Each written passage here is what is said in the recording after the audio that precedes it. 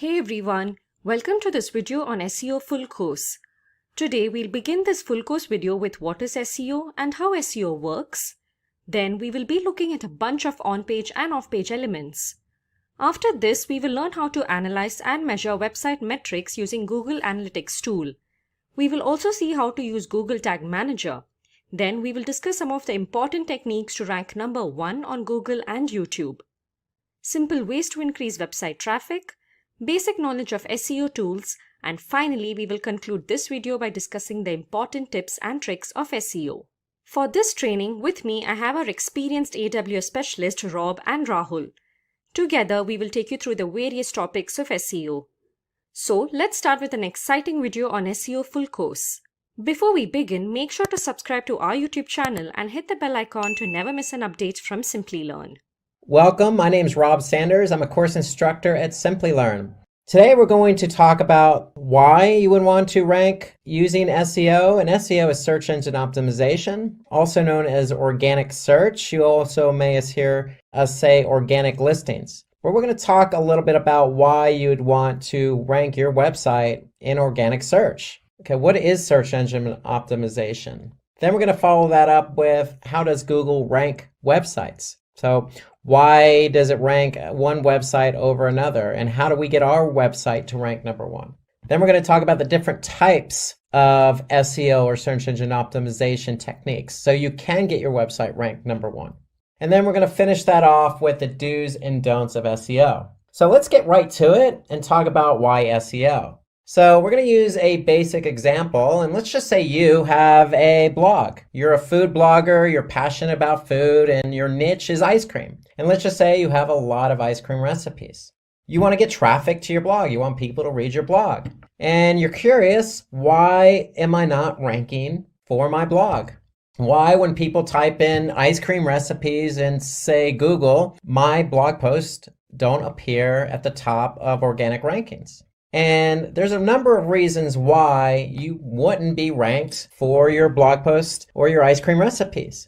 And the main reason would be your competitors. So there could be somebody else out there who is also passionate about ice cream and has been blogging longer than you. And they have more content and more blog posts and more pages for Google to rank. So that's usually the number one reason. The other reason is improper usage of keywords. And we're going to talk a little bit, or it's actually a lot more about, keyword usage in your content.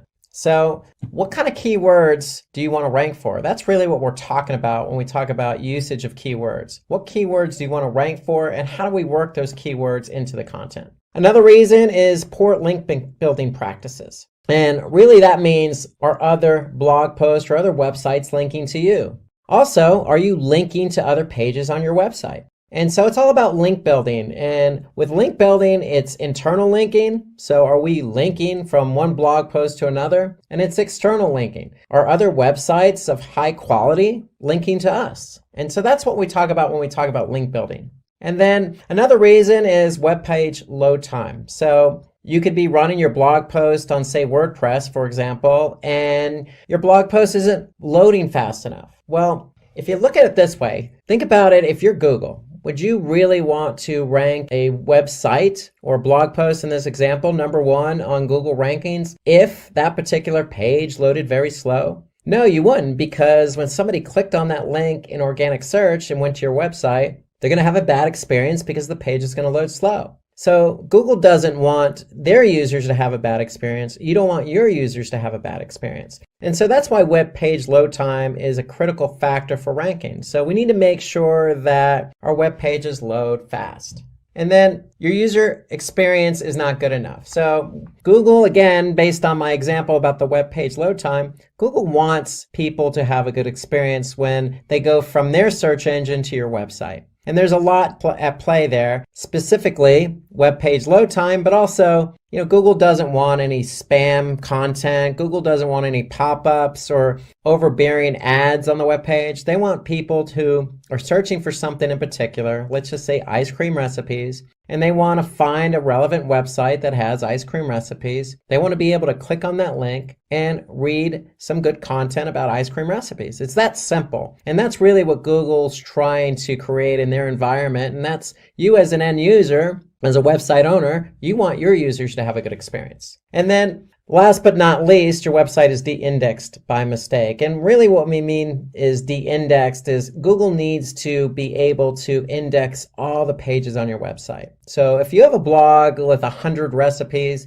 you want Google to have access to all 100 recipes. So we're going to talk a little bit later about how to get your pages ranked or indexed on Google Organic Search. So let's move on to what is SEO. So sticking with our ice cream blog theme, really SEO, search engine optimization, really is the practice of increasing your pages that Google has indexed up the rankings. So the end result is we want all our pages to be ranked number one for particular keywords. So if you want to be ranked for ice cream recipes, well, there's certain things you need to do. So that's generally how it works. We need to apply search engine optimization to increase a page for a keyword we want to be found for. So let me give you an example. So let's just say there's 100 students that participated in an essay competition. And so the competition in this particular case is evaluated on the basis of, is the content relevant? Are they using suitable titles for their essay? Do they have structure when they're participating in this essay or talking about the essay? And do they have a suitable synopsis? And is the content neat and readable? These seem all logical for an essay competition. Well, guess what? They seem logical for SEO because that's exactly how SEO works.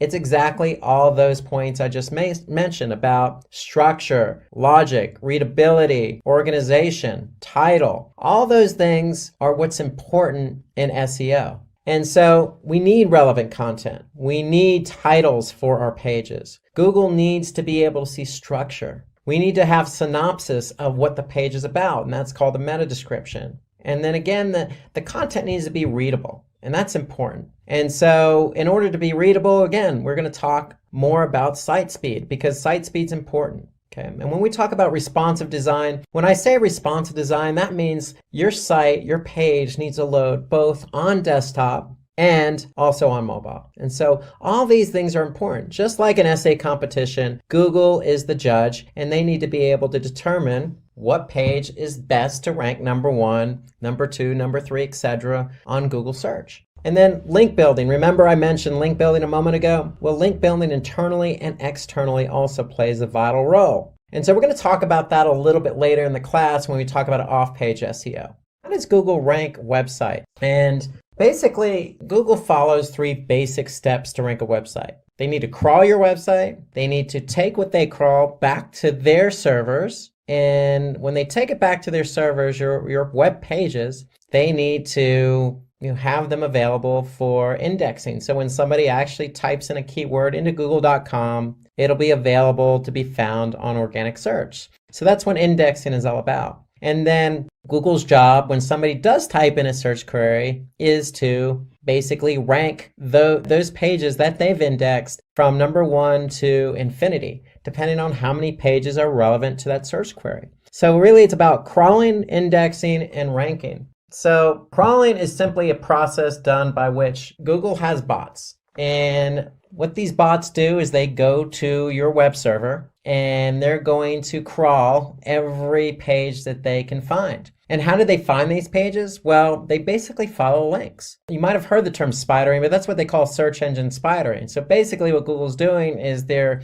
building a web, so to speak, all the links that they're following. And so when they can follow all these links on your website, they're going to be able to crawl them. And when they crawl them, basically they're going to take that content and store it on their servers so it's available in their index. So based on this method, Google finds out which websites have relevant content and which ones don't based on certain keywords that are typed into Google. Because if they can't crawl your website, you're not going to be found. And if you can't be found, then you're not going to show up for relevant keywords. So we need to make sure your site's available to be crawled. And we'll talk about that a little bit later. Okay, but let's show you an example. So let's just go to Google search. And if I type in the keyword simply learn, okay, I could see I have 1,010,000 results. Okay, and that's how many results are showing up for Simply Learn. Okay, now they may not all be Simply Learn pages, but nonetheless, Simply Learned is ranked #1 here organically, and there are 1,010,000 pages related to the keyword Simply Learn.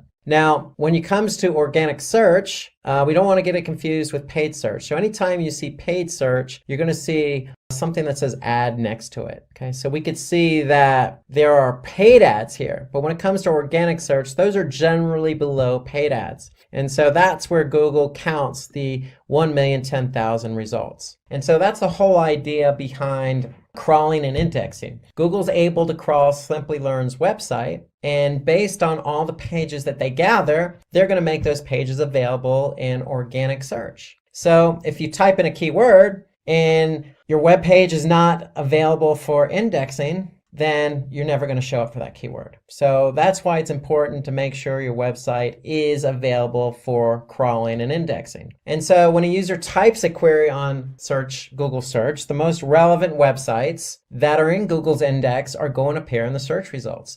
So in the example I gave with Simply Learn, well, Simply Learn is the brand name of the company Simply Learn. So there's a lot of relevancy there. So that's why you see Simply Learn show up here organically, #1. Like we mentioned about what is SEO and why SEO, we talked about that user experience. So there's a lot of factors that go into ranking, relevancy being one of them. So in the Simply Learn example, Simply Learn is relevant to a lot of the Simply Learn pages because that's who they are, Simply Learn. However, Simply Learn also needs to make sure that, for their pages, the page load time is fast, meaning these pages load very fast for the end user. And Google also takes into account other factors, like how long someone is staying on a website. Or are they bouncing, meaning are they going to one page that they land on and then leaving the website? Okay, and so the user experience is very, very important. There are other factors also like language and location. And so, for example, location, if you do a search, say in India, the results are going to be a little bit different than, say, the results in the United States. Why? Because Google is indexing as many web pages as they can find. So if somebody's doing a search in India, their results may be a little bit different than the results show up in the US because Google has different bots. And these bots are crawling different pages at different times. And so Google's index is updating continuously, but it's not real-time syncing. So if you do a search in India, you may not see exactly the same thing because both search engines, the Google in India and the Google in the US, may not be exactly synced up. So an example would be, if you're looking for cafe. So if you search a cafe in, say, San Francisco, you're going to see different results. Now, if you do a search for cafes in Mumbai, you're going to see different results. There's going to be local search here at the top. There may be some paid search, but again, you may see different results because one, location, but two, Google search engines in India and United States, google.com, aren't exactly synced up exactly at the same exact time you do that search. So location is important, language is important, and relevancy is important, along with user experience. So all those are important factors in how Google ranks websites. Okay, so we're going to talk about the types of SEO now. So if we want to rank for a particular keyword on Google, we're going to have to apply search engine optimization. And so there's two strategies to search engine optimization: on-page SEO and off-page SEO. So first, we're going to talk about on-page SEO. So on-page SEO is nothing more than optimizing your own website. And so when we say optimizing your own website, there's certain elements on your website and on your web pages that we need to take into account. And so some of those elements are headers, meta descriptions, title tags, linking. So all of those elements are something we can control as an end user who wants to rank our web page and our website on Google. And before we do anything with our website, the first thing we need to do is understand what keywords we want to rank for. in order to understand what keywords we want to rank for, we need to do keyword research. And if you do anything in SEO, keyword research is the most important activity. That's the most important thing you can do for SEO. And why do I say it's the most important? Because you need to understand, if you choose a keyword that you want to rank for, you need to understand how much traffic you're going to get from that keyword. If you're ranked organically, say #1 on Google, so how much traffic will you get if you're ranked #1 on Google? So you need to understand what the volume is. And then #2, we need to understand what the competition is for that keyword that you want to rank for. So if you choose a keyword and there's not much competition for it, then chances are you can rank for that keyword for a web page on your website quicker than, say, a keyword that has a lot of competition. So we need to understand those two basic factors, volume and competition, before we choose a keyword. And it's simply the practice of going through the motions of getting your volume and getting your competition data so you can choose the keywords you want. And then once you choose the keywords you want, then you can go and apply on-page SEO. You can change the title tag, the meta descriptions, the headers. All those elements can be changed, but first you need to choose your keywords. And so, again, the primary components we're looking for are how much traffic you can get, or the search volume, how much competition there is for that keyword, and of course, relevancy. Okay, you need to be able to choose a keyword that's relevant to the web page you're trying to rank for. And so let me show you an example of how to go through this. So the first thing we want to do is we want to use a tool. And the tool I would recommend is Google Keyword Planner. And why do I choose Google Keyword Planner? Because if we're trying to rank on Google.com or Google search engine, we want to be able to get the data right from the source. So Google's going to be able to give us information about how much volume a keyword has and how much competition it has. So let me show you an example. So if I want to use Google's Keyword Planner and I want to rank for the keyword how to become a digital marketing specialist, then I'm going to type that keyword into Google's Keyword Planner. And what Google's going to do is they're going to give me some trends about how much volume this particular keyword gets over the course of a year. And so for that particular keyword, I can see that there are trends that appear for both desktop and mobile. So mobile is important because people start their search process a lot of times on their mobile device. So we want to be able to get data from mobile as well as desktop. And so we could see a trend here that for each particular month, over the last 12 months, we can see how much volume this particular keyword, how to become a digital marketing specialist, gets per month. And so on average, over the past 12 months, I could see how to become a digital marketing specialist averages 30 searches a month. And this is on Google.com. And so Google gives us the volume. What they also give us is the competition. And so here I can see Google says for that particular keyword, the competition is medium. And so in the Google's Keyword Planner, what they also do is give me other relevant keywords that I might think about optimizing for. Because you don't want to optimize for just one keyword. So how to become a digital marketing specialist, they're going to also offer up other types of keywords that are relevant.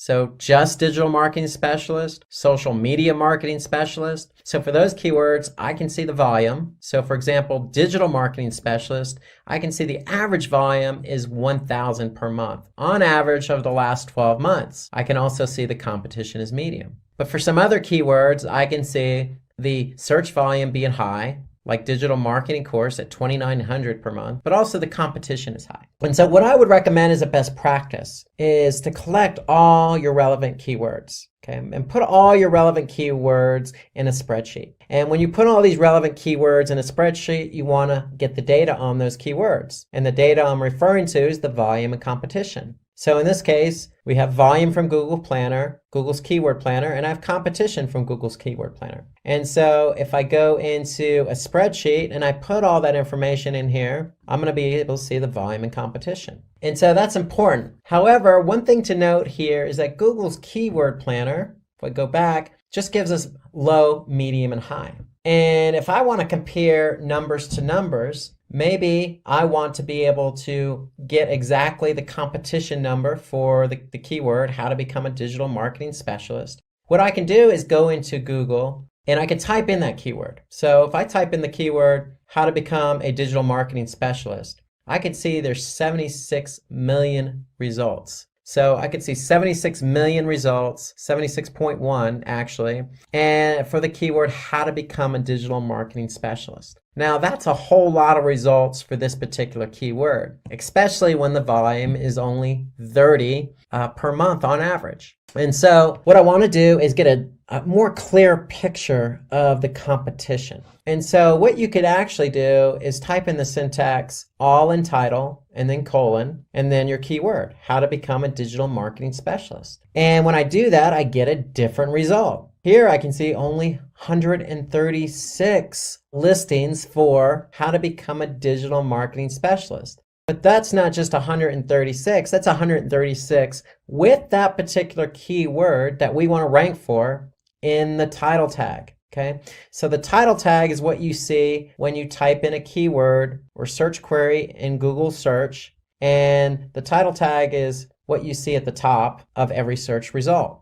And so now I can see I typed in how to become a digital marketing specialist with the all in title syntax. And now I can see every listing, every one of these 136 results have that particular keyword in it. So I could see every one of them, how to become a digital marketing specialist.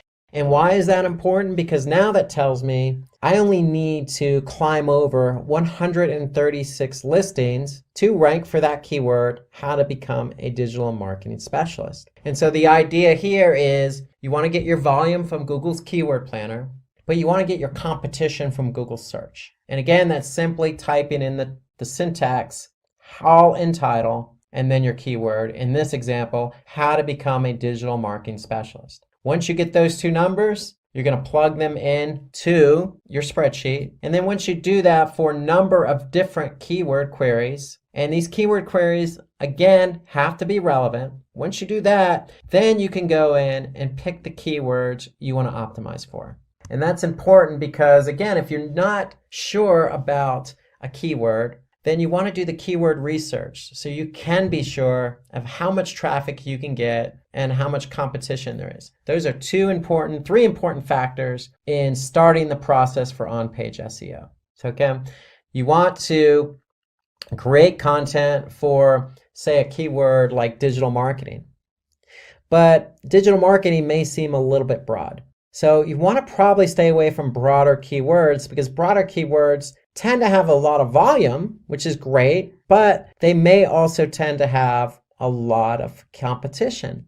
But that's the whole point of doing the keyword research. Maybe it doesn't. Maybe there's more volume than competition. That's what you need to find out when you do the keyword research. You need to find those keywords that are relevant to your content, that have a lot of volume and low competition. And then once we identify those keywords, then we are free to go in and start optimizing our web pages for those keywords. And the first place we want to start is the title tag. So if you remember my example, going back here to our search, how to become a digital marketing specialist, we saw that every one of these listings had that keyword in the title tag.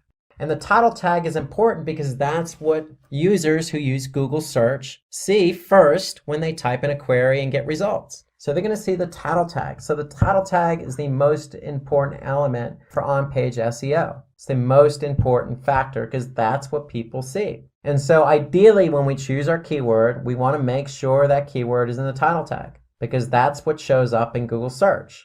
And that's what makes that particular web page relevant for that keyword query. So the idea behind a title tag, it's between 50 and 60 characters. And so we want to make sure we stay within that limit, no more than 60 characters, because what happens if it's beyond that, then Google will truncate the title tag. So if I go back to my search, you can see here on this particular title tag, Google truncated it, meaning they added the ellipses after the title tag because it exceeded the 60 character limit. So you want to stay within those character counts. And so the title tag is the first place you should start when optimizing your website. Because when we have the right keyword in the title tag and somebody types in that keyword, then chances are it's going to be relevant, they're going to see it, and they're going to click through to your website. And that's the whole idea behind ranking. We want to get clicks. So that's how the title tag appears. So when you optimize it, you're going to update the title tag, and this is how it shows up. It's going to show up at the top of your listing, okay, and it's going to be bigger and bolder than anything else Google displays. So the second thing you want to optimize is the meta description. And the meta description is simply just a brief description up to 155. I would say about 155 to 160 characters, but probably no more than that. And so the meta description is nothing more than a summary of the web page itself. So if I go back to my Google search results, I see my title tag and I see the page that this particular listing belongs to. And underneath that is where I can see my meta description. So in this particular keyword query, how to become a digital marketing specialist, I see the meta description, an ultimate guide on how to build a career in digital marketing and the skills required to become a digital marketing specialist. Note that it's a well-written meta description with 155 characters, and it includes the keyword digital marketing specialist. So we're trying to rank for how to become a digital marketing specialist, and here you can see become a digital marketing specialist. So there's a lot of relevancy between not only the title tag and the keyword, but the meta description in the keyword. So when you're optimizing a keyword, you want to start with the title tag, but you also want to update the meta description. Because if you don't update the meta description and you leave the meta description blank, then you're leaving it to Google to add in copy that they deem relevant. And so for on-page SEO, we want to take control of the copy and we want to optimize it for the keywords we want to be found for. So the meta description is a powerful tool at our disposal. It gives us more characters to work with. It gives us more to talk about. So for that particular page. And so if the title tag is only 60 characters maximum, it's not a lot of information to try and get somebody to click. So the meta description helps us in identifying what that page is about in order to get the click. So the two working in tandem will hopefully increase your click-through rates. So when you're found organically, we want to get the click. And then the third element that's important is the URL. And URL stands for Uniform Resource Locator. And why is the URL so important? Because that's what people see. So if I go back to my search result, how to become a digital marketing specialist, notice that the URL also includes how to become a digital marketing specialist article. Okay, so it's very relevant. The URL is very relevant. One, we can see it in the search results. But two, it's relevant to the keyword query. And that's important for the end user and Google. Google wants to know, hey, is this the page that's relevant to the user's query? And if it is, then this user's likely going to have a good user experience after they click on the listing. So the URL is an element that helps not only with the click-through rate, but with ranking. And having a poor URL structure doesn't help at all, because not only does Google not recognize the URL as being relevant, but the end user may not want to click on that page given the way the URL looks. So you want to try and avoid a poor URL structure. So the rule of thumb is this: if you don't understand what the URL is, then Google is likely not going to understand what the URL is. And so we want to try and keep our URL structures clean. And when I say clean, ideally you want to make sure that whatever keyword you're trying to optimize, that's the keyword that's included in the URL. Nothing included that is not understandable. So again, going back to our example, how to become a digital marketing specialist. It's very clean. The title tag is the keyword. The meta description is cleanly written, has the keyword. And then the URL is the other element that the end user can see, and that URL includes the keyword in it. So after we've done those three elements, the title tag, the meta description, and the URL, then we want to start optimizing the page itself. So ideally, when we say optimize the page itself, the page, remember, needs to be structured. And when we say structured, it needs to be structured in terms of, headers and subheaders, and organized in a manner in which the end user can read the article, read the content clearly and concisely without being confused. And so that's the job of headers. They add basically an organizational structure to the content. And with headers, there's a hierarchy. So you have anywhere from H1, which is the top of the hierarchy, to an H6. And so you're free to use any one of those headers when building out a page in order to organize the content. But ideally, you probably want to stick with an H1 or an H2 because those are at the top of the hierarchy. And what those do is they actually stress to Google that, hey, this header with this particular keyword in it is important. So if you use an H6 with the keyword in it, it's telling Google, hey, this is an H6, but it's not as important. So an H1 and an H2 tag show importance. And so let's look at an example of what that is. So here you can see an H1 is going to be at the top of the hierarchy, so that means it's going to be bigger and bolder. Then you have an H2, which is going to be bigger and bolder than an H3, but not as big and bold as an H2. So with headers, not only are you organizing the content accordingly, but you're also signaling to Google how important that particular header is. And of course, the header needs to include the keyword we're trying to rank for.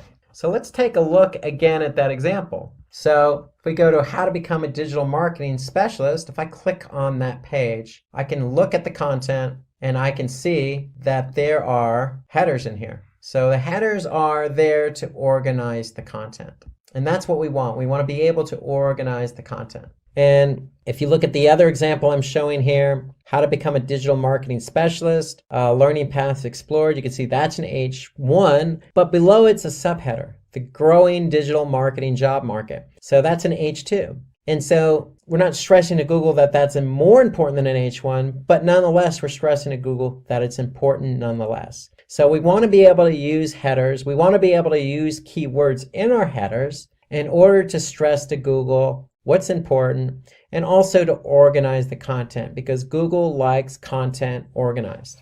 Okay, the next element we want to focus on is internal linking.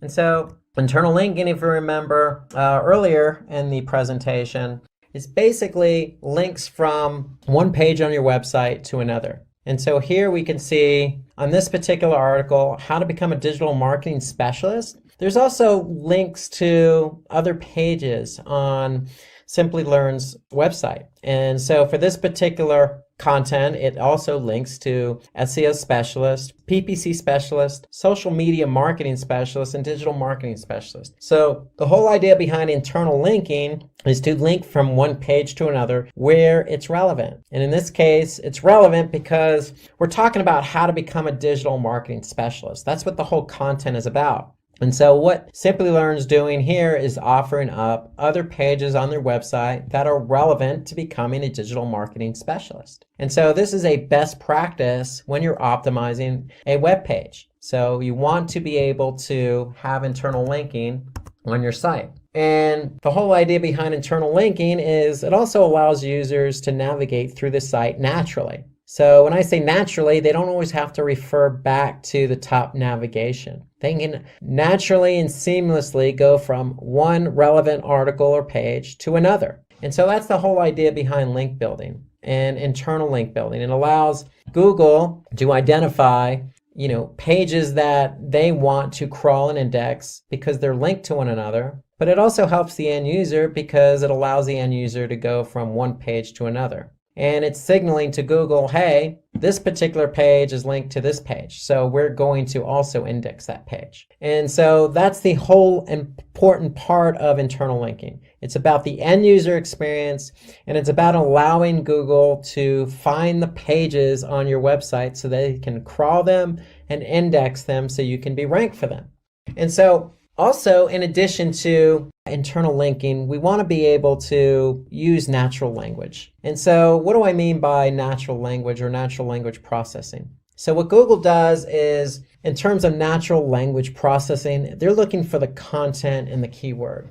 It needs to be relevant. So when your website is about digital marketing, you don't necessarily want to rank or try to rank for the keyword digital marketing. One, it's too broad. Two, there might be some competition. But three, you're probably not going to write something as broad like digital marketing. So ideally what you want to do is you want to choose other relevant, related keywords that's going to be more natural. And so that's what we mean on natural language processing. We want to choose keywords that are more natural to the content you're writing. So instead of the keyword digital marketing, maybe we want to talk about the types of digital marketing, or digital marketing examples, or what is a digital marketing strategy, or how to become a digital marketing specialist. So those are all relevant keywords to digital marketing and more relevant to the content. Because if you try to rank for the keyword digital marketing, again, it's probably going to be a little bit broad, probably more competition, and not as relevant to your content. And as a result, probably not a good user experience. So think about some other keywords that you could optimize and rank for. And that goes back to the keyword research. That's why the keyword research is so important, because it allows us to identify other keywords in the natural language process. What keywords are more relevant for the content? And then another element to on-page SEO is the sitemap. And so with the sitemap, it's basically a list of all the pages on your website. And the whole idea of listing all the pages on your website in one document is it helps both users and search engines understand the structure of your website. So there are two types of sitemaps. One's an HTML sitemap, and that's designed for humans. So if you have a website with a lot of content, at the footer or the bottom of your web page, you probably want to have a link to sitemap. So if somebody clicks on that sitemap, they're going to be able to see all the pages on your website, structured in an organized manner. Well, an XML sitemap, and XML is just a different format.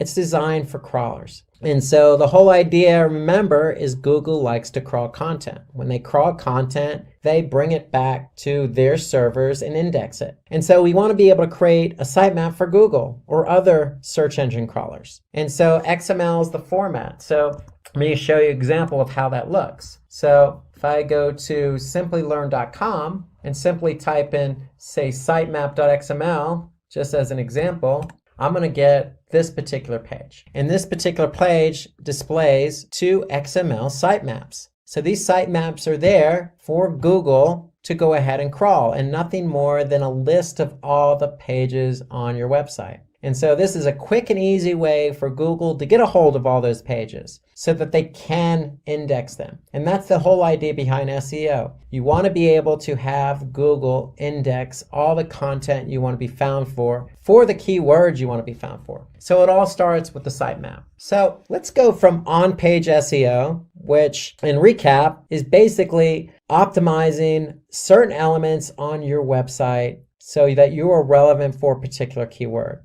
And that meant updating the title tag, the meta description, the URL, the headers, choosing the right keywords to put into the content, having internal linking, and also updating the sitemap. Well, those are elements that you can do on your website. So we're going to switch gears and talk about a different strategy, off-page SEO, because without on-page or off-page, you can't have a page ranking. So the two work together. So you can do as much as you want on-page, but you still need off-page SEO. And you could do all the off-page SEO you want, but you still need on-page. So both of these strategies have to be in full effect in order for you to rank. So let's now switch gears to off-page SEO. And so off-page SEO is simply the process of linking or promoting your website using link building. And so if you remember, I talked about this earlier on. There's two types of links, internal and external linking. And so for on-page SEO, we used internal linking. For off-page SEO, we're going to talk about external linking. And external linking allows us to improve our website's recognition or relevancy or credibility. And why do we want to improve our relevancy and credibility and trustworthiness and authority? Because we want Google to know that our web page is trustworthy. It is recognized by other websites, and it is relevant for a particular keyword. And so if we can do that using off-page SEO methods, then Google's going to rank our web page for the keyword we want to be found for. So it's really off-page SEO is synonymous with link building, and there's plenty of opportunities to do link building. It just comes down to creating a strategy. So again, some of the benefits to off-page, Well, we talked about, being credible and trustworthiness and relevant. We need to do that in order to rank. But there's some other benefits there. So if we have a link on another credible website, then it's likely going to increase the traffic to our own website. It also creates high domain authority. And so what I mean by high domain authority is if we have basically links to other web pages pointing back to us, then basically our domain authority is going to improve. And when our domain authority improves, other websites are going to want to link to us. So the higher authoritative we are for our website, then other web pages are going to want to link to us. And so the more external linking we have, the higher the domain authority. So it all starts with linking to other high domain authority websites. So linking to a high domain authority website, for example, having a link on Wikipedia that points back to our webpage creates high domain authority for us, and it helps drive traffic. So some of the other benefits of off-page SEO are credibility. So if we're linking from Wikipedia to our webpage, it does create credibility for us. It also helps us increase our page rank. So remember that external linking helps build domain authority, helps build credibility, trustworthiness, and it's going to in turn help us rank for that particular page. And then certainly not last, having a good off-page SEO link building strategy increases our brand awareness, because if we're on other high authority websites, Wikipedia, or say a social platform, it's going to increase our brand awareness. And increasing our brand awareness increases our trustworthiness. And so if somebody is looking to, say, become a digital marketing specialist, then likely instead of typing in digital marketing specialist on Google, they may type in our brand name, in this case, Simply Learn.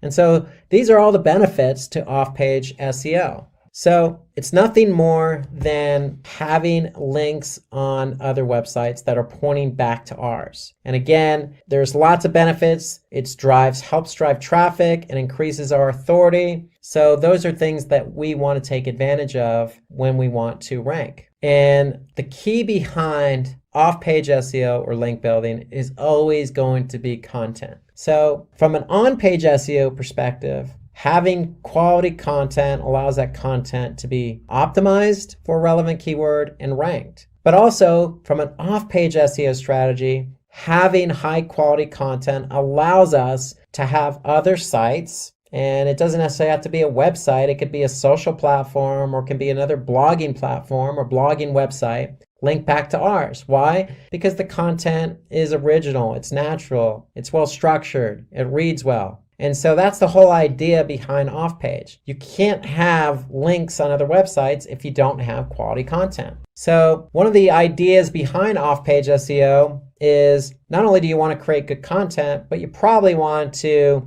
spend a lot of time or a bit of time on others' websites. So remember the example I used earlier in this presentation about having an ice cream blog and ice cream recipes? Well, it probably wouldn't be a bad idea to say spend some time on other blogs related to desserts, related to cakes, related to food in general, related to vegetables or other items that people could link from. So the whole idea is understanding who else is out there, who has relevant content that you could share. So you could share your content with them, they can share their content with you. And generally that's how it works naturally anyway. In the web sphere, if somebody likes your content, they're going to link to it. They don't necessarily have to wait for you to ask them. But it might not be a bad idea to understand who else is out there that has content similar to yours so that you can, get a link on that particular website or blog post. And so some other ideas behind having external links pointing back to your website is social media. So social media is not just Facebook or Twitter, but it expands beyond that. There's Quora, there's Medium, there's all sorts of content generated websites like Reddit. So the list goes on and on. You just need to find what's relevant for your content.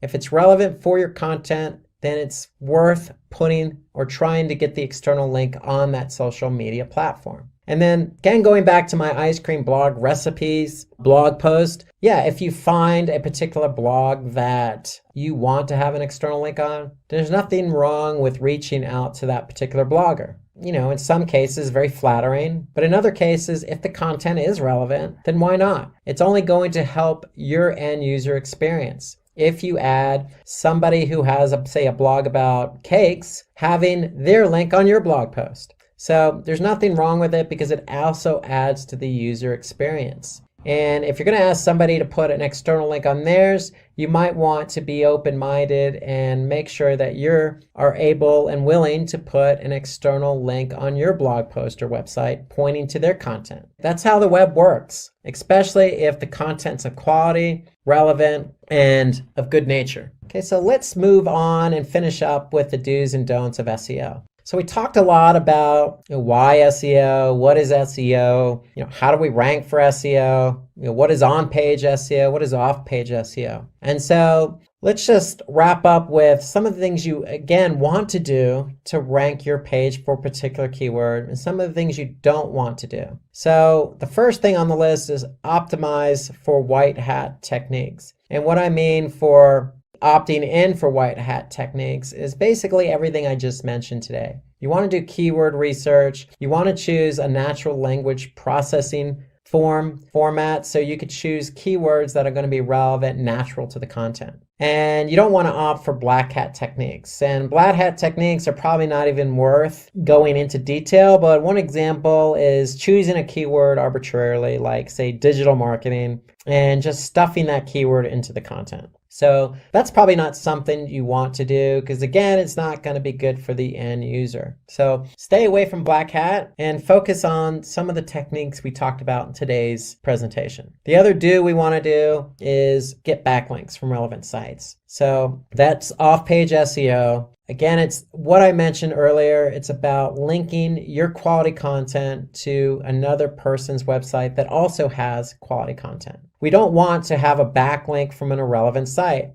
Why? Because it's not going to be relevant, and it's also going to hurt our authority. Because if it's on a site that's not of good quality, then Google's going to look at us and say, well, this site is linking to your site, but it's not relevant. So therefore, we're not going to look at you in the same way as if you were on a quality website. We do want to use our keywords naturally because title tags are what people see first on organic search. But you don't want to use the same title tag on every page of your website. So we want to stay away from doing that. So you want to have a unique title tag for every web page on your website. And ideally, what does that mean? That means using our keyword research to choose 1 to 2 keywords per page and optimizing your web page for those 1 to 2 keywords. So ideally, what you want to do is have 1 to 2 different keywords for every page on your website. We definitely want to write engaging content. So the content should be engaging. Remember, user experience. We want users to stay on our website. We want them to enjoy the content that they're reading. And we want them to go from one page to another naturally. We definitely don't want to leverage or plagiarize or just copy content from others' websites because it's not, 1, probably going to be relevant to what you're writing about. 2, it's duplicate content and it's somebody else's. So that's a black hat technique we want to stay away from.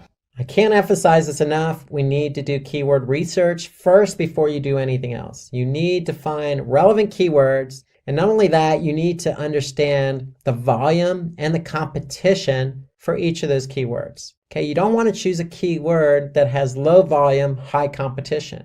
You want to choose a keyword that has high volume, low competition. But above all, you want to choose keywords that are relevant to your content. We want to avoid keyword stuffing, so don't take a keyword and just stuff it everywhere on the page. It's not going to be natural, and Google's going to be able to pick up on that. So we want to maintain some level of quality with our content and quality with the keywords that we choose.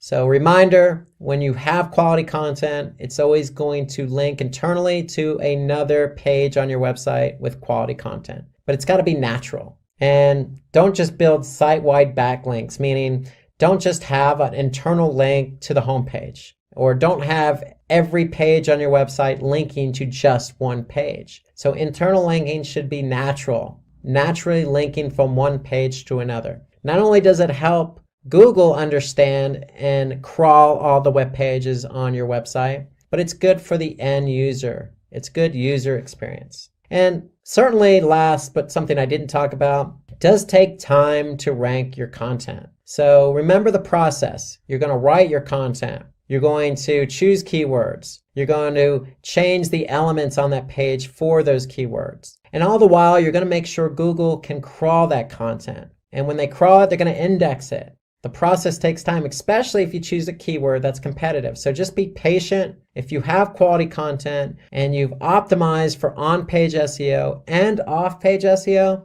then you will rank for that keyword. And then make sure your website's user-friendly and mobile-friendly. So we talked about responsive content earlier. So remember, most users today start the process of search on mobile. So we want to make sure your websites are mobile-friendly. Well, to get this conversation started, here's a preview of what Matt will be talking about today. Keyword research and search trends, SEO-friendly copywriting, content optimization, website and landing page optimization, content trends, analytics, and of course, we'll be answering your questions throughout, so feel free to chime in. So with that, I would just like to hand the mic over for a bit here to Matt. So take it away, Mr. Bailey. All right. Well, thank you, Dan. And as you can tell by the agenda, it seems to be content heavy. And that is certainly without an accident there, that if you've been in SEO for any length of time, you can see where things are moving in the digital marketing industry towards social media, content marketing, those types of things. And so the role of the SEO is becoming more critical than ever in being that connection from what are people searching for and then what do we publish. SEO is that critical link between the research and the development of content. And that is only going to increase more and more over the next few years. So that's why there's a little bit more emphasis on that content side that you'll see there. But just, a little bit more in detail on that the role of SEO has primarily been as that first line of understanding what the search engine is doing, what do they require, what are the new technologies coming out of search, and what are the trends coming from search? How is Google changing results? What are they testing? So SEOs, first and foremost, are on those front lines of seeing what, especially Google. Google is pushing the envelope more than anybody, and they're testing more things.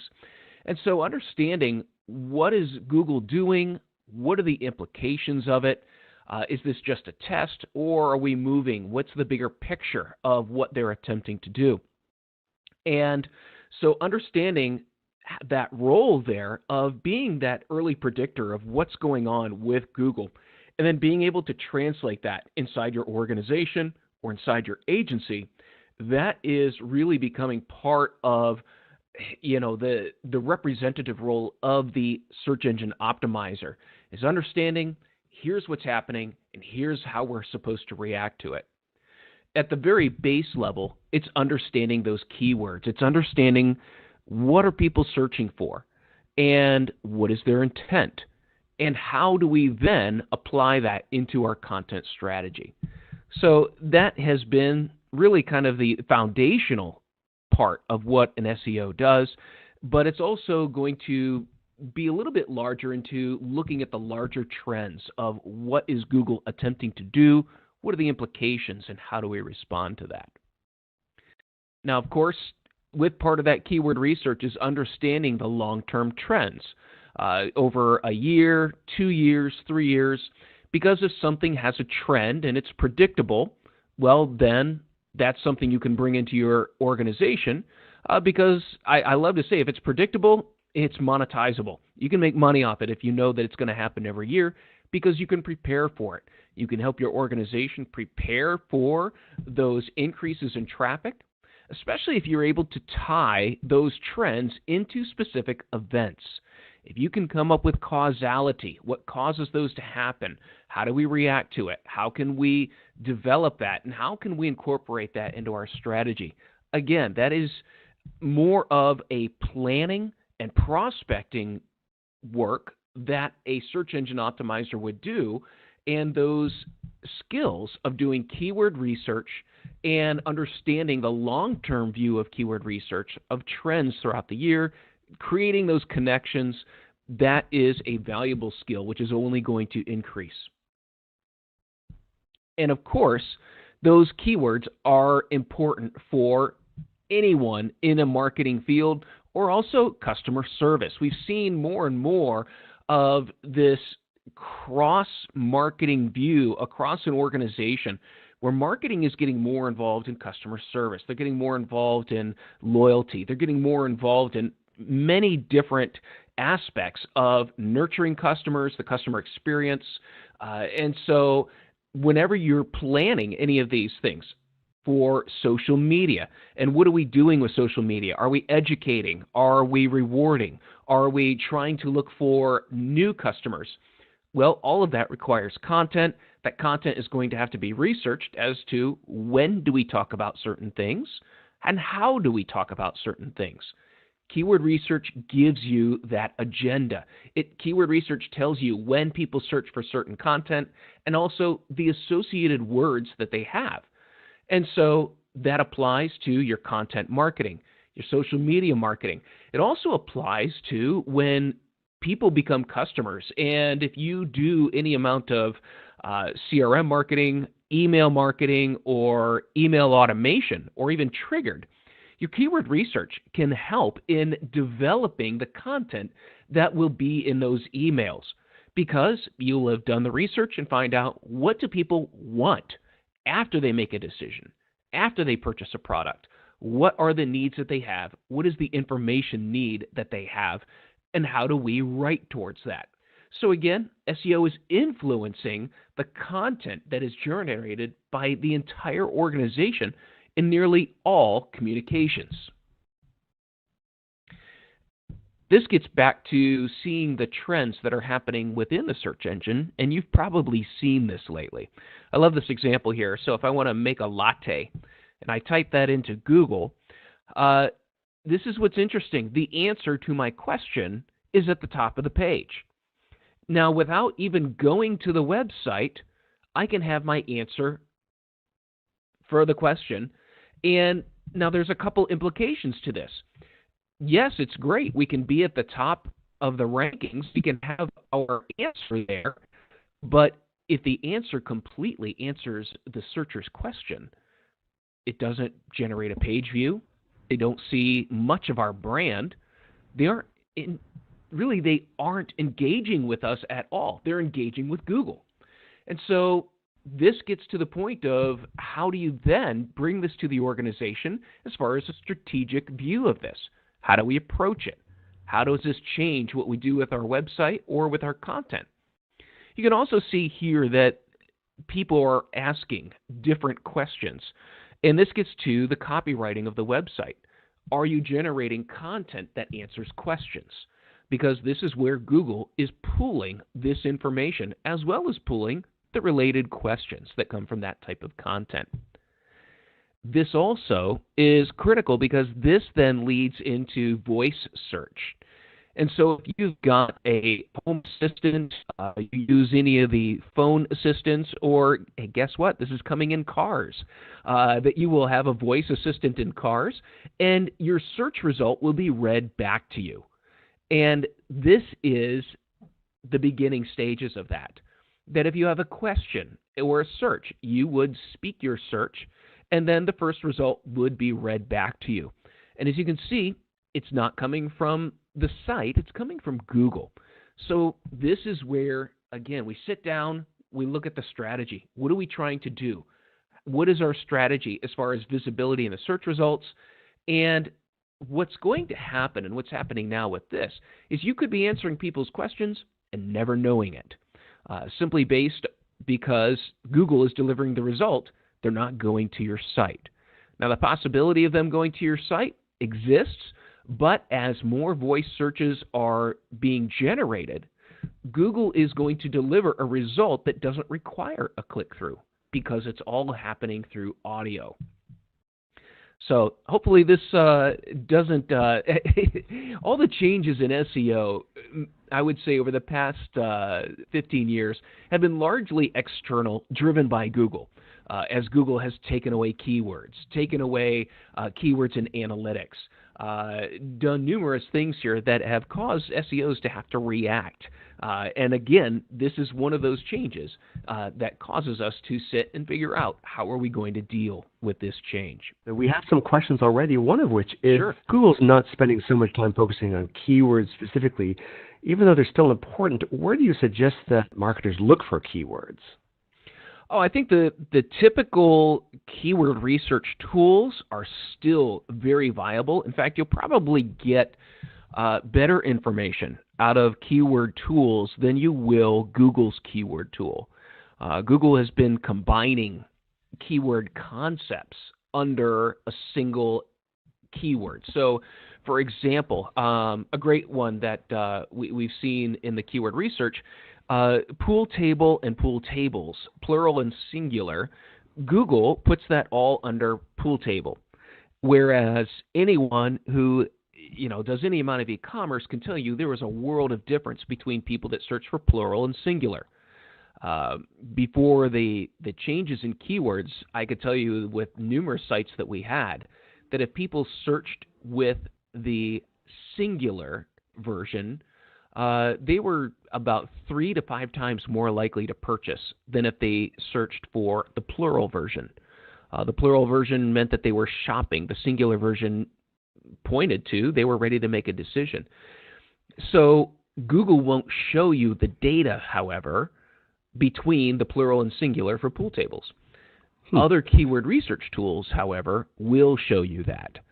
So even though even though it's getting more difficult with the keywords, from a marketing standpoint, absolutely still do your keyword research, right as if you would. You're going to have to do additional research, maybe customer research, face-to-face, asking them to describe how they would search or what they were looking for or what problem you solved, because you're going to need a wider variety of input for keywords. Yeah, and if you have any way to look into your competitors, I know there are some tools that let you do that. You can see what your competitors are, or at least in their SEM, you can learn a lot. Yes. Because you can tell a lot by what's a valuable keyword by learning what your competitors are paying for, and also check your analytics to see how people are actually finding you. What's interesting is how is I know RankBrain is one of the most influential parts of Google now, and I know that's basically lumping, instead of creating separate pages for plurals and other iterations of words, RankBrain is just sort of including all of that and looking for those words in general content. How is RankBrain affecting search terms and SEO with just keywords? It's really trying to learn more of what exactly do people want from an intentional standpoint. Mm-hmm. So trying to put together unfamiliar searches or unfamiliar phrasings, or I think I read the other day, I'm trying to think whose name it was, but it was, Matthew McConaughey. His name in 1 week had like 8,000 misspelled variations. Mm-hmm. So somehow, a search engine has to figure out over 8,000 misspellings. Who did you mean? Who are you trying to figure out? So it's trying to figure out the intent and deliver the right result. And I think part of this is, yes, they don't want SEOs to be focusing on individual words. And by taking away all that data, in a way they have accomplished that. So what RankBrain is attempting to do is trying to tie those things together of how do we figure out. Now, they're looking at the minutia of the differences of words, but they do not want to show it to us. Right. So it's not a whole lot you can do. It's just, it's from their standpoint. The best thing you can do is just continue to write great content that people want, mm-hmm. that answers their questions using a variety of using a variety of words that explain. A great example is, if you're writing an article, baseball season started here in the U.S. If you're writing an article about baseball, you're going to use words like umpire, like balls, strikes, bats, teams. Those are all words that build context. And so they're going to count just as much as the primary term baseball. And in fact, Google's going to look for all those other terms that build that context. Mm-hmm. And so it's not so much that single word anymore. It's that variety of, I would call those second-tier words that support the context of what you're writing about. Right. Those are coming more into play. And of course, putting that in a more natural language type of phraseology in your content rather than the old days of keywords. How many keywords can we stuff in the first paragraph? What's the optimum number of words in the meta tag? Blah blah blah.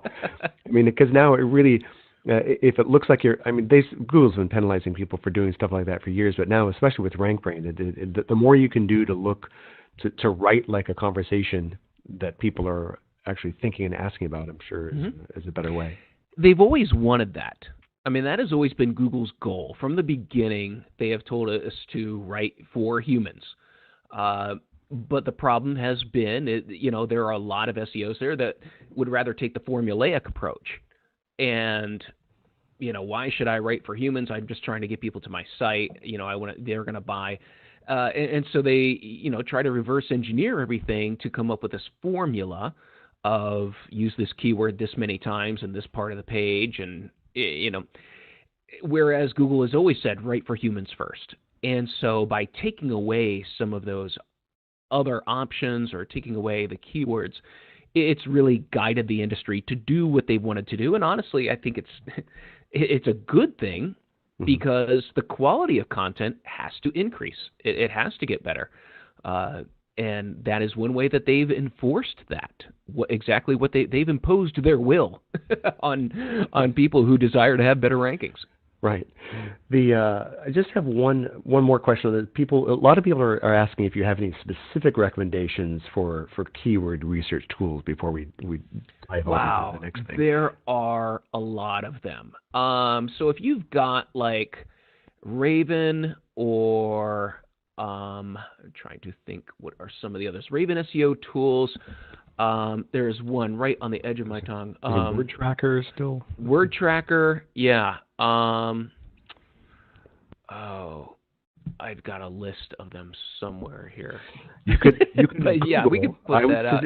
Yeah, just Google out and look at some of the keyword research tools. There are a lot of them. Many of them offer free trials. And so, yeah, just get in, do the free trial, take a look at what's there. Some come with full service site management. You may not want all that. You may want that. Others are more standalone, independent. They just do keyword research.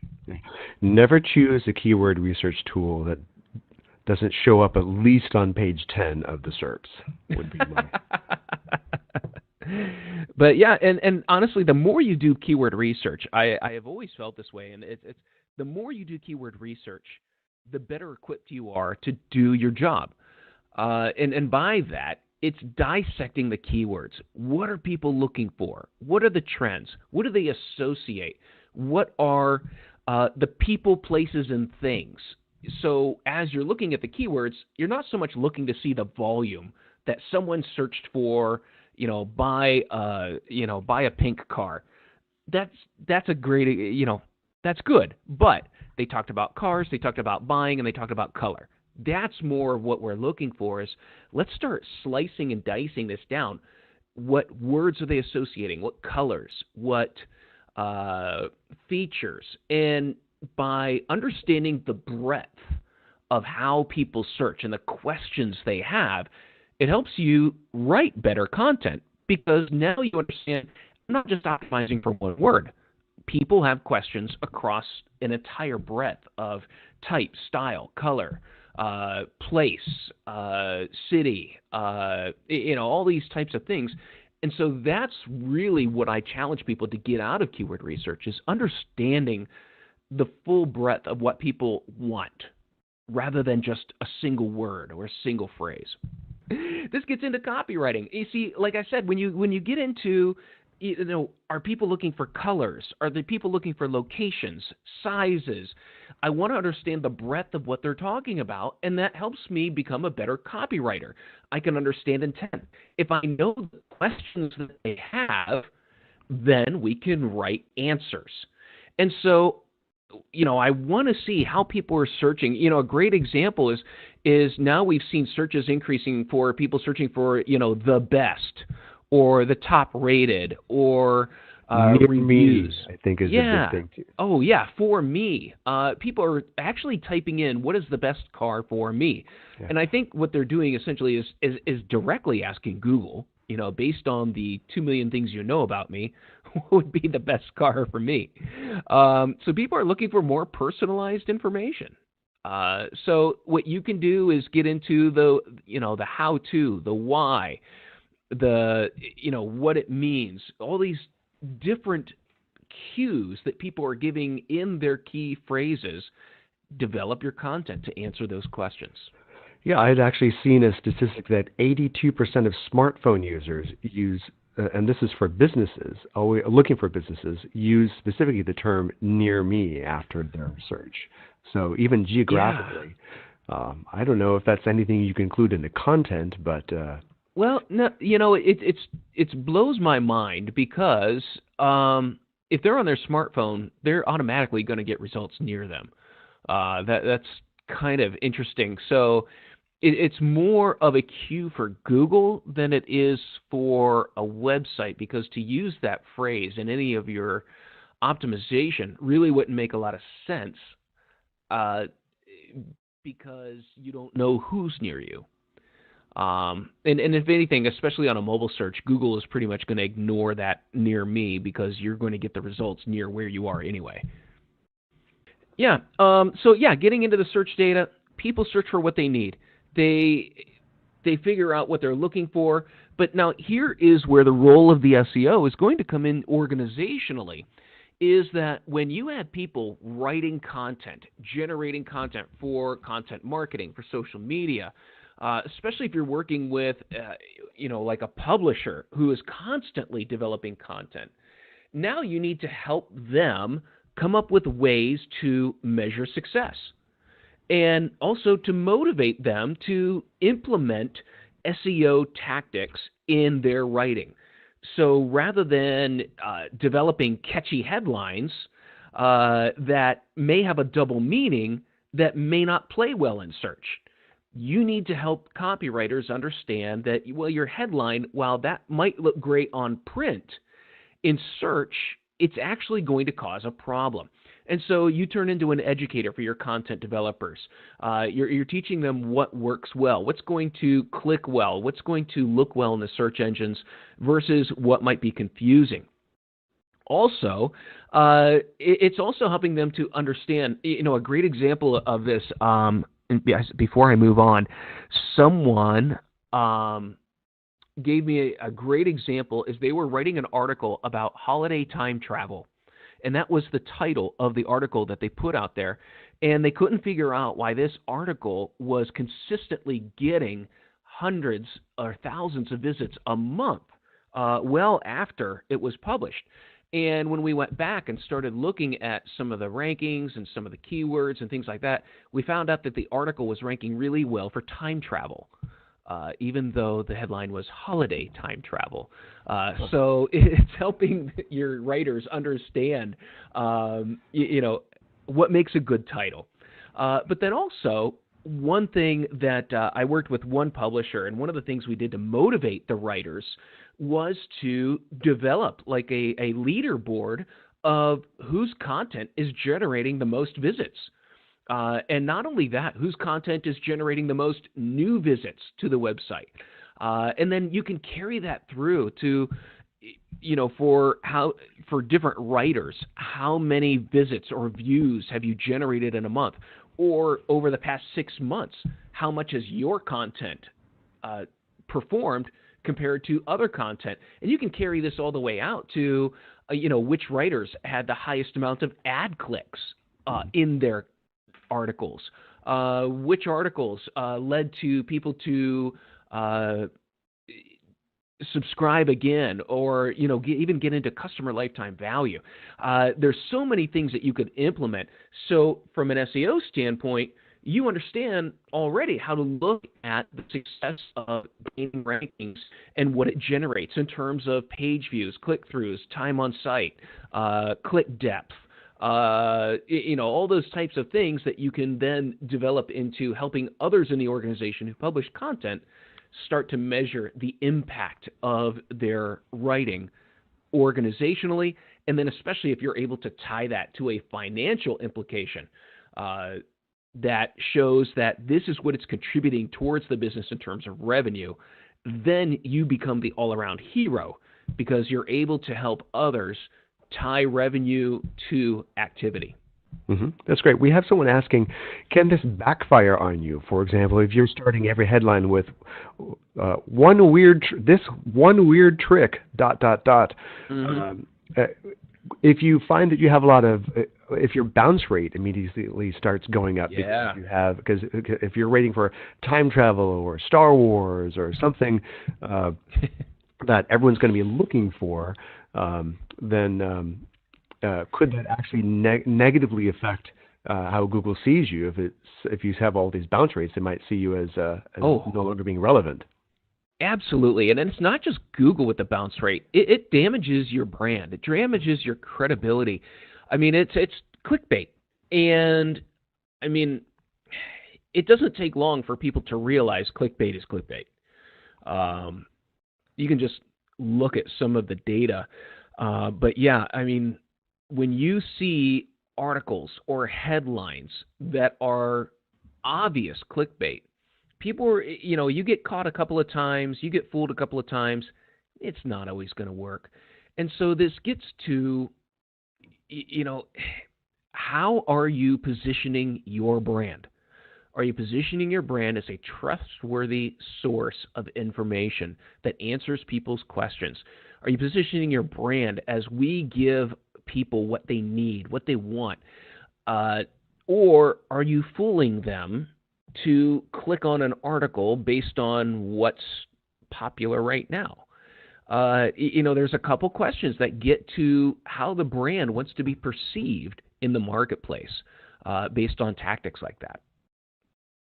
But great question because clickbait is powerful, but you got to ask yourself, are we giving people what they want, or are we fooling them into it, and how will that reflect on the brand? Right.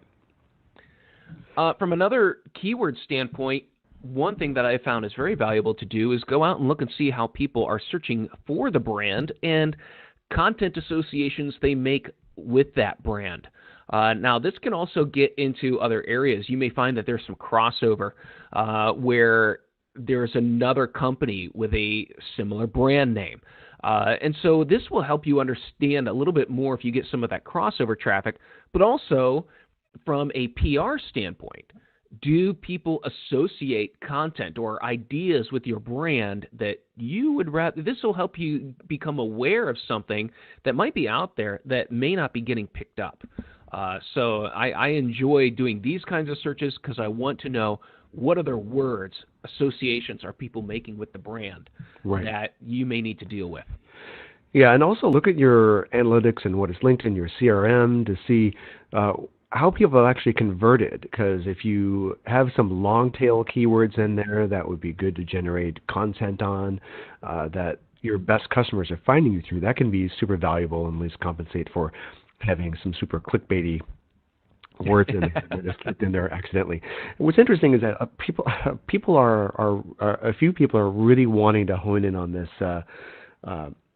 backtrack a bit here to ways to capitalize on certain things that I know people are looking for quick answers to rank high on Google, but the question keeps coming up about, for example, are there any ways why you could restructure your content to capitalize on things like near me? Like, should you put in your opening paragraph? If you're looking for a near, that's almost I personally would shrink from doing that, because I know that that's something that seems that Google, I don't want to put words in your mouth. It seems like Google's already doing that automatically based on if you're Yep. searching mobile, but two, if pretty soon they're going to catch up to people putting best and near me, and because that's the other question, like should I use terms that are when I see the results of most commonly searched terms in mobile, should I put those in my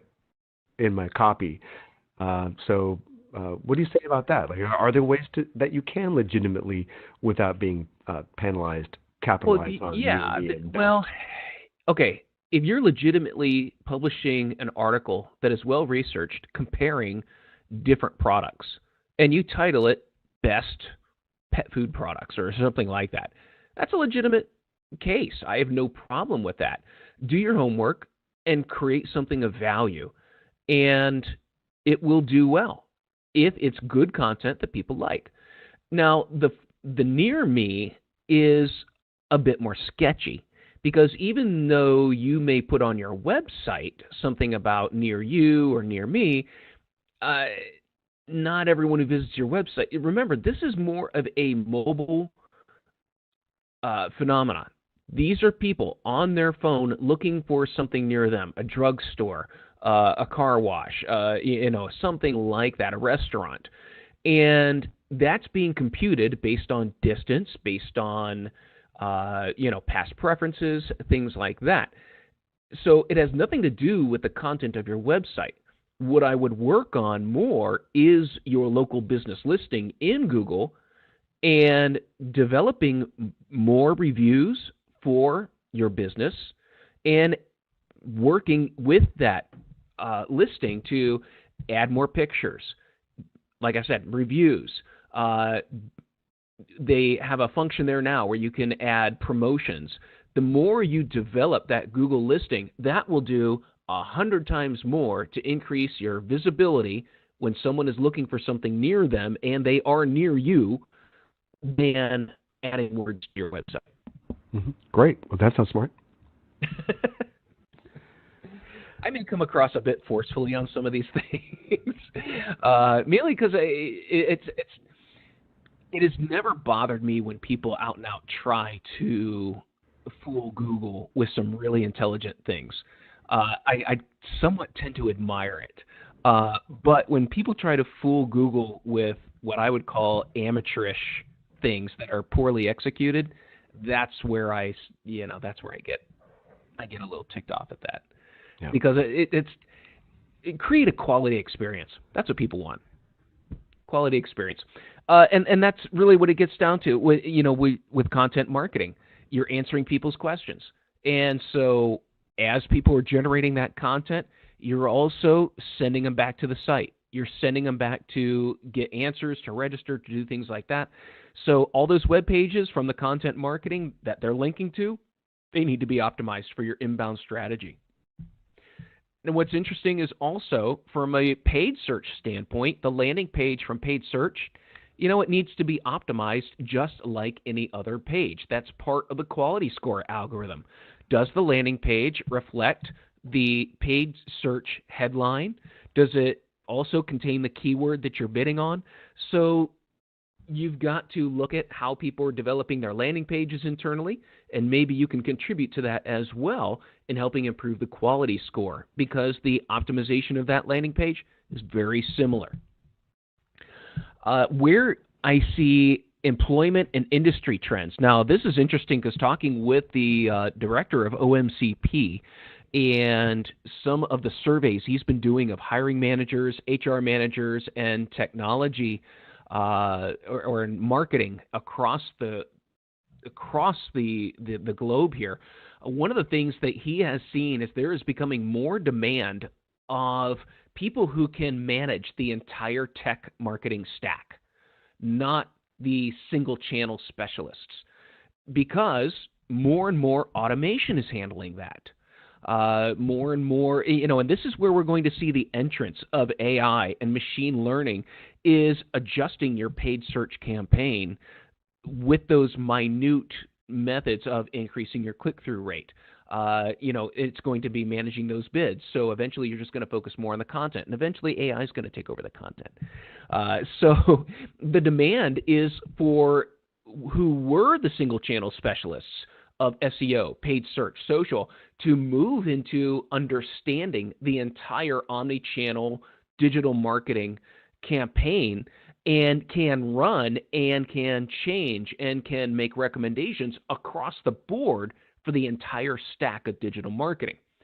This is where we're seeing more of the employment trends going, as well as the skills demand, is getting away from that single hard skill to understanding the entire campaign. And that's going to go into all different types of things. That's going to include email, CRM, social, display. And SEOs, I think, are probably very well positioned in all of these things because of the foundation of keywords. The foundation of keywords and understanding intent, and then developing content that answers those questions, that's needed in email, it's needed in automation, it's needed in social and display. Especially in the CRM automation, is someone has to write the content that needs to be automated.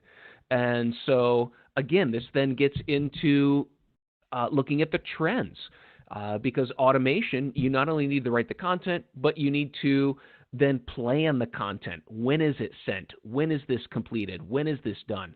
And so understanding the sales cycles and how long they go and when people need certain information at what times, it takes that planning strategy of being able to do that. And I think SEOs are well positioned to understand that full stack of marketing and the implications, as well as the management of it. And then we get to analytics. This is my favorite. So as an SEO, or if you're taking on more of the omni-channel burden here, you've got to develop those measurements that show how effective not only SEO has been, but now content management. Content management is big. Everyone is moving towards it. It has become a significant piece of strategy. However, what is lacking in content management is the measurement. How do we know that this content piece that went out, whether it was a video, whether it was an infographic, whether, regardless of what it was, number one, how do we track performance? Number two, how do we know it affected anything? Number three, what was the pathway? Where were we driving people, and what did we want them to do, and how successful was that? And then also from an attribution standpoint, did this lead to other things? Where did this content piece, or where does this channel help us overall in attribution in driving new leads or nurturing people along the path? And so it's getting more than just getting, measuring clicks. It's measuring actual hard dollars that were generated based off specific channels or specific pieces of content. And then, it's developing an understanding of sales goals. What do the sales department need information to enhance the CRM so that they can nurture people along in the path? So it's more than just marketing. It's understanding that full scope that a company has. Yeah, it's an excellent point. And I think another thing to keep in mind too is use actual conversations with your salespeople. As one of the few things, it's funny that marketing and sales often are their own little silos. And I think one of the best things a marketer can do is just go and talk to your best salespeople and ask them, why are people buying us? What are the questions they are asking you to answer? I think that can be because those questions, since they're legitimately people that are engaging with your salespeople and making purchases, I think those are the most valuable questions you can answer in your copy. Oh, absolutely. I mean, short of talking to a customer, talking to your sales department is the best way to get information. Now, before I got into SEO, I was in sales. I took sales training and dealt directly with people. So it kind of, I had that, that view of things. But I'm amazed at how much people don't interact with their sales department in order to learn, what do people need? How do we answer their questions? What do they respond to? But then also, your salespeople are the first in line entering information into the CRM. And when leads are created through your marketing efforts, it'd be good to ask them, what additional information do you need that would make a better lead? You know, there are many times where we have changed the site on the recommendation of the sales team, and we may not have it. We didn't improve conversions, but what we improved were the scenario through which the sales call then came after the conversion, and increased the close rate just based on changing the landing page or the thank you page after the registration. Right. And it's a good conversation to start having with your sales field too, so that they know what kind of questions to listen to. Because a lot of times they're just not paying attention. You ask a salesperson, they made the sale because I was a great sales guy.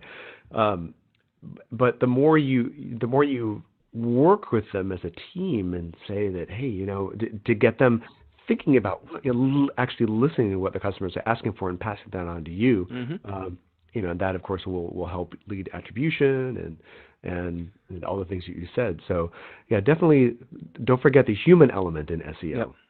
Well, and this gets to, this really gets to if the trend now is moving more towards, someone who can manage a full stack.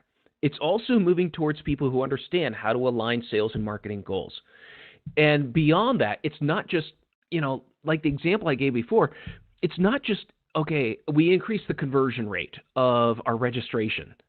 Okay, that's great. How did that contribute to revenue? But now it's understanding that there are things that we can do to increase a close rate that don't always take place on the website, but it's a process. And so now we're analyzing processes that can be done electronically, and then how do we create a better revenue stream that way? How do we make a better nurture process? Now we're getting into the effectiveness of content and producing a result rather than just, a conversion, a sale, or a lead. Now we're looking at, well, how do we make more money based out of this? And that's really, it's that big picture of understanding that, our job is not just to get leads, it's to create better profitability, which rewards everybody. So it's understanding those touch points from content. So as content is being pushed out, does it answer the question? Does it lead people to the next stage? How quickly does it lead them there? Can you measure influence from your content and, through depth of visit or the depth of the page that they got to? And then again, it's the experience based on motivations. Can you understand that? Can you tie together what a customer was feeling at a specific point through their nurture stream or through this process? As I said, it's getting away from more just stuff that happens on the site. It's communications throughout the entire process, the entire life cycle of a customer. That's all coming under the management, really, of the marketing team right now, is that entire customer life cycle, communication, and management. And finally, this is a trend that I've been seeing as well in terms of jobs and hiring and also business function. OMCP did a survey at the beginning of the year asking people where they spent the most amount of their time, and specifically in SEO and SEO managers and anyone who dealt with SEO, nearly 40% of their time was spent presenting their research, presenting strategy, as well as explaining the reasoning for that strategy. And so SEOs, you need to become a lot more comfortable in front of people, presenting your findings, making recommendations, presenting opportunities, trends, and presenting it in a persuasive format that shows not a bunch of data charts, but shows how smart you are in creating new revenue opportunities for the company. And that is really where we see a lot of things going, are the presentation skills are becoming part of the demand for companies when they're dealing with tech. If getting your learning started is half the battle, what if you could do that for free? Visit SkillUp by Simply Learn. Click on the link in the description to know more. keyword research. So what are we going to talk about when we talk about keyword research? We're going to talk about why we would do keyword research for SEO. We're going to talk about the types of keywords that we need to research. We're going to talk about some methodologies, best practices on how to do keyword research, some alternate suggestions. We're going to talk about keyword clustering, and then we're going to talk about some tools that you can use to do your keyword research. So let's start with the why we would do keyword research. So Jessie is planning to publish a blog of pizza recipes. So she was doing pizza recipes step by step, pizza recipes with sausage, homemade pizza toppings, pizza dough recipes, thin crust pizzas. She's doing a lot of different topics on pizza recipes. Well, what Jessie needs to do is understand what's going to drive traffic to these blog posts if she's writing about, different topics around pizza recipes. So she's unsure how these blogs are going to drive traffic. So she really needs to understand that, hey, you need to choose the right keywords to drive traffic. So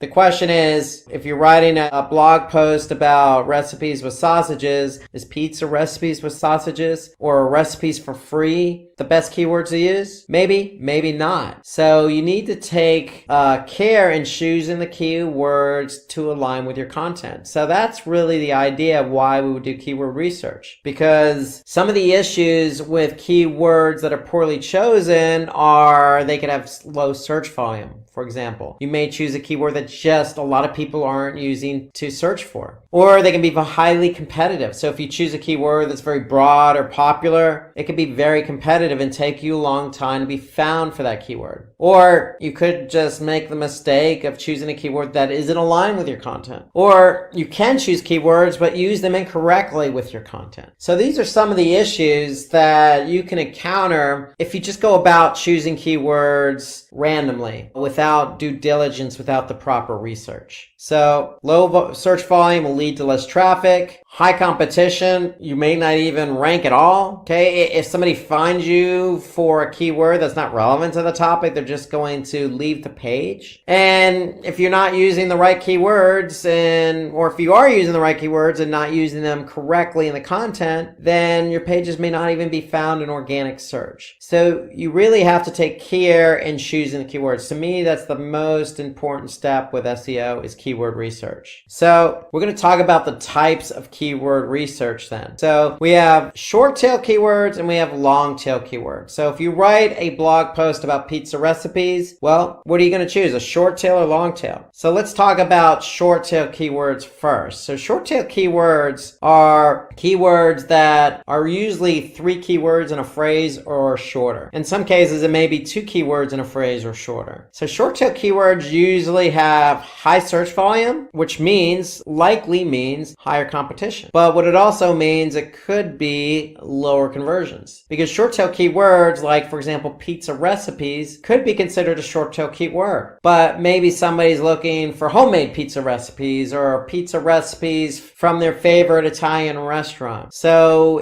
short tail keywords may not be as relevant. So if we compare it with long tail keywords, chances are you're going to have lower competition. That's one of the benefits, but you're also going to have lower search volume. But with longer tail keywords, the keyword is probably going to be more relevant with the content you're writing about. So therefore, the conversion rate's likely going to be higher. So that's really the difference between short tail keywords and long tail keywords. If you want to look at simplistically, short tail keywords are broad in nature. It's going to capture a lot of eyeballs, but those eyeballs may look at your content as not relevant, versus long tail keywords that may be very relevant, but not as many eyeballs on them. So short tail keywords, the characteristics, they're not as specific. Usually they're less than 3 words. They have high search volume and high competition. So if you just choose pizza recipes, it could take you a while to rank for that keyword. But when you rank, you're going to get the traffic. But again, it may not convert because the keyword is broad in nature. So pizza recipes is a short tail keyword that may not be exactly what you're writing about in your blog post. So it may draw a lot of traffic, but the traffic may not do anything. So the longer tail keywords, are very specific. They consist of more than 3 words in the search query. They have relatively low search volume competition. So the chance of you ranking higher, faster for that long tail keyword is probably going to be greater because not many other websites are trying to rank for that same keyword. And so the benefit of that is if you have, let's just say, homemade pizza recipes with mushrooms, that's a long tail keyword. But if somebody's looking for that type of pizza recipe, then you know you're going to track the right traffic, and chances are that traffic is going to engage or convert based on the type of conversion you have in place. So an example would be homemade pizza dough recipes. That'd be another example. More than 3 keywords in the phrase, very specific. We're talking about homemade pizza dough recipes. So we're not talking about just pizza recipes. So it's a little bit more specific in nature, longer tail. So these keywords are used for targeted pages, including blog posts. If you're writing a blog post specifically about pizza recipes with homemade dough, then this is the keyword you likely would want to use versus just pizza recipes. So let's look at an example between a short tail keyword and a long tail keyword. And to accentuate the differences, we're going to use Google's keyword planner tool. So Google's keyword planner tool is located in Google Ads, the Google Ads platform. And when you're in the Google Ads platform, you can simply click on Tools and then Keyword Planner. And so what Keyword Planner allows us to do is get a sense of the type of volume that a particular keyword has. So what Google's Keyword Planner does is they show you the average monthly searches. This is the average monthly search volume of a keyword over the past 12 months. And so in this example, we're going to choose pizza recipes and homemade pizza dough recipes.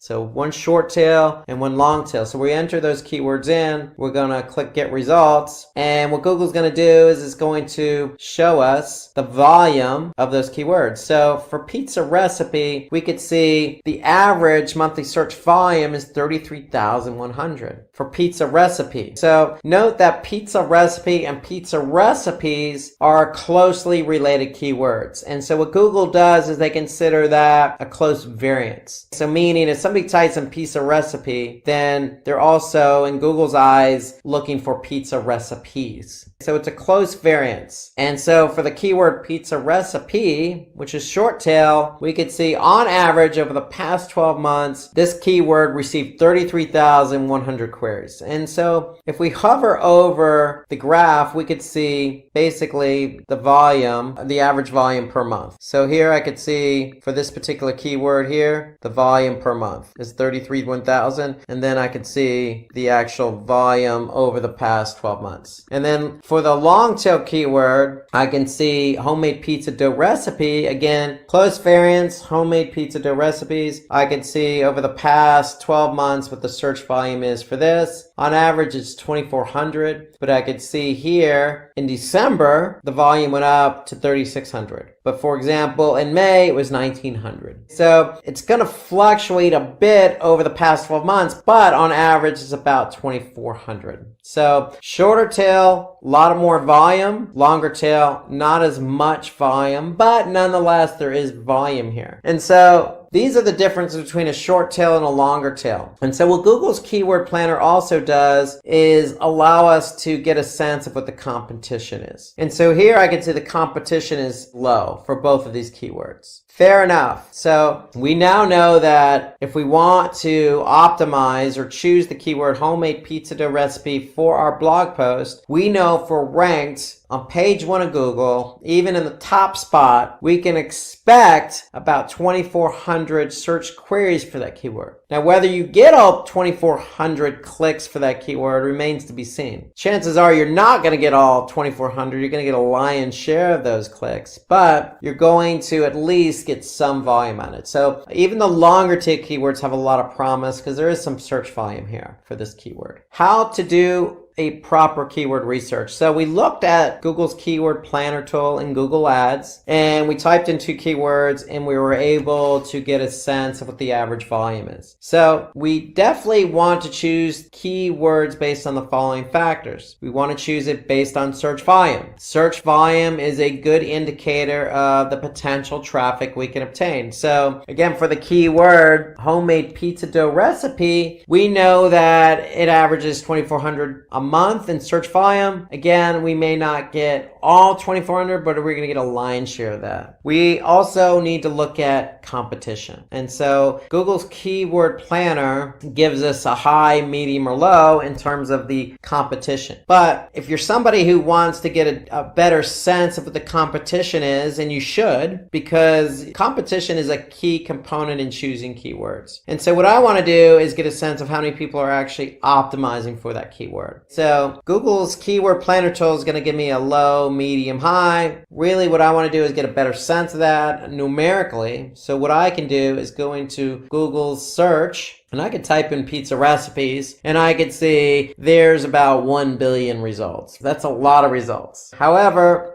that means that every potential web page out there on the internet that mentions pizza recipes is going to be included in this number here. And so I want to get a better sense of who's optimizing for pizza recipes. So I'm going to put in the all in title syntax. And so what that is going to ask Google to do is tell me all the websites that have pizza recipes, the keyword pizza recipes in the title tag. So if I do all in title, colon, space, then pizza recipes, my result drops down to 336,000. So what that tells me is that there are 336,000 results with the keyword pizza recipes in the title tag. Now, if I want to focus in on my other keyword, if I choose my other keyword was a longer tail keyword, homemade pizza dough recipe. So if I type that keyword in, the homemade pizza dough recipe or recipes, remember close variants, and I just click enter or type the keyword in and hit my enter key, I'm going to get 35 million results. But again, is that really an indicator of the type of competition I have? No, because every listing that mentions homemade pizza dough recipes is going to be included in the search results. So I'm going to type in my all in title, colon, space, and then I'm going to get a better sense of how many websites have the keyword homemade pizza dough recipes in the title tag. And I get 2,160 different results. So here I can see the first result in the title tag, homemade pizza dough recipe. Second one, homemade pizza dough recipe. So these are sites or web pages that have that keyword in the title tag. So now I have a numerical number to work with. And so the thing you have to understand about SEO, specifically about keyword research, is you need to do research on a few different keywords, not just one or two.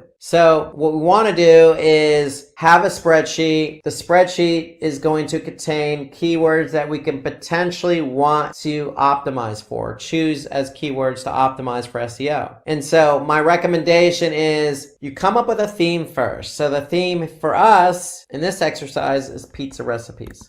And so that's our theme. So we chose the keyword pizza recipes. So the close variance here is pizza recipe. What was the volume? Well, we know the volume was 33,100 for pizza recipe. So what are we going to do? We're going to put that number in our volume column. What was the competition? Well, if we go back and type in pizza recipes, it was 683,000. So I'm going to type in 683,000. What was our next keyword? Well, it was pizza or homemade pizza dough recipes. So if I go back, for this particular keyword is 2,400. So I'm going to put 2,400 in under my volume column. And then what was my competition? Well, my competition was, I typed that keyword back in, 2,160. So I'm going to put 2,160. So now I have an idea of what kind of volume and what kind of competition I have. Now, you want to do this for a number of different keywords. And when you do it for a number of keywords, what you do want to do is obviously choose a relevant keyword that has high volume and low competition. So another way of saying it is the volume or ratio of volume to competition. And so basically what we could do is take volume divided by competition. And if I make that a percentage, I could see it's 0.35% is the ratio between volume and competition. If I do the same for my longer tail keyword, 2400 divided by 2160, I can see that 111%. So this just kind of proves the point that, yeah, I'm still going to get some volume, but I have a better chance of ranking for this longer tail keyword, homemade pizza dough recipes. So you want to be able to do that for a number of keywords and examine the volume, the competition, and the ratio between volume and competition for your themed keywords. In this case, pizza recipes. So relevancy, you want to choose keywords that are very relevant to the content that you're writing. And then again, commercial intent, what keywords are going to drive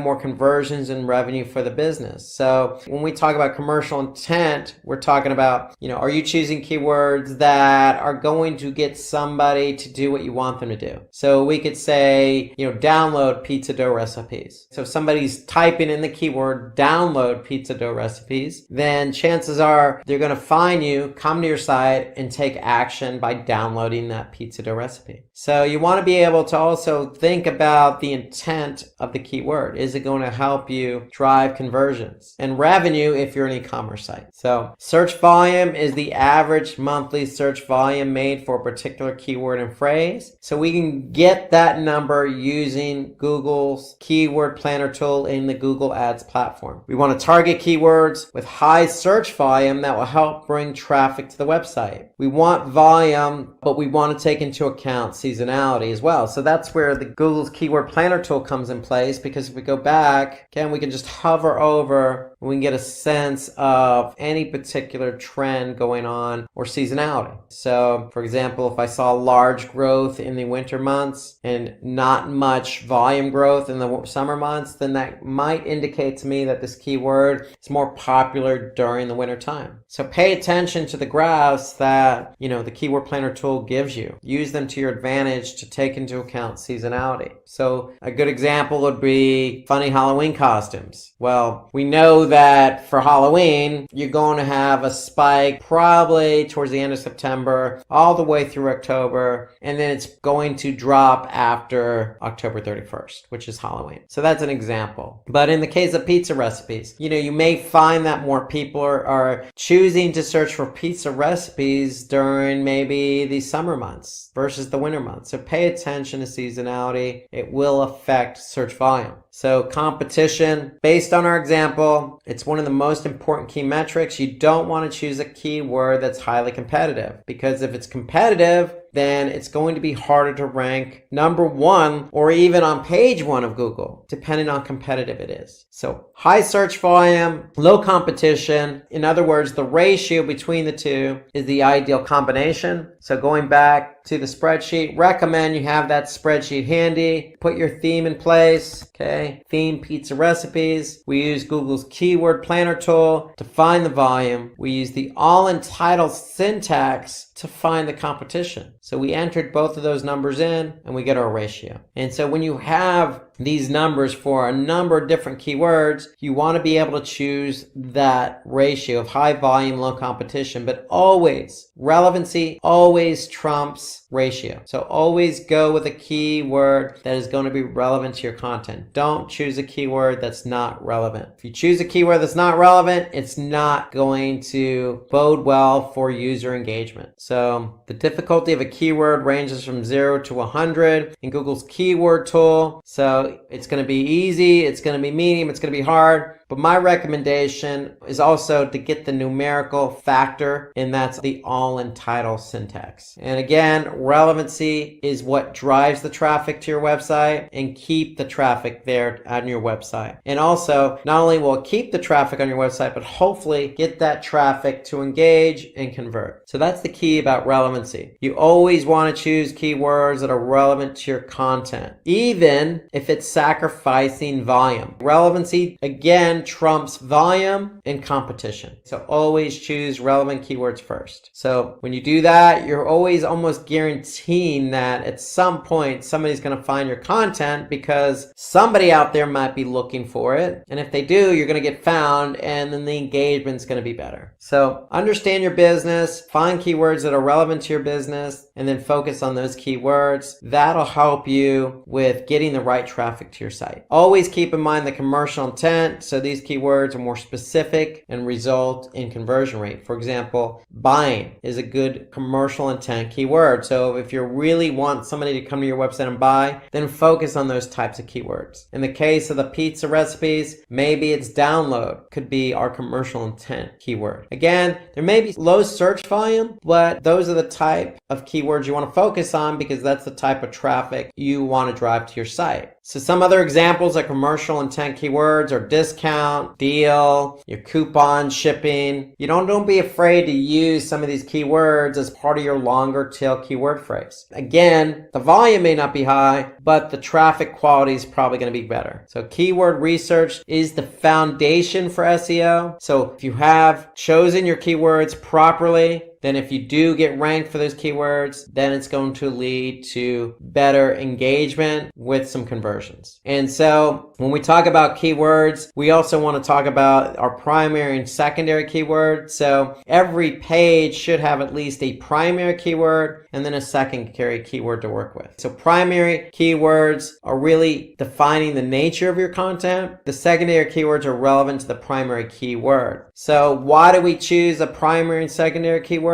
Because you may choose a keyword as a primary keyword that is relevant to the content, but may not necessarily rank very high or have a lot of volume. That secondary keyword is also relevant to the primary keyword, but also relevant to the content. And you may rank for that secondary keyword. So you always want to go with two keywords versus just one keyword. You want to give yourself a chance to rank for at least two different types of keywords of relevant nature. So for a web page, there can be several secondary keywords, but only one primary keyword. So your primary keyword is always going to be relevant to your content. Secondary keywords can be relevant to the keyword, and you may have multiple secondary keywords, but it's also going to be related to the content, and it gives you a better opportunity to be found between both the primary and secondary in search. Okay, so let's take a look at another example of how to use primary keywords and secondary keywords when choosing keywords. So if our primary keyword is healthy diet plan, remember healthy diet plan is directly related to the content, so that's what we're talking about. But these secondary keywords are also related to content and play off the primary keyword. And so what we want to do is go to Google's keyword planner tool and get an idea of the volume for healthy diet plan, and then also the volume and competition for some of these secondary keywords like healthy diet for weight loss, healthy diet food, low carb diet, healthy meal plans, and diet plan weight loss. So if I go in to Google's keyword planner and type those keywords in, I'm going to choose get results. And now here I could see healthy diet plan keyword I'm focusing on as my primary keyword has an average monthly search volume of 9,900. And then some of my secondary keywords, healthy diet foods, diet plan weight loss, low carb diet. Google will give me a number of different keywords to work with. So I'm going to look at the search volume of those as well. And so ideally what I want to do is be able to then look at the volume and then look at the competition. So healthy diet plan, I go into my keyword analysis here. That's my theme. So that's my keyword. What's my volume for healthy diet plan? 9,900. What's my competition? So my competition is 74,700. And that's going to give me a ratio of volume to competition of 13%. So that's what my content's about. That's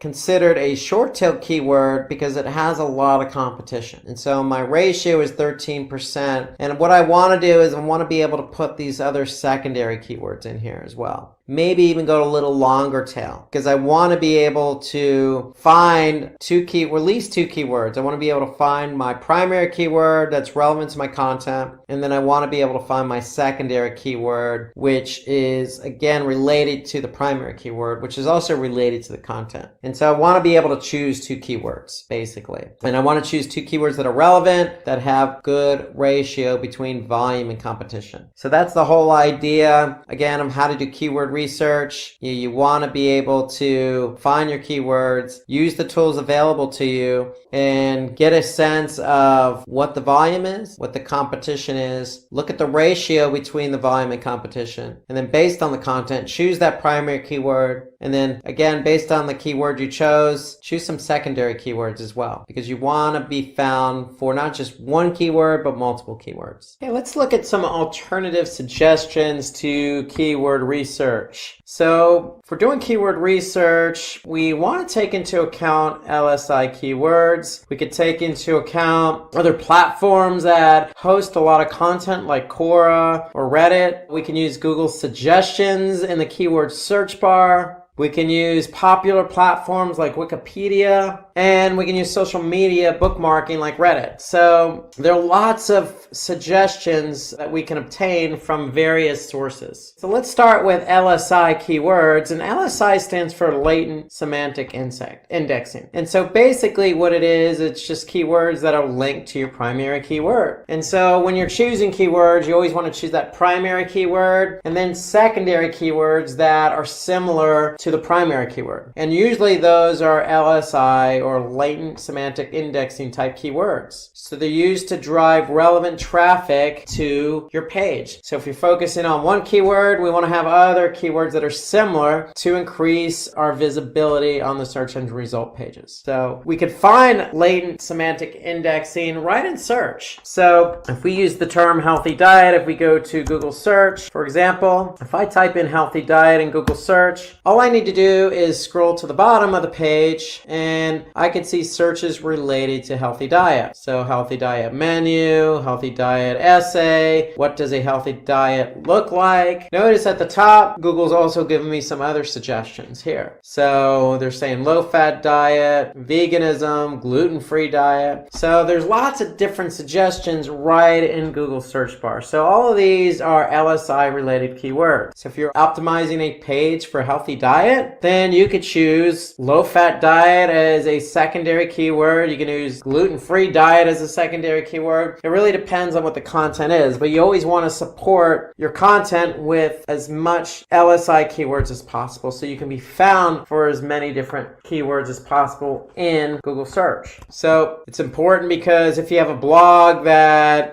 talks about Python, so how do the search engines know if the website Python is about the programming language or the snake? So Google, for example, uses LSI keywords to understand what the page is specifically focusing on. So if you're just focusing on Python in your content, you want to support that with LSI keywords. And so that will allow your web page to better communicate with Google, also to have the visibility to show up on search. So they can certainly improve your search positioning and featured snippets as well. So if you have a keyword that answers a question, you can certainly be found for a featured snippet. For example, maybe, healthy diet recipes. If I type that in, you can see here, there's a featured snippet. So if I'm talking about recipes, that's a keyword I may want to use. And if I use that, then Google has an opportunity to see what my content's about and place my information at the top in this featured snippet. You can also, again, see what some of the questions are being asked, what meals are good for weight loss, what is a good healthy diet plan. All of these could be keyword phrases that you can use. So the answers are right here in Google. So Quora is a great platform because Quora is a platform that people go and ask questions and a community responds with answers or responses.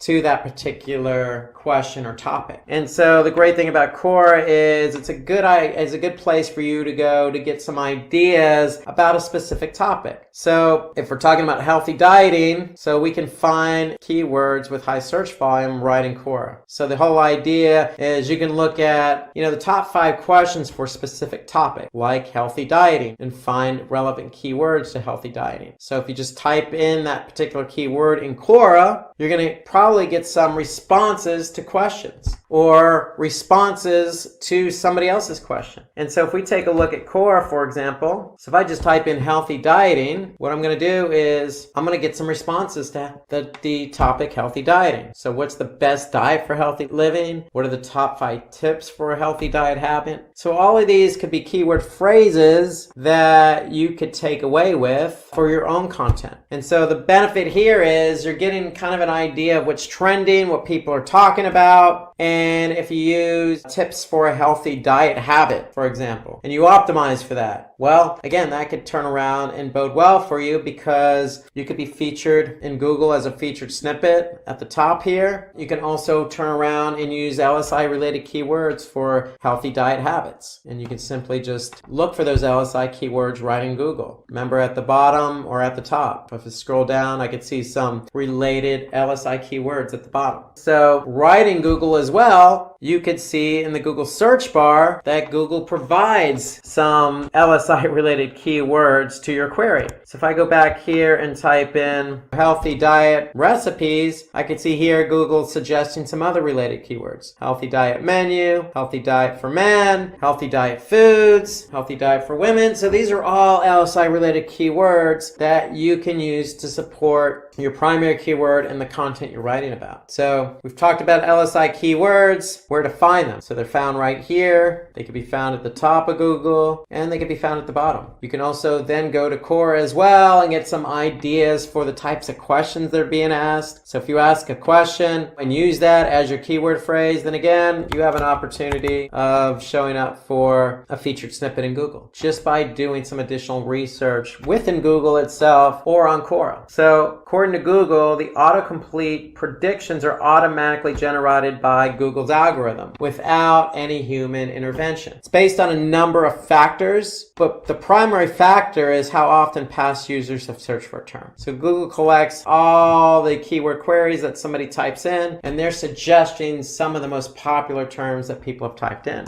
So if I go back to Google, again, if I start to type in recipes, I could see some of the other queries that somebody else has typed in, or some of the most popular queries related to that topic. So if you enter the keyword healthy diet, Google's going to suggest multiple keyword suggestions that users have asked in the past. And you could certainly get the search volume of those keywords just by looking in Google itself. I could see for healthy diet recipes, billions of pages related to healthy diet recipes. I can also get the search volume by going into Google's keyword planner. So if I type in healthy diet, I'm going to be able to see what my search volume is for that keyword. And in addition, I can see the seasonality of that particular keyword. And in addition to that, Google's going to provide some other related keywords to my search query. So if I'm looking for healthy diet, Google's going to suggest, hey, maybe you should choose healthy food or healthy eating or how to lose weight. So those are all LSI related keywords that Google provides in the keyword plan, which is built into the Google Ads platform. Another option for you is Wikipedia. So Wikipedia is a vast platform of content. So we could turn Wikipedia into our own asset and use it to our own advantage by finding relevant keywords in an easy fashion. So with Wikipedia, we can identify a list of keywords in the meta description itself. We could choose keywords from the first paragraph of Wikipedia that has many relevant keywords, or we could take a look at keywords from the Wikipedia content section. So we can also see additional pages like the See Also section that gives relevant keywords that you're looking for. We can also look at the references section as they contain relevant keywords. So if we go to Wikipedia as an example and I type in healthy diet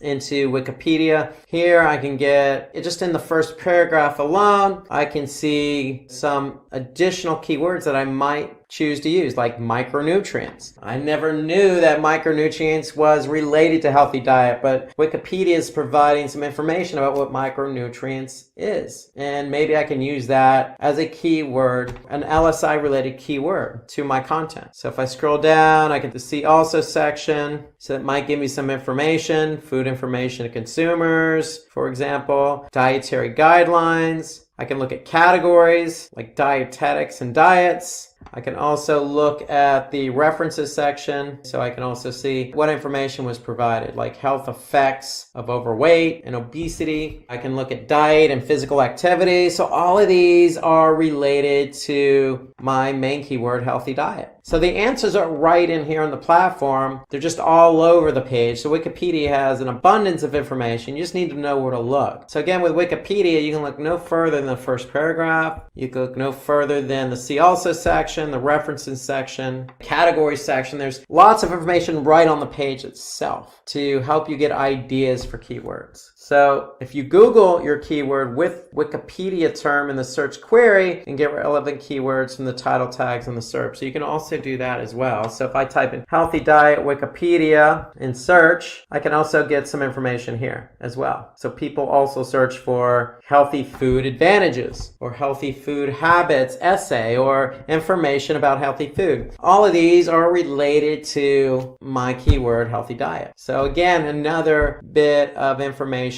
for you to choose or look to choose some additional keywords for. So Reddit, it's a popular community where people post content and discuss a variety of topics. So that's what Reddit is. So with the help of subreddits, an individual can find relevant keywords with high search volume. So in Reddit, there's an easy way to find out keywords. They have a keyword tool called Keywordit. So Keywordit gives the average monthly searches for a particular keyword. So if we type a word in Keywordit and choose keywords from the auto-generated list, this tool will extract the keywords and give us those relevant terms with search volume. So if we go to the Keywordit and show an example of that, for example, healthy food, if I get keywords, I can see what keywords are relevant and the search volume of that keyword. So if I just type in healthy food, Keywordit tool is going to tell me some relevant keywords and what the volume is. So if you don't have the keyword planner tool in Google Ads available to you, this is a good alternative solution to finding keywords. So it's free. You just need to go to keywordit.com, type in your keyword, click Get Keywords, and what it's going to do is give you some relevant keywords related to your primary keyword with the search volume. Let's talk about keyword clustering now. So the whole idea about keyword clustering is to really take advantage of the keywords that we're optimizing for to gain higher ranking. So if we can cluster keywords together in a theme, and that theme of keywords is relevant to a specific page of a website, then we have a better opportunity to rank. So in other words, why do we have to target just one keyword when we can target many? So keep in mind, LSI keywords. We want to group a bunch of keywords together that are similar for content. So for example, after some keyword research, you can thematically group keywords into a core topic. So for example, we can cluster these group of keywords together. Like for example, what is SEO? How does SEO work? Intro to SEO. What are the basics of SEO? All of those are related to the core theme. What is SEO? Another cluster of keywords, for example, could be SEO techniques, SEO best practices, tips and tricks, website optimization, on-page SEO techniques, etc. So those are clusters of keywords, okay, that we can group together in themes. And if we group keywords together in themes, we can apply that to a particular content on our website. So the whole idea behind clustering keywords, it's going to provide more diversity, more of an opportunity for us to be found. So that's the whole idea behind clustering. So some additional steps. Remember, stay up to date on industry news. So brainstorm your ideas first and identify a list of keywords, i.e. a theme of keywords that you can cluster together.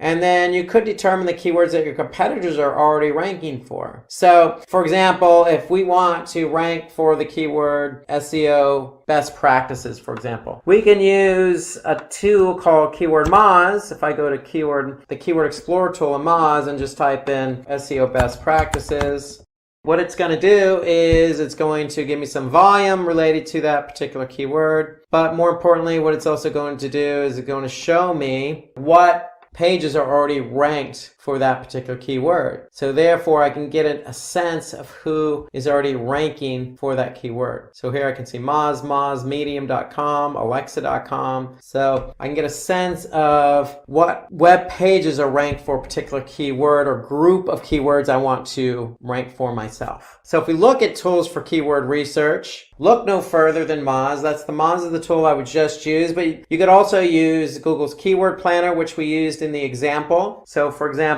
if I go back to the Google Ads Keyword Planner, if you're in Google Ads, you click on Tools, you click on Keyword Planner. And what Keyword Planner does is it provides you, for a particular keyword, the average monthly search volume over the past 12 months. It provides you information on seasonality. So if I hover my mouse over a graph, I'm going to be able to see the volume per month over the last 12 months. What the Keyword Planner also does is it provides me some additional ideas for my particular keyword. And in addition to that, it's going to provide me some sense of how competitive that keyword is by telling me whether it's low, medium, or high in terms of competition. So there's SEMrush. There's also other additional keywords tools out there like WordStream or Href or the Reddit tool, Keyword It. And then Moz is another tool I particularly use. So if I go to Moz again, here I can just type in a keyword that I'm interested in. It's going to give me the search volume of that keyword. It's going to give me the level of difficulty, so 50 out of 100. So it's halfway between difficulty and easy. And then it's going to give me some additional metrics. Like, for example, what my expected organic click-through rate would be if I were to rank for this keyword. But more importantly, what I like about this is we could see exactly what other sites are linked to this particular keyword we're interested in. So here I can look at the top 10 list. So this is Moz's Keyword Explorer tool. So that's what this tool is, and it's part of Moz.com. So there's a lot of tools at your disposal. I particularly use Moz. I particularly use Google's Keyword Planner. And those are the tools I use, but there are lots of tools out there. Google Analytics. I'm very excited to be with you today because Google Analytics is one of my favorite Google platforms and my favorite topics. So let's talk about what we're going to cover today. And we're going to start out with how to set up a Google Analytics account. And so we're going to talk about everything that entails, including creating your Google Analytics account. We're going to talk about setting up a property in your account and what a property is. We're going to talk about setting up a reporting view in your property, and we're going to talk about installing the tracking code. So those are the series of steps we're going to go through today in terms of setting up a Google Analytics account. So let's get right to it. And so really the one prerequisite here when it comes to setting up a Google Analytics account is to have a Google login and ID. So when you actually go to Google Analytics, you need to be able to sign up or sign in. And so once you actually sign in, then you're going to go walk through a series of steps. But really, that's really all you need to get the account going is a Google ID and login. So if you have a Gmail account or an other email account that you use for other Google products, then you're good to go. That's all you need to do. So when you actually go to sign up for Google Analytics, you're going to be asked to set up a new account. And these are the series of steps you're going to walk through or go through to set up a new Google Analytics account. So you're going to choose an account name. And then you're going to choose a property name. Okay, so the account name can be anything you want it to be. The name of your company, your name, whatever you want to name it. The property name is really the website name. So what website are we talking about? So here I'm going to set up a fictitious website name for now. It's called Demo Simply Learn. So the URL for this website, Demo Simply Learn, is going to be demo.simplylearn.com. So that's the property. When we talk about properties in analytics, we're really talking about what websites we want to measure. And then you're going to be asked to choose an industry category. And so for Simply Learn, we're in jobs and education. But you have a number of different industries that you could choose from. It's as important. Go ahead and choose the most most relevant industry that your particular business is associated with. Okay, and I'm going to talk about why that's important here in a minute. And then you're going to choose your time zone, and the time zone is also important because that's when the day starts in analytics and the day ends based on that time zone. So the data that Google Analytics collects starts and ends with that time zone. So very important to choose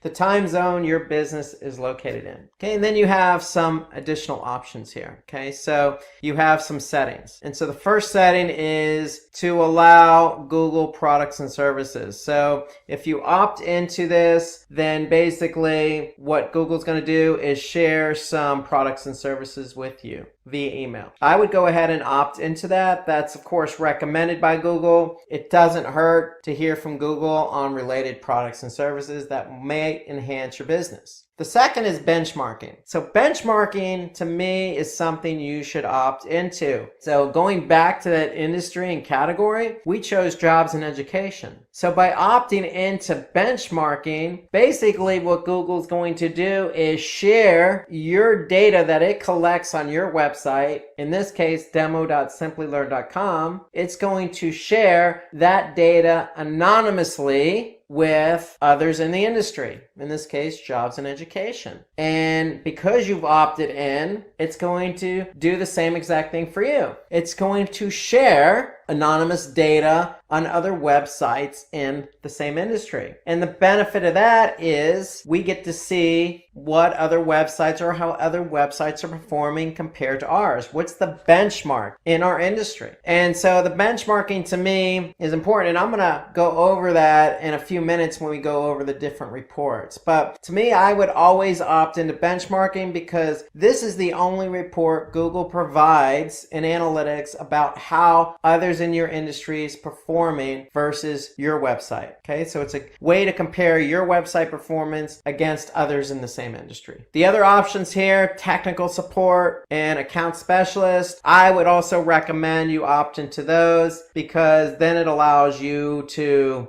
basically allow Google access to your account, and they'll be able to help you if you occur or run into any issues. So these are the options in setting up a Google Analytics account. It's very simple, very easy to do. You're just entering in a few fields. Note that we talking about a website right now, so I'm talking about demo.simplylearn.com. But just know that if you want to track a mobile app, Google Analytics will allow you to do that as well. You just choose the option mobile app. So we're tracking a website. We want to know how users behave when they get to my website. And that's what Google Analytics is going to allow us to measure and look at. We just need to do a couple more steps in the process. So once we fill out these fields here, we're going to click Get Tracking ID. Now, I'm going to accept the terms of service. I'm going to accept another terms of service in relation to data protection. I'm going to click accept. Once I accept, I'm going to be able to get some tracking code. The tracking ID is the ID associated with your account. And so this number is going to be associated with your account. So your account ID starts with UA, and it's going to be this number here. Now the -1 is the property you set up. So in this case, I set up demo.simplylearn.com. If I wanted to track multiple websites under that same account, then I can certainly set up multiple properties. Just know that every property I set up in that account is going to have a -1, -2, -3, -4, etc., depending on how many properties I set up. So by default, I set up one property, so my first property ID is -1. If I set up a second property, the same account number is just going to have a -2. And that's important because that ID, that account and property ID, is going to be associated with that particular property or website. So again, once you finish setting up the account settings, then you're going to be asked to add some tracking code to your site. And that tracking code is going to be related to the account and the property. So notice my tracking ID up here.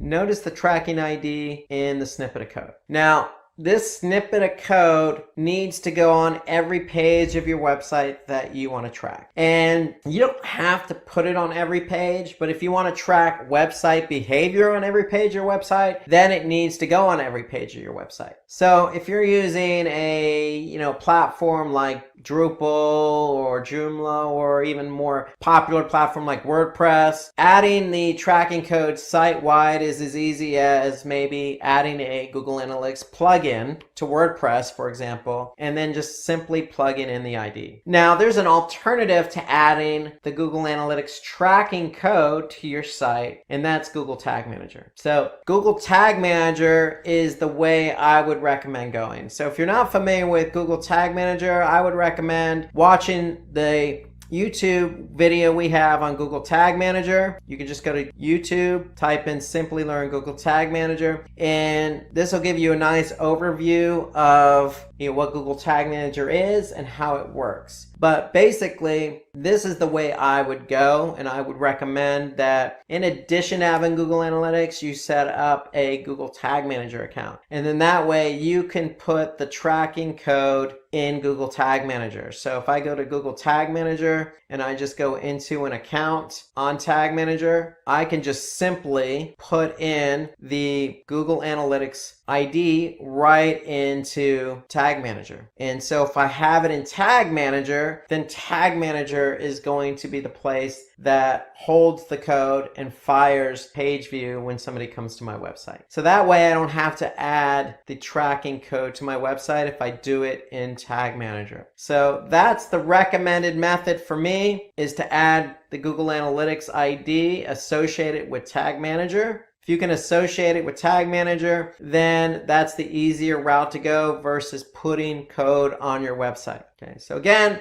take a look at the video we have on YouTube for Google Tag Manager. That's the route I would go. Now, once you do get the tracking code on your website, whether that be through Google Tag Manager or through a plugin, or just simply adding the script to your site, to pages on your site, then what's going to happen is you're going to start collecting data. So that's ideally the way it works. You need to add this code to your website. Now, if you're not ready to do that and you simply want to basically understand how Google Analytics works, then I would recommend getting access to Google Analytics demo account. And so if you just type in and search Google Analytics demo account, basically what you're going to do, you're going to choose the first listing there and you're going to go to demo account. So if you have a Google Analytics or Google login, then all you need to do is click on access demo account. And so what Google's going to do is put this demo account into your account.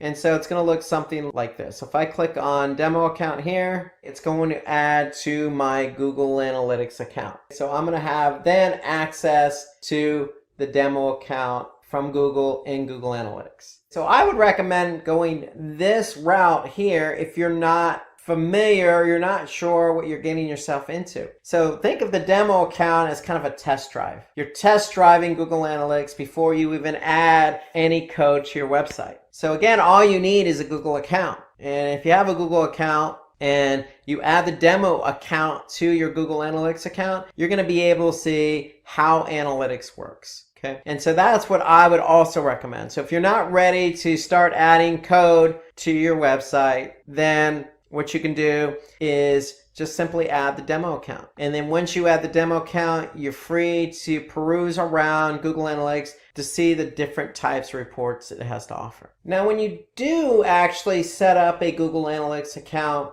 you're going to have some settings that you're going to want to pay attention to. So when you set up the account, you have the account name and then you have a property. So under each property, you have by default, you're going to have one view. And so here you can see this view here. So if we look at the account we set up a demo Simply Learn account. Property is demo Simply Learn. So that's associated with the website we're going to track. And then again, by default, under each property, you're going to have a view. And so by default, the name of the view is going to be called All Website Data. And so in that view is where all your analytics data is going to be stored. So you can see my screen here. There's a lot of different settings you have. You have settings under the account, you have settings under the property, and you have settings under the view. So we're going to talk more about these settings in future webinars for advanced Google Analytics users. But for now, know that there's a bunch of settings that you have that you can play around with when it comes to Google Analytics. Anything from adding users to your Google Analytics account, your Google Analytics property or view. You can actually set up goals, you can set up filters, you can set up segments, you can link up Google Ads, you can, set up remarketing lists. There's a lot you can do in terms of the settings as it relates to Google Analytics. So know those settings are there. They're located right down here in this little sprocket icon. That's the admin icon. So if you need to get to these settings at any time, you could simply just click on the sprocket or the admin icon, and then you'll be prompted to choose any one of these settings here that you want to edit or alter. So now let's take a look at some Google Analytics reports. So once you've actually set up your account, you have a number of different reports that you have available to you in Google Analytics. So we're going to take a look at customized reports. We're going to look at real-time audience reports, acquisition, behavior, and conversion. So these are all the different reporting buckets, if you will, that you have available to you in Google Analytics. So if I'm an admin and I'm looking at the Google demo account, let's start out by looking at real-time. So if I click on the real-time report and I just click on overview, so basically what this is going to do is show me at this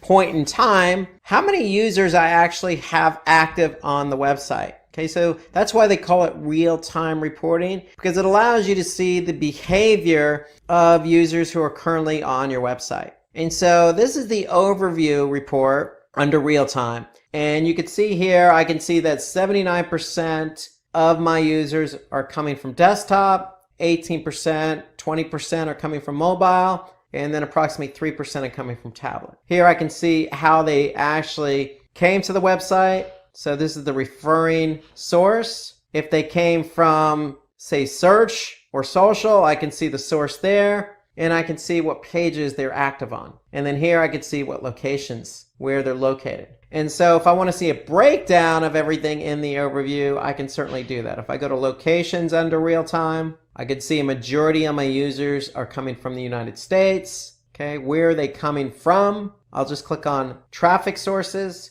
And here I could see the different sources and mediums. Medium is the means in which the traffic was driven. So if it's Google, it's either paid search or organic search. So I can see here it's organic. Then I can actually see what content they're looking at on my website. So I can see currently I have 3 active users on the home page, 2 active users on the Google's Women's White Tea page, so forth and so on. Now, most importantly, if you have event tracking set up, so if you've taken a look at our Google Tag Manager webinar, you know that you could set up event tracking in Google Analytics to measure engagement on your website, whether that be a form submission or somebody clicking on the play button of a video. So if I click on events, I'll be able to see what events are firing. So here I can see we have event tracking set up, and I can see how many different events are firing on my website in real time. So here I can see e-commerce, somebody clicking on the quick view click, a couple of users clicking on add to cart, a couple of users clicking on the promotion click. And as these events are fired, you're going to be able to see them highlighted. So if something gets fired, it's going to get highlighted. And I could see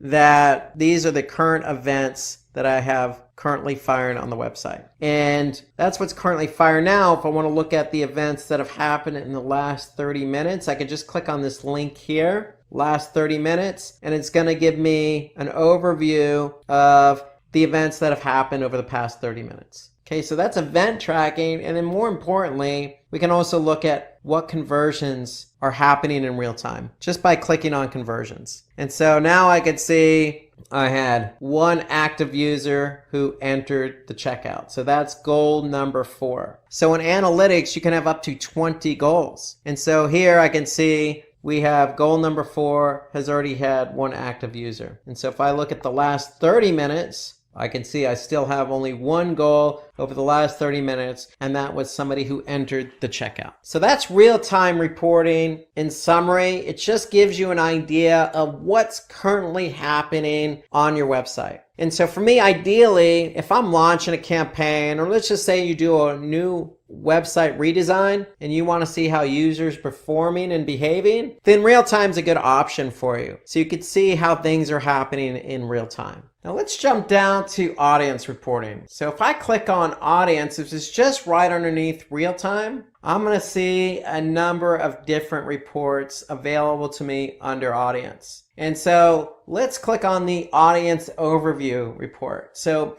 audience reporting basically allows us to get a sense of who is coming to our website. When I say who is coming to our website, it doesn't necessarily have to be a specific person. In fact, Google doesn't allow personally identifiable information in Google Analytics. Personal identifiable information such as a specific name, social security number, credit card information, etc. However, we could still paint a nice picture on who is coming to our website, meaning what country, city, or state did they come from, what language, what device did they get to our website from, how old were they, were they male or female or other, what interests did they have, what browser did they use. So we can paint a nice picture based on all this information that Google Analytics is providing us under audience. So if I go to audience overview, here I can see I have all these different options available to me to get a basic understanding of who is coming to our website.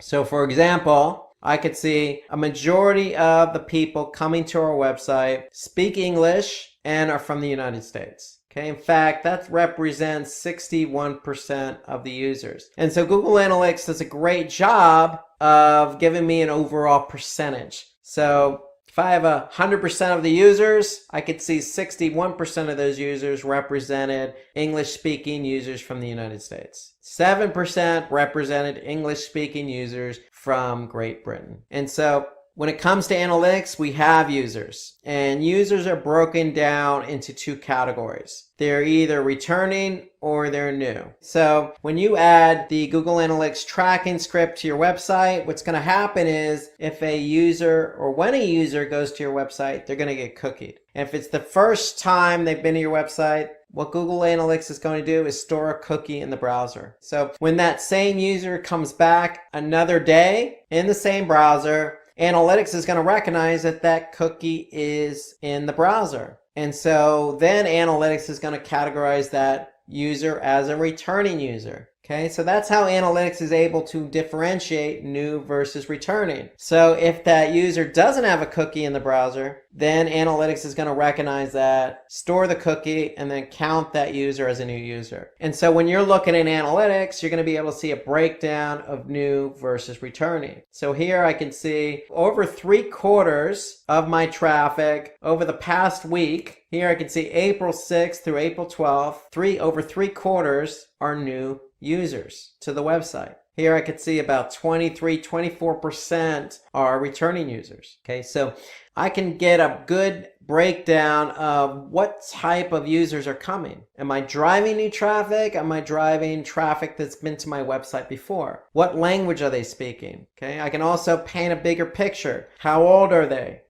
What gender are they? Do they come from mobile? So let's take a look at some of these different reports under audience. And so if I skip down now to demographics, I can click on overview, and when that report loads, I can see now under demographics overview, I can see the breakout of age ranges. And so here I can see the majority of the traffic coming to my site again over the past week. Now, if I want to change this date range, I could simply do that. I can change the date range just by clicking on the date range and then maybe going, say, the last 30 days. And I can even compare it to the previous period or the previous year. I'm going to choose the last 30 days. I'm going to click apply. Now I'm looking at data over the last 30 days. And again, you can change the date range to any range you want. You can only go back as far as when you actually created the Google Analytics account. You can't go prior to that. So here I'm looking at the last 30 days and I can see almost 47% of my users were in the age range of 25 to 34. Now, when it comes to gender, I can see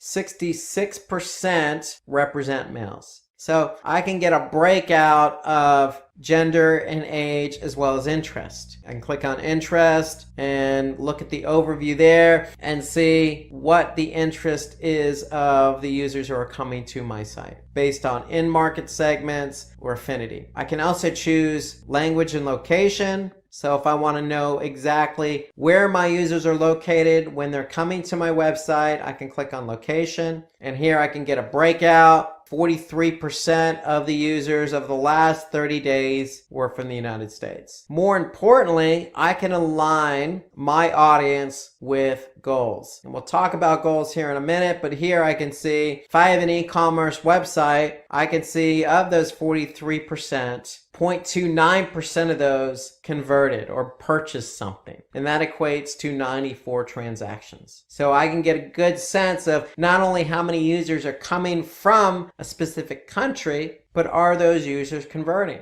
If I click on mobile, and mobile to me is one of those reports I tend to spend a bit of time on because I want to know what devices users are coming to my website. And so for my website here, or this is the Google demo website, I can see mobile represents approximately 27% of the traffic. So desktop still represents a majority of the traffic. So for you, you want to keep an eye on mobile because mobile is definitely a majority of what people use nowadays. That's how people start their day. That's how they transact via mobile, whether that's purchasing something, communicating, or searching. It all starts with mobile. So you want to keep an eye on mobile, and more importantly, you want to keep an eye on behavior. So Google Analytics is telling me that, yes, I have approximately 27% of my traffic of the last 30 days came from mobile. How are they interacting with my website? So if I look across this report, I'm going to be able to see different metrics. So if I'm measuring specific metrics against my dimension, in this case, the dimension is what we're measuring. And in this example, we're measuring mobile. I can see that the bounce rate is approximately 48%. And bounce rate means that if a user, in this case for mobile, landed on a page, they left the site without going any further. So they consider it a bounce. If they don't go to another page, if they leave the site from the page they landed on and they don't go any further, that's considered a bounce. So a bounce rate is the percentage of people who come to the site and leave the site without going any further. So in this case, we have 48% bounce rate. That's almost half of our users who come from mobile leave the website from the page they landed on. So is that good? Is that bad? Well, it's open to interpretation. It's definitely subjective. But you want to keep the bounce rate as low as possible. You want to keep people on your site, especially if you have an e-commerce website. You want people who come to your website to purchase. And so here we can see 48% mobile. In desktop, it's a little bit lower at 41%. Now, if I look a little bit further at engagement, I can see how many pages on average do mobile users look at. So versus desktop, it's a little bit lower. You can see 3.86. On desktop, it's 4.5. Now, if I look a little bit further in engagement, I want to be able to measure how long somebody from mobile stays on the website. If they're bouncing at 48%, but they're also looking at 3.8 pages, 3.9, almost 4 pages per session, then that means in this report, analytics is telling me they're spending about 2 minutes on the site. And interestingly enough, I can see that mobile over the last 30 days had more transactions. So 51 transactions versus 34 transactions from desktop. And interestingly enough, the e-commerce conversion rate is at 0.29%. That's higher than desktop at 0.07. It's lower than tablet, but it's higher than desktop. And mobile has the most transactions. And since they have the most transactions, they have the most revenue at 2,380. So Yes, the engagement isn't exactly as great as it is as desktop, but we can see that people are still purchasing with their mobile devices. So it's something to keep an eye on, and mobile is something I definitely look at. In fact, since it's such an important report, one thing you can do in analytics is if you actually like a report and you think you're going to look at that report multiple times, then you can simply just go ahead and click save at the top here. So if I click save, I'm going to enter a name for this report. I'm just going to call it mobile report and click OK. And then what's going to happen is it's going to be located under Save Reports. And Save Reports is located under Customization. Customization is located above Real Time. Okay, so if I close that up, you can see Audience, Real Time, Customization.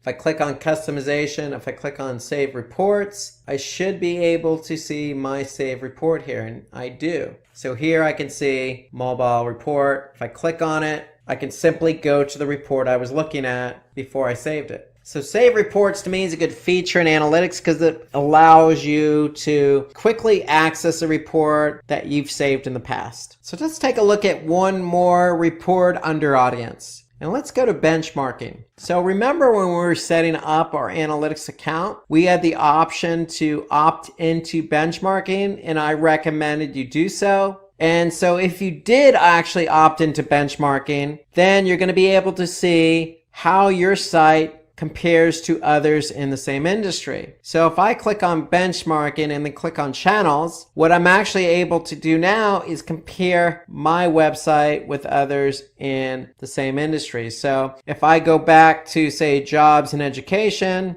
and I choose education, all education as my industry vertical, I should be able to see websites that are in the same particular industry and how I compare with those websites. So I'm choosing all countries. I can narrow that down if I wanted to. I can just search for the United States. I can choose a specific state, and then I can choose a particular site size. So here I'm choosing sites by daily session. So these are sites that have an average of 5,000 to almost 10,000 sessions a day. And so in this vertical education in the United States, sites that have 5,000 to 9,999 sessions per day, that means that there are approximately 310 web properties contributing to this report, okay, based on this criteria I chose. Now, if my site is similar, meaning if I'm in the United States, if I'm in education, and I'm receiving 5,000 to 9,999 sessions per day, then I'm able to compare my site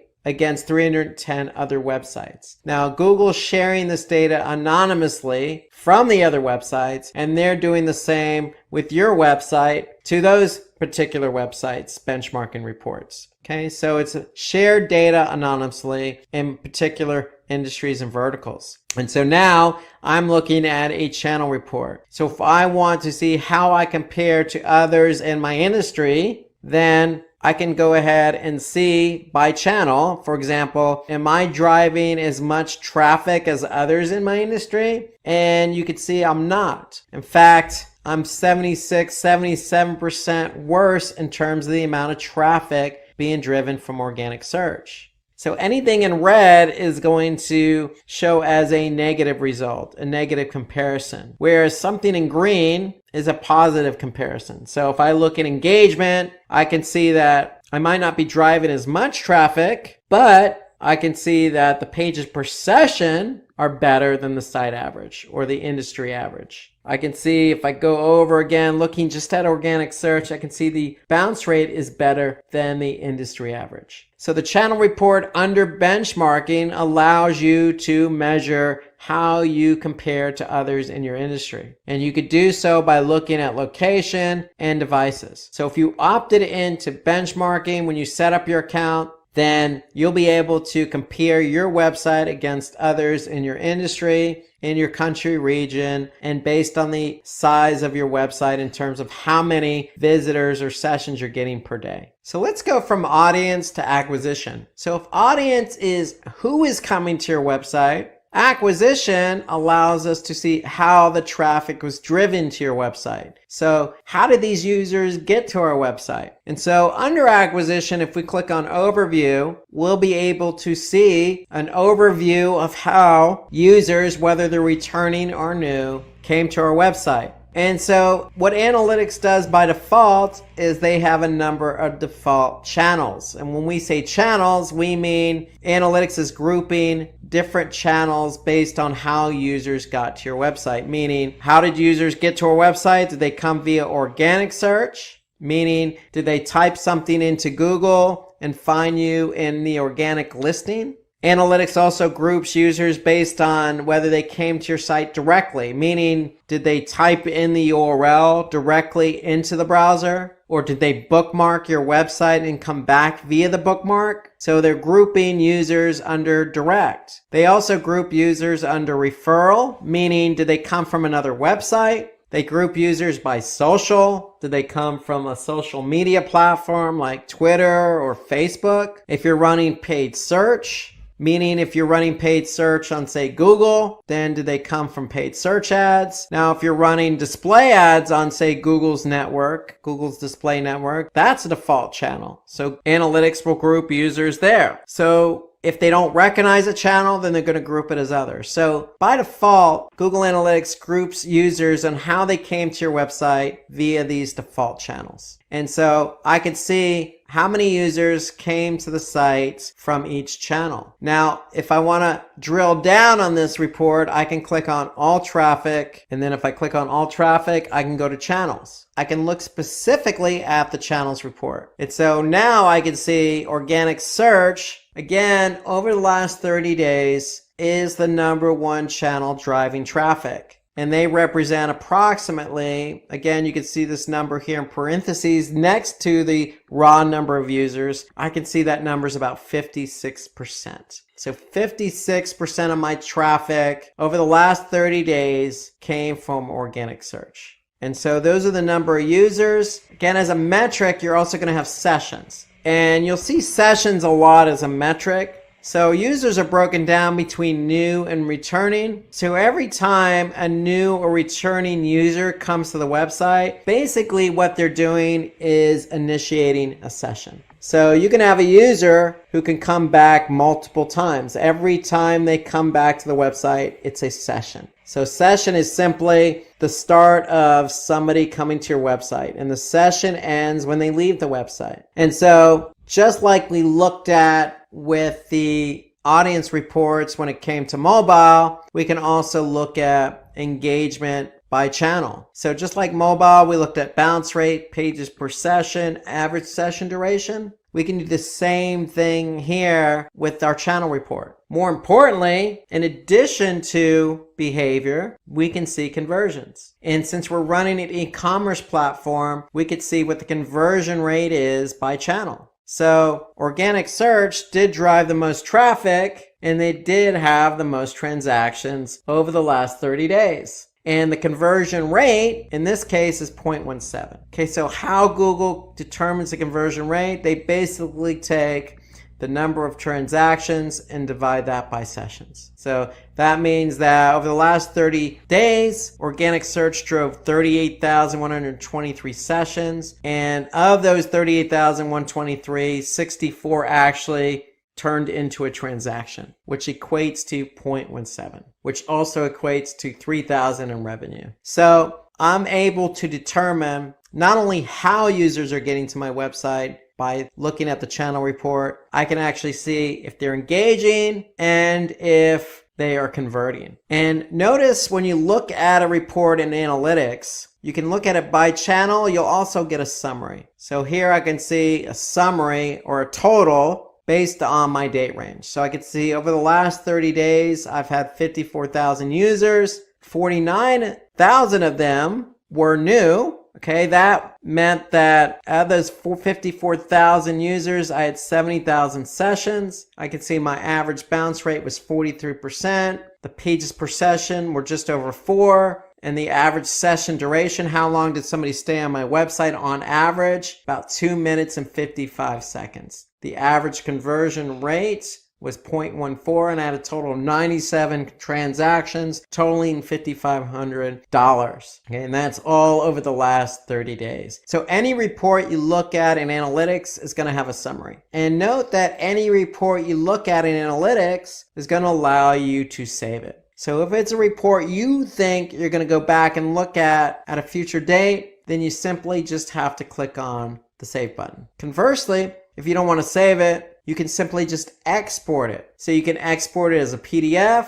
If I click on PDF, it's going to allow me to export that as a PDF. Now you have other options available to you as well. You can do a Google Sheet. You can export it as an Excel, or you can export it as a comma delimited file. So here you can see I can save it as a PDF if I want to. And if I click OK, it's going to save to my desktop or location of my choosing. And then I can go back and look at it in that format at a later time. So that's the export feature available to you in analytics. Again, if you could save it as well, or you can export it. Okay, some other reports under acquisition. If you're running Google Ads, note that you can connect Google Ads to analytics. And this is key because now I can see how many people are coming from Google Ads to my website, and are they converting? Now this is important because with Google Ads, I'm actually paying for the click. So you can see here, I'm running a report based on campaign data. So I could see what campaigns are driving traffic, how much I'm paying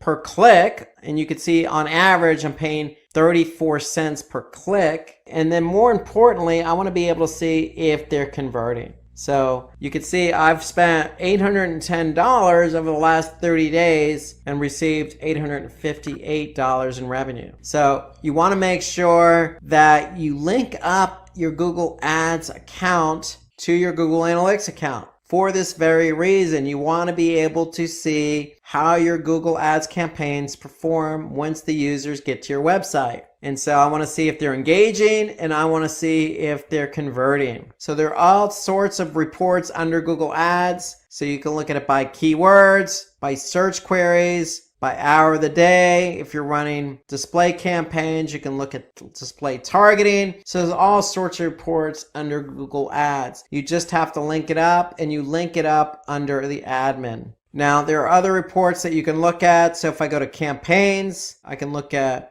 all campaigns. So if you're running all sorts of different types of campaigns, whether that be on Facebook, whether that be email, whether that be, other types of advertising, let's just say Twitter or Instagram, you're going to be able to see those campaigns here. And that's under all campaigns. And again, you'll be able to see the campaign name, and you'll be able to see metrics associated with those campaigns. And more importantly, you'll be able to see your e-commerce if you're running an e-commerce platform, or if you have goals set up. So you'll be able to look at how your campaigns are not only driving traffic, but two, are they converting? Let's go from acquisition reporting to behavior. So behavior reports are going to actually show you how users behaved once they got to your website. Once they landed on a page on your website, how did they behave? So when we looked at audience, we got a sense of who is coming. With acquisition, we get a sense of how the traffic got to our website. Did they come from organic, direct, social, etc.? The behavior reports allow us to actually measure how that traffic behaved once they landed on a page on our website. And so if I go to overview under behavior, now I'm looking at this graph here. It's showing me how many page views I've had. And a page view is simply, once a page is viewed, it's counted as a page view. So if a user comes to my site, they're initiating a session. And if they look at a page, then that page is going to have a page view. Okay, so a user can look at a page multiple times in a session. And every time they look at that page, it's going to count as a page view.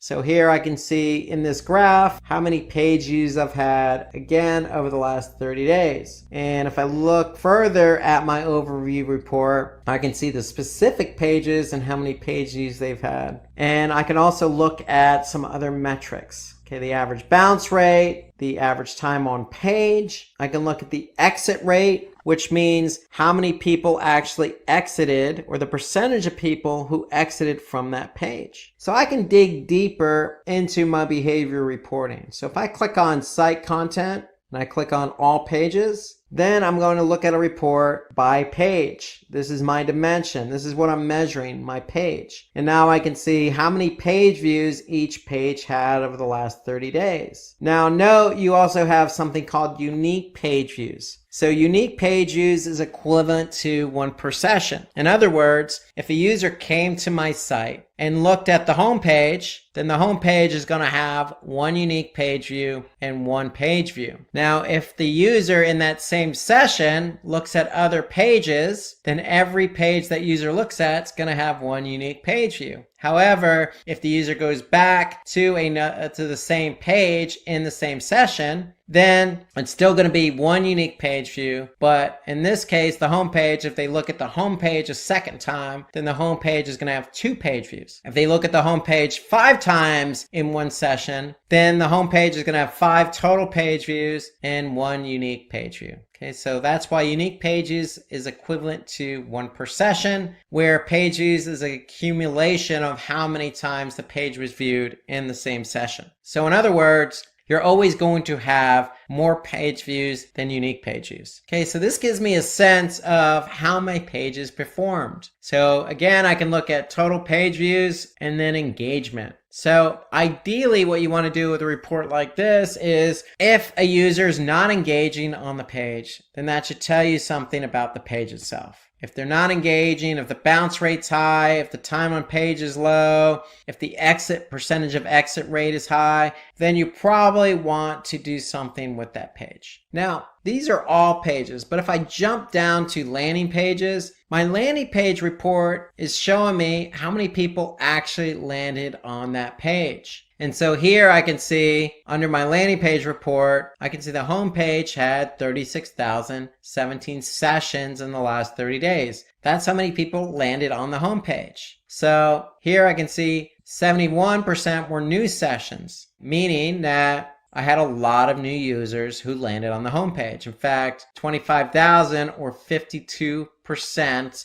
of the people who landed on the homepage were new. I could see the bounce rates about 42%, but of those who didn't bounce, they went on to look at about 4.5 pages per session and spent about 3 minutes on the site. And the one thing I like about the landing page report is I can also see whether that particular page, in this case, the home page, did it help contribute to a goal or conversion. And in this case, I can see of those 36,000 sessions, I had 22 transactions, totaling $1,200 in revenue, and that's an e-commerce conversion rate of 0.06%. So the homepage over the last 30 days contributed to 0.06% of the revenue. So this gives you an idea of when somebody lands on your website and they land on a page, is that page helping to move that person along? Meaning, are they not bouncing? And is that page helping to move people towards converting? And so that's what the landing page in effect allows us to measure, is the engagement. And in this case, we're measuring transactions. Okay, so analytics also gives us some other reports under behavior, including site speed. So site speed to me is an important report to look at, just like the mobile report. To me, site speed's important because what Google Analytics does is they take a sampling of pages. And in this case, you can see over the last 30 days, they sampled 2,835 page views. And of that sample, they came back and said the average page load time is about 4 seconds. Now, ideally, you want to keep it as quick as possible. I would say even under 3 seconds. Okay, now there are other factors involved with page load time. The browser you're using, the country that you're actually browsing that page from might not have the best infrastructure. You may not even be on the best internet network, meaning you're on a cell network or the Wi-Fi is not that great. Or you can be on a page that just has a lot of images or a lot of code that may slow it down. So there are other factors involved. And so what Google Analytics does is show you what those factors are. So here I can see by browser what the average load time is. If I want to look at country, I can see what country is contributing to the load time. Now, the great thing about the site speed report is if I go to speed suggestions, okay, what speed suggestions is going to do is it's going to show me the page load time by page, and then it's actually going to provide a link where I can actually click on to get suggestions on increasing the page load time. So for example, I can look at this particular page here, this Google redesign shop by brand / YouTube page, line number 5. If I look at line number 5, I can see the average load time of this page is 8 seconds, almost 9 seconds. Okay, that's an eternity to some people. Now, notice this link next to it. So Google's recommending 7 total suggestions. So if I click on 7 total, what it's actually going to do, it's going to open up a new window, and it's going to open up another Google report called PageSpeed Insights. And PageSpeed Insights is going to give me some information about what I can do to correct the page load of that particular page. So look at the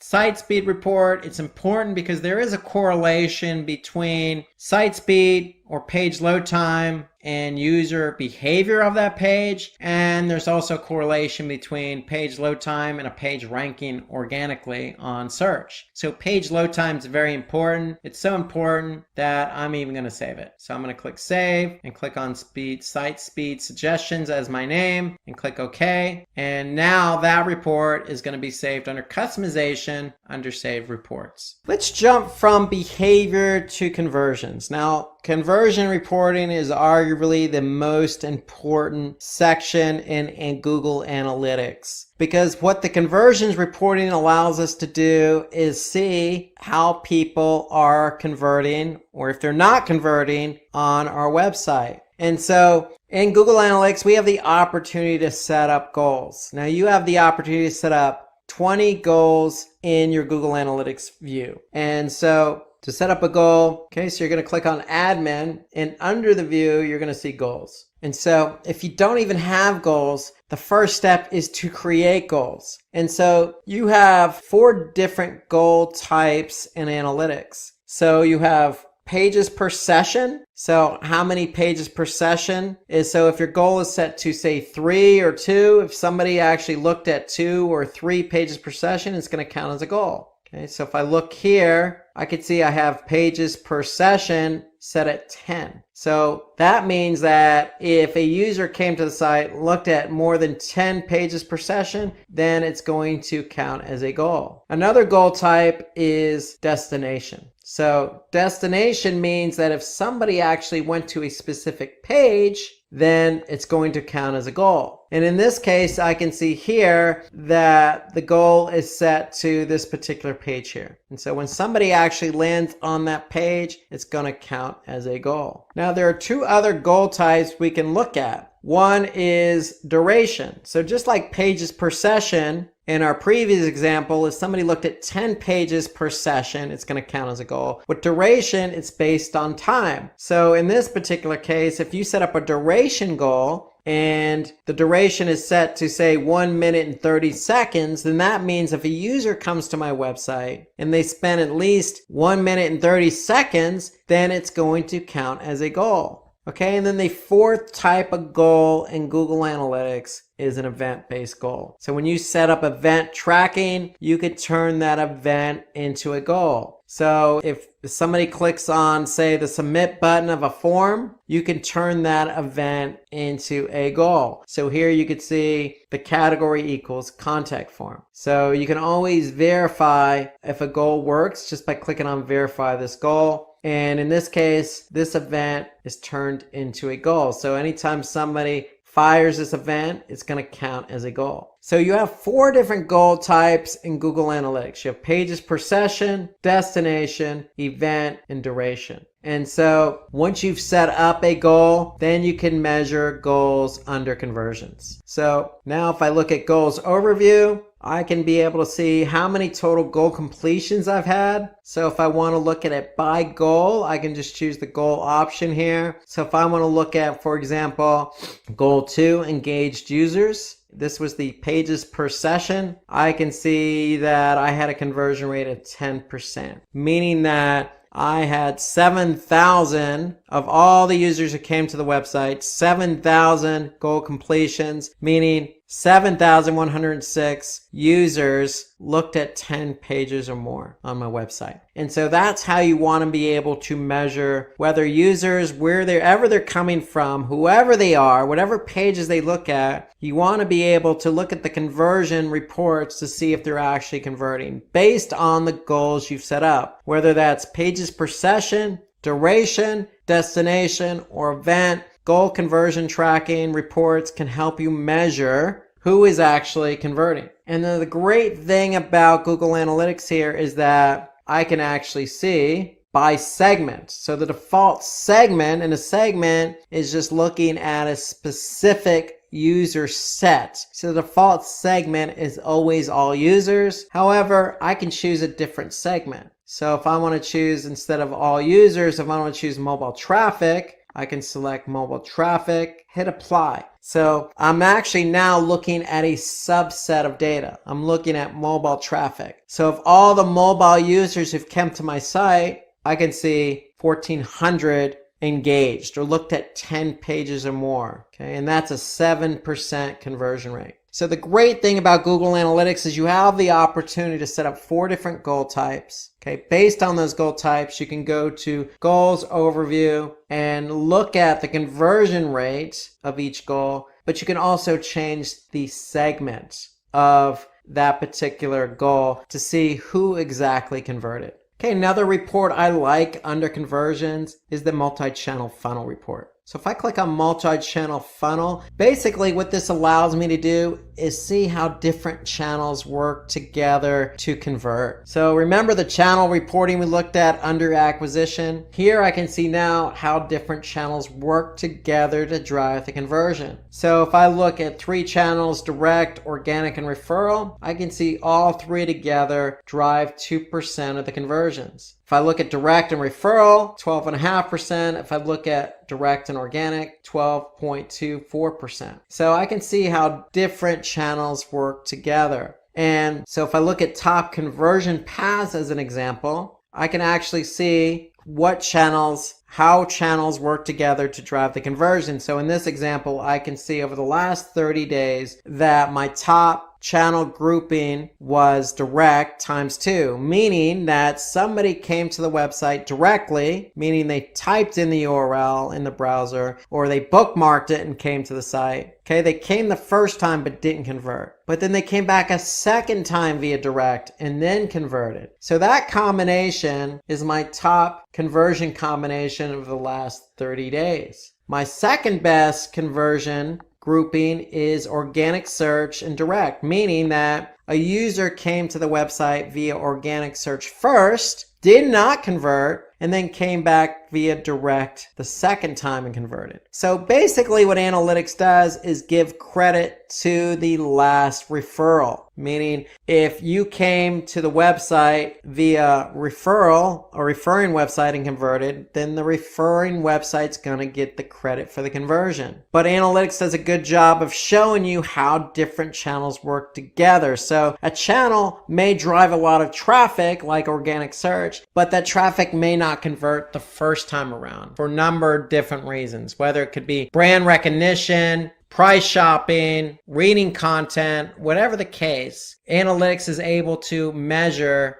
if that channel actually did contribute at a later point. And in this case, we could see organic search drove traffic that didn't convert, but that traffic came back a second time via direct and did convert. So that's our second best channel grouping. And so the multi-channel funneling report, top conversion paths, to me is a good report to look at. So you can actually see not only how channels work together, but you can see sources and mediums and campaigns and how all those different campaigns and different sources work together to convert. So that's just a good report to look at. There are so many different reports available in analytics There's so many that we haven't even gotten to yet. So my advice, if you look at the demo report, you can get a feel for each of these reports under each section, whether that be audience, acquisition, behavior, or conversions. Take a look at these reports, see what makes sense to you, see what you can use to improve your website performance. Now, if you have any comments or questions about any of the reports we covered, feel free to comment underneath this video. We're definitely going to have more webinars in the future about specific analytics settings that we didn't get to today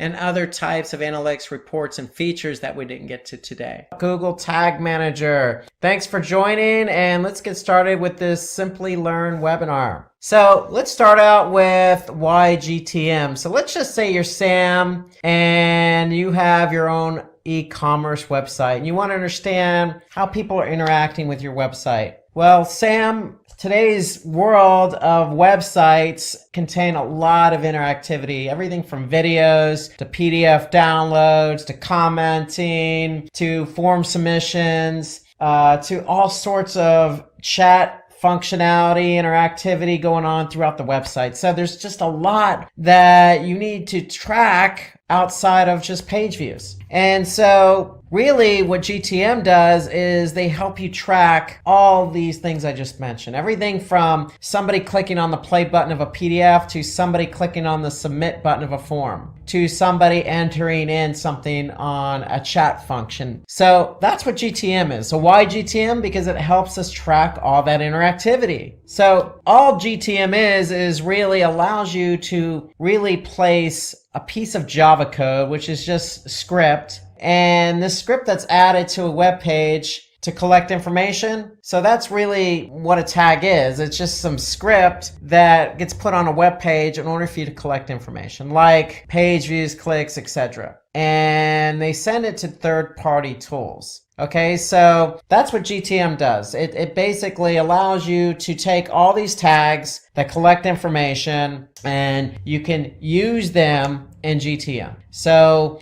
if you want to, for example, collect how many people, enter a chat functionality and start chatting. Well, you're going to take that script and you're going to put it in GTM, and GTM will then allow you to start tracking that information. So that's really what GTM is. It just allows you to put tags into a container, or think of it as a toy box. You have all these toys and you want to track. Well, you can put all those toys or tags in a toy box or container. And we're going to talk a little bit more about that. But before we get into GTM, let's just say you're communicating with your developer and there's a new user request on your webpage and you want to update the tag. Well, your developer, considering it's probably a small update to your website, is probably gonna not hesitate and is going to go ahead and turn around and do it normally. And so normally what happens is the developer is going to go to the website and update the tag. Well, what if you have a few things that you want to track? All those things I mentioned before, from downloads to clicks to,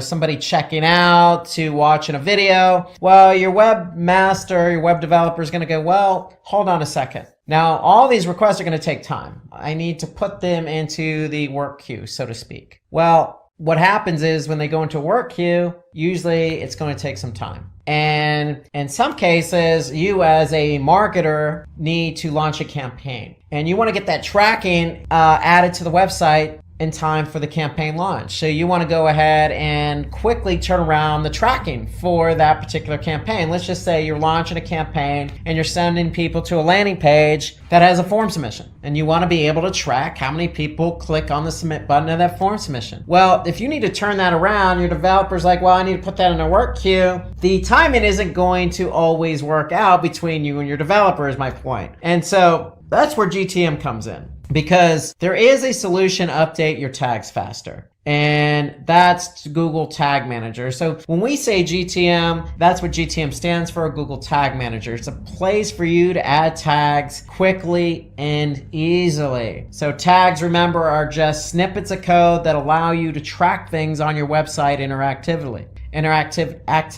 And basically, when you have GTM, you can bypass the webmaster and do it quickly and easily. So That's what GTM is all about. So why GTM? Because we just identified 2 benefits. 1, you could track all the interactivity on your website. And 2, you can bypass your web developer or webmaster. And so that's the benefit of GTM. So the benefit, you get those tags updated very quickly via Google Tag Manager. Okay, so that's what Tag Manager is. So what we're going to talk about today is specifically what Tag Manager is and what it does. We're going to list some of the benefits of Tag Manager. We're going to show you how it works, and then we're going to show you how to get started with Tag Manager. Tag Manager, if you're not familiar with working with webmasters and dealing with JavaScript and tags and all this jargon is just new to you today, okay, well, don't fret, sit back. We're going to take it slow. This is an introduction into Google Tag Manager. Again, let's start out with what is Tag Manager. So we've already introduced it to some degree because we already introduced it as a tool where you can put all your tags into a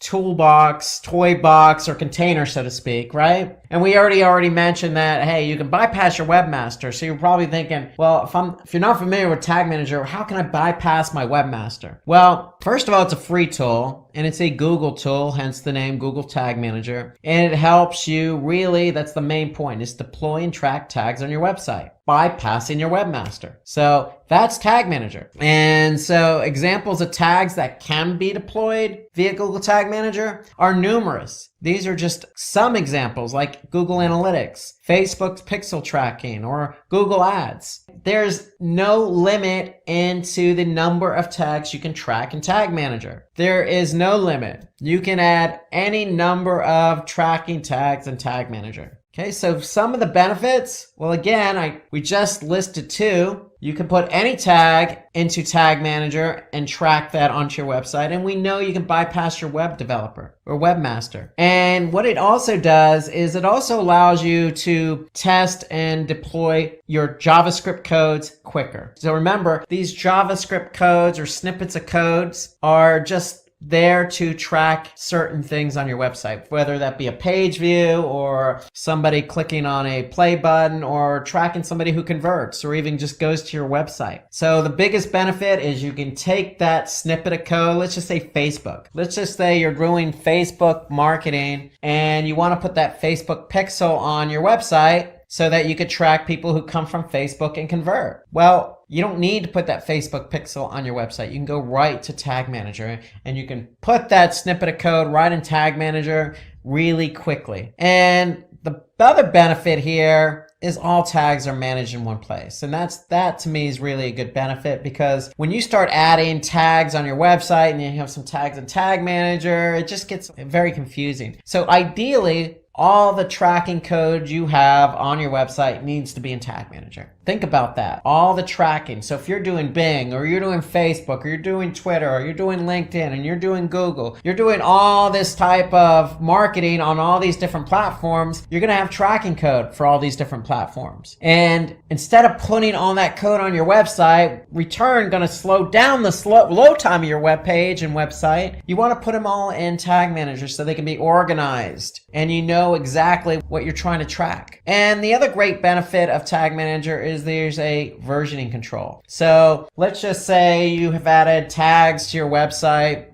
via GTM for the last 6 months. Well, and let's just say you add another tag yesterday. If you added that tag yesterday and something doesn't work, well, you can just roll back to a previous version. It's that simple. So you have versioning, and that's a good thing. When you have versioning, you can control what gets published, and if something doesn't work after it gets published, then you can roll back to a previous version. So it's a peace of mind, so to speak. Just because you've added code to your site, there's no guarantee it's going to work. And so you can always control what version you're dealing with in Tag Manager. And we'll talk a little bit more about that. So the biggest benefit here to me with Tag Manager is you have event tracking. And so we talked about some of the things you could track on your website, from videos, from play buttons to somebody clicking on the stop on the video or pausing it, all the way to somebody, again, chatting, or let's just say somebody clicking on that purchase button on your website. Okay, and you want to track all these different things, these different interactivities and buttons. Well, event tracking is what you're going to use to track all those buttons. And to me, this is the biggest benefit of Tag Manager. And I'll show you some examples as we go along. And if we didn't mention it already, I'll mention it again. It is free. Tag Manager is free. There's no limit. So once you have Tag Manager going, you can add as many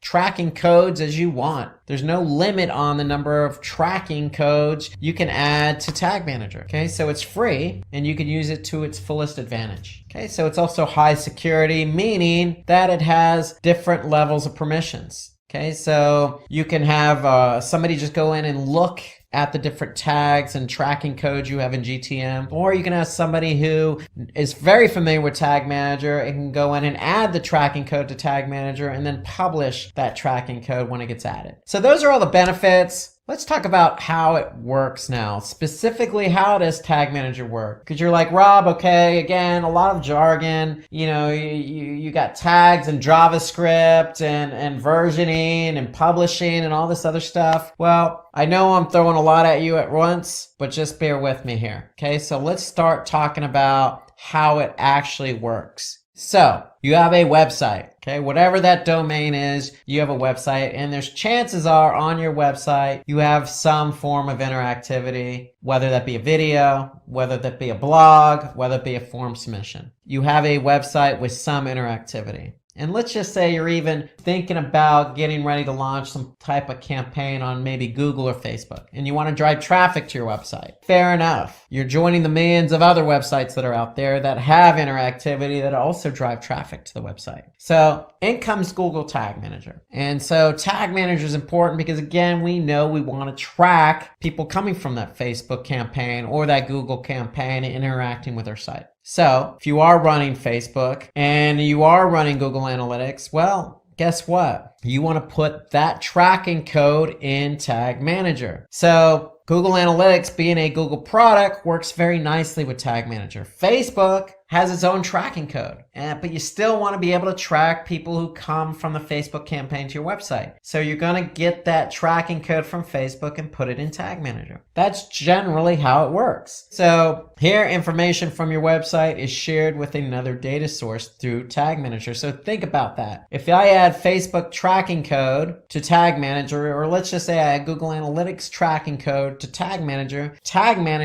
is the one that's pushing out and doing all the heavy lifting. They're the ones that are controlling what code gets fired and what code doesn't. So if you're putting the code in Tag Manager is controlling the code. Think about it that way. And let's show you an example of what that looks like. So here I am, I'm in Tag Manager. I just went to tagmanager.google.com, and here I could see a list of tags. So in our conversation, we're talking about tracking Facebook and we're talking about tracking Google Analytics. Well, Google Analytics is easy because it's a Google product. So here, if I look at all the different tracking code I have on my website through Tag Manager, let's just take a look at Google Analytics. So if you're going to use Tag Manager, you might as well put the Google Analytics code in here. So here I can see I have Google Analytics as a tag in Tag Manager. Now, for Facebook, if I'm running a Facebook campaign, well, I can take that pixel tracking and put it in GTM as well. And here I can see Facebook pixel. That code is added to GTM. I just basically took what Facebook gave me and put it into Google Tag Manager. So you can see I can add Facebook and Google Analytics. And again, I can't stress it enough, any tracking code from any platform I can add to Google Tag Manager in order to track the behavior from those sources. So let's take a little bit deeper dive into how Tag Manager works. So I just showed you an example of how you could take Facebook and Google Analytics code and put it into Tag Manager. But if you're not familiar with Tag Manager, then how do I do that? Well, let's talk about the structure and how Tag Manager works. So when you have a Tag Manager account, you have a container. Remember, I mentioned toy box earlier. You have a bunch of toys. If they're code and you're tracking different bits of code from different platforms like Facebook, think of those as toys, and you have a toy box. Okay, well, that's what this code is, and that's what a container is. The code is the code, and that's going to go into the toy box or container. And so the way Tag Manager works is you have tags, triggers, and variables. So if I take my Facebook tracking code and put it into a container, I need to set up a tag and a trigger. Okay, so let's take a look at what that is. So first, if I go back to Tag Manager, I'm going to have an account. And if I have an account, I'm going to have a container. So here I'm just going to click on an account with a container. And a container is nothing more than what website you're adding the tracking code to. Okay, that's all the container is. We're just letting Tag Manager know this is the website we're adding all this code to. So you have tags, triggers, and variables. That's the structure of Tag Manager. So tags are just what it says, tags. What are we trying to quote unquote tag? Well, if it's Google Analytics, that's easy. Here I could see I have Google Analytics added. So if I click on Google Analytics, here's my tag. And if I take a little bit of a deeper dive there, since Google Analytics is a Google product, it integrates already with Tag Managers. It's pretty easy. I can just choose Google Analytics. Then I'm going to check page view, and that's my tag. Now, every tag needs a trigger. Okay, so I need to tell Tag Manager how or when to fire the Google Analytics tracking code. So in this case, I'm going to tell Tag Manager to fire on all pages. So if I get somebody, a visitor to my website, Analytics is firing on all pages. So whatever page that visitor lands on, Google Analytics is going to fire. So that's really what it comes down to, is I have a tag and I need to tell Tag Manager when to trigger that tag. That's really what the structure of Tag Manager is. It's tags, triggers, and variables. And variables we're going to talk about here in a couple minutes. But you have a piece of code. You're going to go ahead and put that into Tag Manager. You're going to tag it, and then you're going to fire that trigger. So let's take a look at another example here. If I go back here, you can see Facebook. Well, here's my Facebook pixel. Okay, that's my tag. So when is it going to fire? Well, it's going to fire on a specific domain or subdomain. That's basically what we're doing. We're trying to tell GTM when to fire that particular tag. So those are the three main components: a tag, okay, which is going to contain the JavaScript code that you get from, say, Facebook, the trigger. So you're going to go into Tag Manager and tell Tag Manager when to fire that code. That's the trigger. And then you have variables. And so variables are basically just additional information that Tag Manager may need for your tag and trigger to work. So that's what a variable is. It's there to get the tag and trigger to fire. So variables are divided into built-in and user-defined variables. So common use variables include, say, page path or page URL or host name or click class. Again, they're there, and these examples I just gave you are there to get your tag and trigger to work. Think about it that way. That's a component. And if I go into Tag Manager here, and here on the left side, I can see variables. So remember, I have built-in and user-defined. So built-in means that Tag Manager already built these for me. So in case I need to get my trigger to work with my tag, I can use a variable. So those are built in, and then I have user defined. So these are what I define. These are what I created. And again, the variables are there to get the tag and trigger to work. Okay, so that's the job of the variable. The job of the tag is to host that JavaScript code. Okay, in the case of Facebook or Analytics, that's where we're putting our code. So here, if I click on AdWords Remarketing, again, it's a Google product, so I don't really need to even deal with code. I'm just going to select Google AdWords Remarketing. Okay, so you could see GTM integrates nicely with some of the other Google products. But let's just say you have a Facebook pixel tracking code. You're going to choose custom, and you're going to put the code here. So that's part of the tag. And then the trigger, again, is there to get the tag to fire. So you're telling GTM when to fire the tag. And the variable is there to help you make sure that that trigger and that tag work together. So that's how all three kind of work together. You need the tag to put the code. You need the trigger to tell GTM when to fire the tag and code, and the variables there to help you define when that tag and trigger should work or how it should work. So again, review, tags they're just small codes of JavaScript or tracking pixels on your website. And so tags are allowed to manage events like scroll tracking, remarketing, clicks, downloads, files, play buttons, you name it. Even clicks on external links. For example, let's just say you have a click or a Facebook icon on your site, and when somebody clicks on it, they go to Facebook. You want to maybe track that. You're going to create a tag. Okay? The trigger is there because you need to tell GTM when to fire that tag. So it's a certain condition, whether it's, fire the tag if the URL equals facebook.com or some other condition. So the tag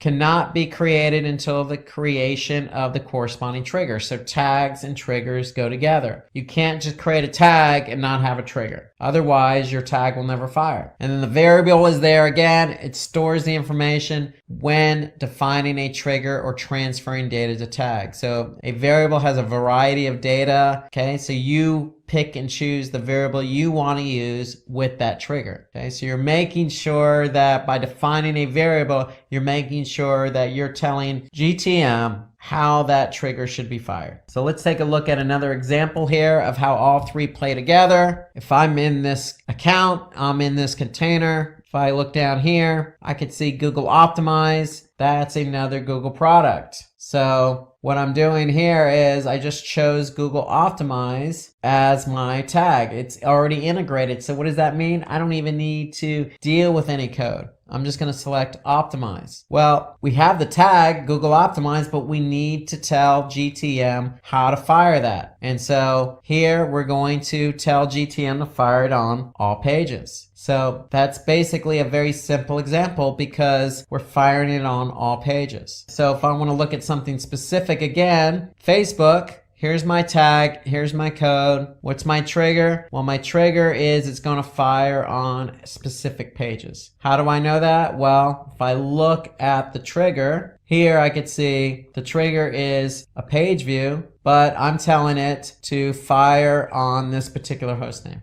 So the tag and trigger go hand in hand.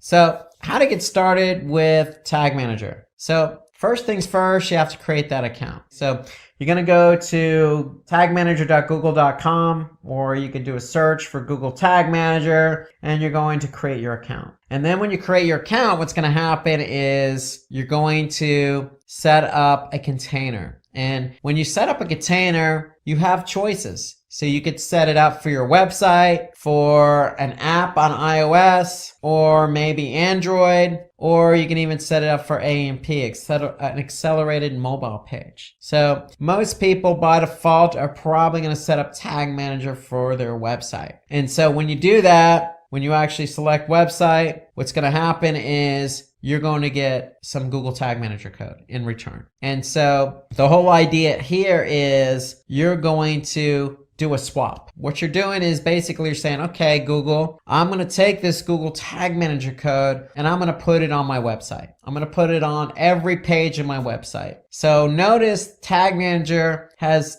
two scripts. One goes in the head as high as possible. The other goes into the body tag as high as possible. And so what you're doing is you're making a deal. You're putting this Tag Manager code on your website, and in return, every code you deal with, whether that be Facebook or analytics or optimize or remarketing or whatever it is going to go in GTM. Okay, it's going to go into the container you created. So you need the Tag Manager code on your website in order for Tag Manager to work. Okay, so when you add this code to your website, then you're free to start adding all sorts of tags to your container. But if you don't have this tracking code on your website, then none of the tags you add to your container are going to work. So that's the idea behind the container. And then one thing I wanted to mention on the account is it's a Google account. So when you create your account, then make sure it's the same account you use with, say, Google Analytics or some other Google product. That's a good best practice, is always use the same email address when you set up your account so that it integrates nicely across all the different platforms, meaning you can go from, say, Google Analytics right to Google Tag Manager in one browser without having to log out or log in. Okay, so when you create the account, you're going to create your container. If you choose web, then you're going to be asked to place code on your website. And when you place that code on your website, then you are free to start using Tag Manager. And that means you're free to start adding tags. Okay, so if you want to know more information about installing Google Tag Manager, then what I would recommend is visit the Quick Start Guide website of GTM. So again, if you're curious as to where that code is located in Google Tag Manager, well, when you create an account and you create a container, that container is going to have a specific ID. So if I click on that specific ID, here's where I can get my code. Okay, so again, when I'm logged in to Tag Manager, I'm going to click on Workspace, but in the top navigation, I'm going to see my unique GTM ID. If I click on that, that's where my code is going to be located. And so again, your code needs to go in the header, and there's another script that needs to go in the body. And if you're not sure how to add the code to your website,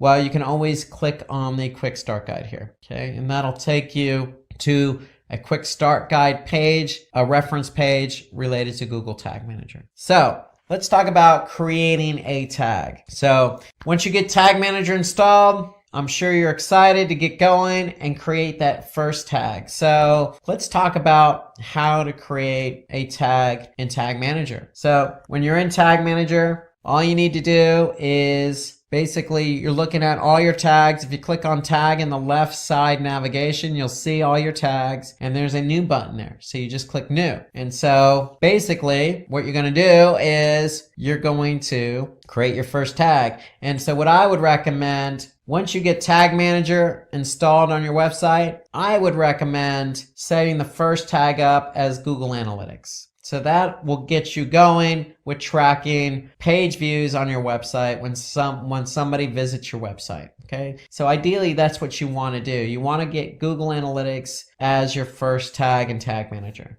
So what I'm going to do is, because Analytics is a Google product, it's already integrated nicely with Tag Manager. So I'm just going to click on Google Analytics. It's going to be a page view. That's what I'm tracking. And now I have to set up a variable. And so what it's going to do, it's going to ask me to select a variable. And so what you're going to do is you're going to select new variable. And what you're going to do is you're actually going to go and add your tracking ID here. That's going to be your variable. So where do I get my tracking ID in Analytics? Well, if I'm in Analytics, I'm going to go to Admin. And then under Property Settings, I'm going to see my tracking ID. And all you need to do then is go to Tag Manager and paste copy. First, you got to copy over that tracking ID. Then you're going to go to Tag Manager and going to paste it. And then that's going to create a variable for you. And then when you create that variable, you're going to see it in the drop down here. So I've already created it. And basically, that's your tag with a variable. Then what are you going to do? You're going to set up a trigger. So see, I have some triggers already set up. You're going to see a default trigger already set up for you, and that's going to be all pages. So ideally what you want to do is you want to select all pages in order for Analytics to fire on all pages. So that's what we're doing. We're setting up a trigger. We're basically telling Tag Manager, hey, if I get a visitor to any page on my website, then I want you to fire Google Analytics. So that's basically, in summary, how to set up your first tag. And my recommendation is your first tag should be Google Analytics. And when you set up Analytics, you're going to have to set up a variable for the tracking ID. And so you get the tracking ID again from Admin, Property Settings, copy and paste that tracking ID over, save it, you have your variable. That variable is going to be included in with the tag. Then your trigger is going to be all pages. And there you go.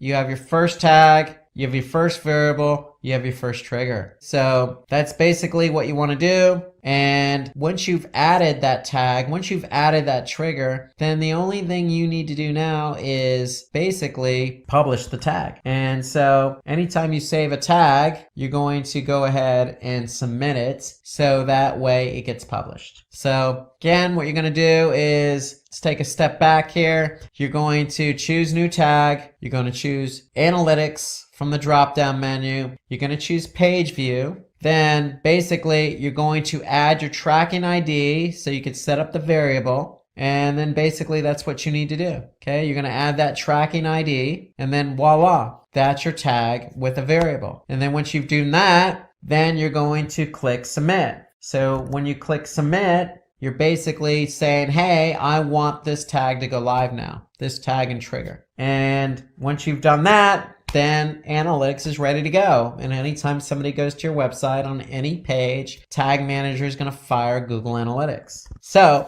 the great thing here is you have something called Google Tag Assistant, and that's an extension that works with Chrome. And so when you've actually added Tag Manager to your site, or you have analytics running in Tag Manager, you can confirm if those tags are firing properly. So let's take a look at how Google Tag Assistant works. Okay, so if you just do a search for Google Tag Assistant, you're going to see here that it's basically just an extension that works in Chrome, and unfortunately it only works in Chrome browser. It doesn't work in any other browser. So go ahead and install that extension into Chrome. And when you do that, you're going to see this nice icon here in your browser. And now, if you go to any website and I click on Google Tag Assistant and I click on Enable, okay, so basically I'm loading Google Tag Assistant. And now once I refresh the page, I can see that this particular site has Google Tag Manager installed. And not only does it have Tag Manager installed, I can see that it's also has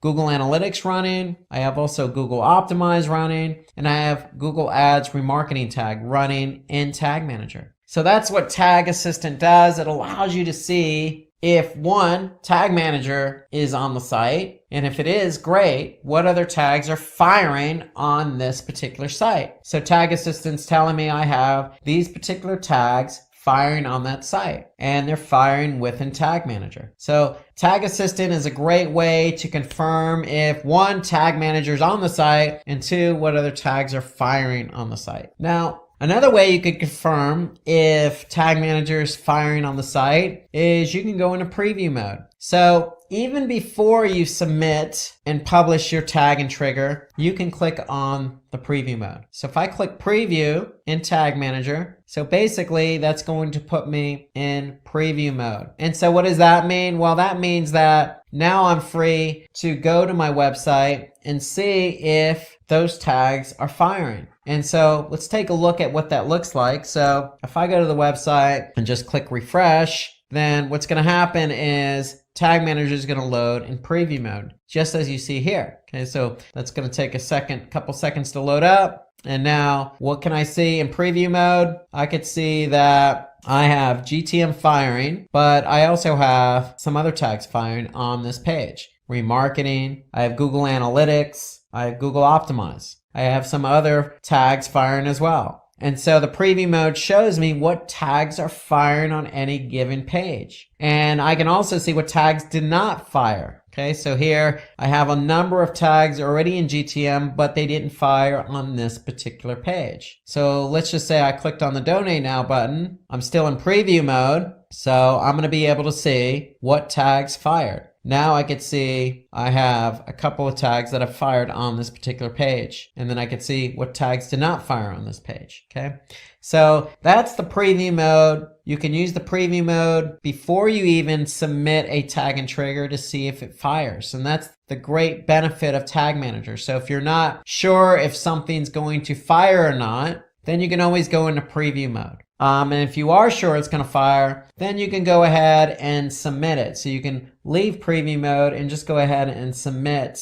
that particular tag and trigger. So here I'm going to leave preview mode, and now once I'm done and I'm sure the tag is going to fire, and go ahead and submit all my changes that I've worked on in terms of setting up tags and triggers. So that's really GTM in a nutshell. So I have my tags, okay? My tags are just snippets of code that I'm going to put in, whether that be Facebook or event tracking or any other Google product like Optimize or Page View. Then I have my triggers. My triggers are there to tell GTM when to fire that tag. And the variables are there to help those tags and triggers work together. So remember that particular variable we set up for Google Analytics. Okay, so here it is right here, because we want to tell GTM what property to specifically fire in Google Analytics. So that's why we set up that variable. But there are all sorts of variables. Google Tag Manager has built in, or variables already created for you,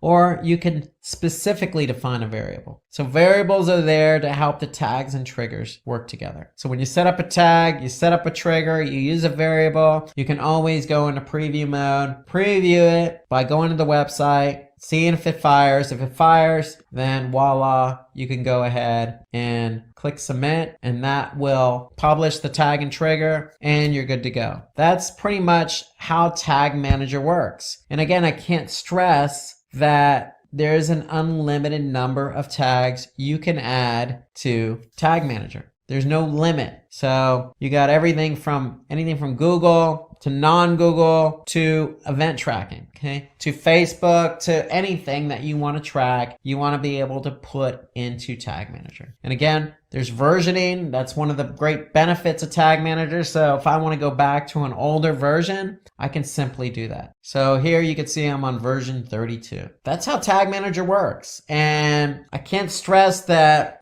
Tag Manager is there to help you track interactivity on the site. Because if you have a site that's interactive, that has a video, that has a download button, let's just say, you have all sorts of newsletter signups, Facebook, YouTube buttons on your website, just like this website does, and you want to be able to track how many people click on that particular button, well, you're going to need Tag Manager. And when you have Tag Manager, you're going to be able to track all of these button clicks and interactivity on your website. Choose from over 300 in-demand skills and get access to 1,000 plus hours of video content for free. Visit SkillUp by Simply Learn. Click on the link in the description to know more. We're going to talk about how to rank #1 on Google. So let's get started, and let's go with the scenario that you have a friend named Sam, and he has a website where he sells shoes. But Sam doesn't understand why his website's not ranking #1 on Google. And so typically, to rank #1 on Google, there are some factors involved. And those are factors that are going to help Sam get his website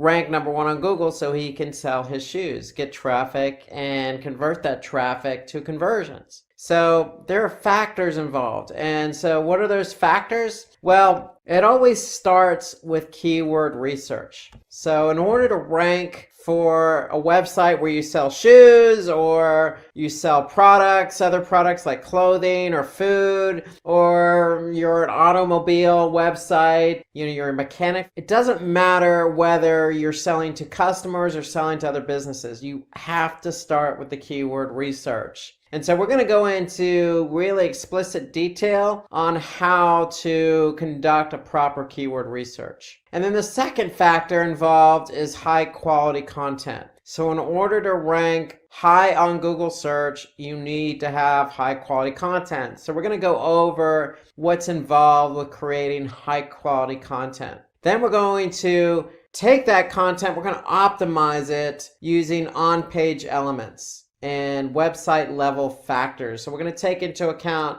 what's involved with your website and what's involved with specific pages on your website in order to rank #1 on Google. Then we're going to get into the off-site engagement. So when it comes to ranking on Google, you need to optimize your website and you need to do some elements off your website. You need to be engaging off your website, meaning on other websites. And so we're going to talk about what's involved with off-site engagement. So SEO being a major channel for most companies and websites where the opportunity to drive a lot of traffic is there, but you have to earn that reward. The reward is a lot of traffic, but you have to earn the reward, and there's a lot of work involved. And so ideally what we want to do is follow what we call the 80-20 rule when it comes to search engine optimization and ranking on Google. And what do we mean by the 80-20 rule? Well, 80-20 means we're investing 20% of our effort and 80% of the results are obtained. So we want to invest 20 and get back 80. That's basically what we mean by 80-20. So for example, if 20% of our targeted keywords bring in 80% of the traffic, then that's following the 80-20 rule. Or 20% of our landing pages drive 80% of the overall traffic, that's following the 80-20 rule. Or 20% of our backlinks pass 80% of our link juice. That's the 80-20 rule. Meaning these targeted keywords, these targeted landing pages, these trying to target backlinks using off-site engagement.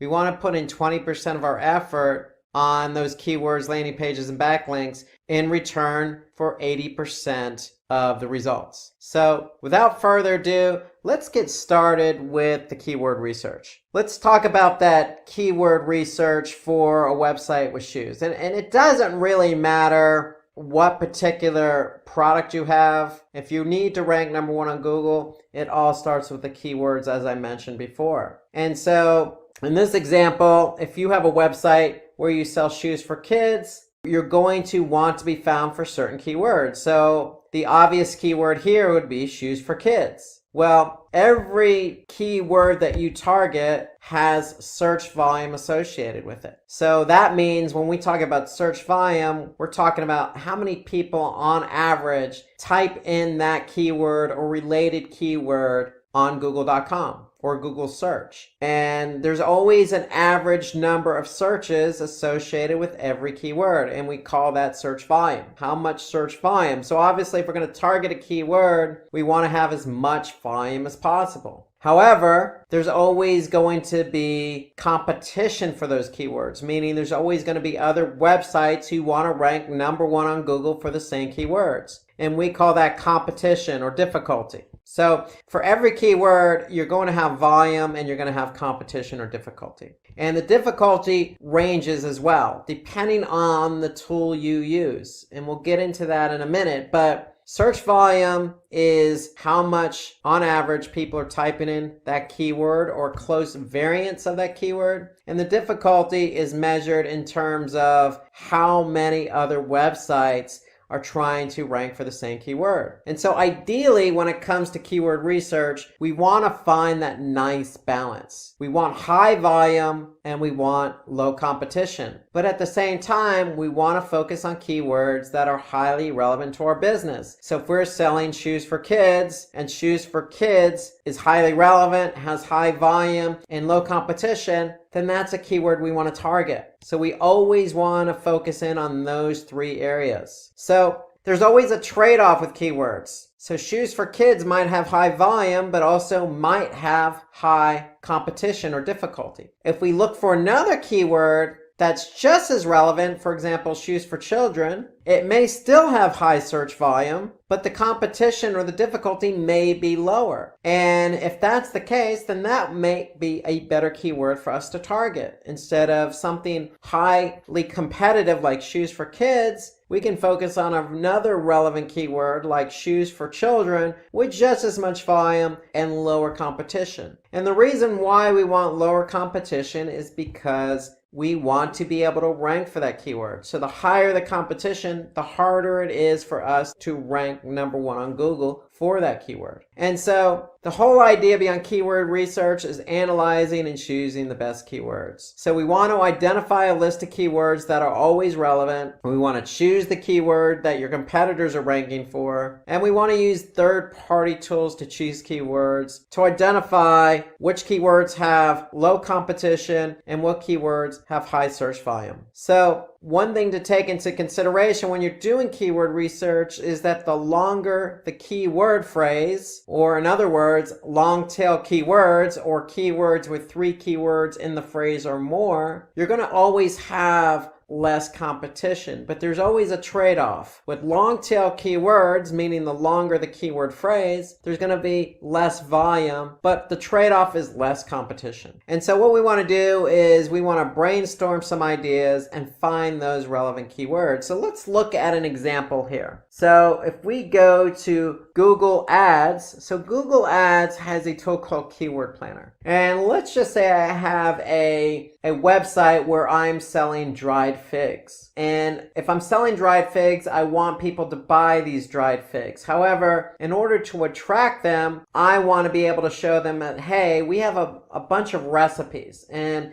if I show you a bunch of recipes where you can use dried figs, maybe you'll buy these dried figs to use in these recipes. And so we're going to look for keywords related to bread recipes, because if we can optimize for our recipes page for bread, then that will attract an audience who wants to make bread and use dried figs with those bread recipes. So that's the example I'm going to give here. And so if I look at the keyword planner in Google Ads, if I just type in bread recipes, what Google is going to do is they're going to give me an average monthly search volume. So I can see the average monthly search volume here is 60,500. And so in order to do keyword research, what I would recommend is keep a spreadsheet. And so the idea behind the spreadsheet is to document the volume and the competition you're getting for certain keywords. So if I go into a spreadsheet, here, my theme of keywords is bread recipes. My keyword is bread recipes, and my volume, therefore, is going to be 60,500. However, if I go back into Google's keyword planner, Google's telling me the competition is low. So that's great. I want high volume, I want low competition. But how low is low? So we want to be careful. So if we're going to put in numbers into a spreadsheet, we want to figure out what that competition really is for the keyword bread recipes. So if I go to Google and just type in bread recipes, I'm going to be able to see 771 billion results for the keyword bread recipes. Now, is 771 billion our real competition? Maybe, maybe not. What we want to do is put in a syntax, and we want to put in the syntax all in title and then colon, space, and then our keyword. And the reason why we do that in search is because we want to be able to identify the true competitive number, or the true number of websites who are trying to rank for bread recipes. And if we put in the syntax all in title, colon, and then our keyword bread recipes, we'll be able to see that there are 998,000 results. That's a lot lower than 771 billion.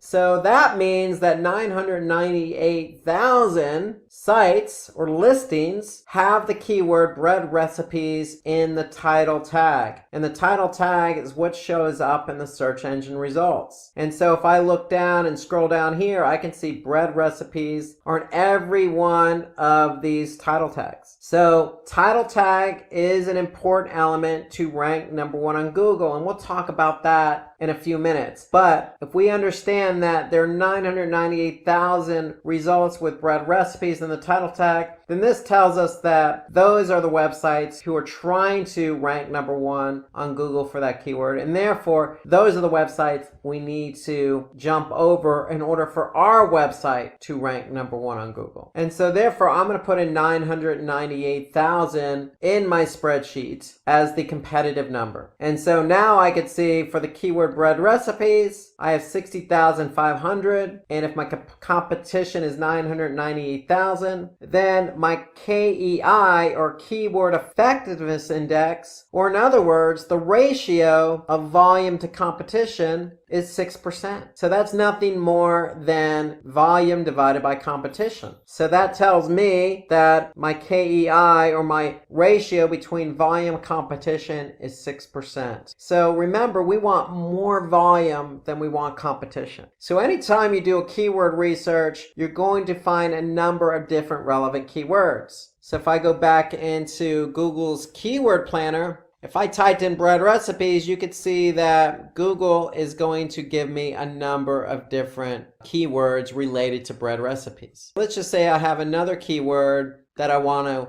think about optimizing for, being ranked on Google for, and that's banana bread recipe. Very similar keyword as bread recipes, except it's a little longer tail. Now, if I type in banana bread recipe in Google's keyword planner, now I can see the average monthly search volume has actually gone up. It's 368,000. I can also see the competition is low. So those are good signs. So now I can see 368,000. I'm going to go ahead and put that in my spreadsheet. Now I'm going to go into Google. I'm going to put in my syntax all in title. I'm going to put in banana bread recipe. I'm going to hit enter. And now I can see I have 233,000 results with the keyword banana bread recipe in the title tag. So if I look at the title tags, I can see banana bread recipe, banana bread recipe, banana bread recipe on all the listings in the Google search results. So that tells me I have 233,000 results that I have to jump over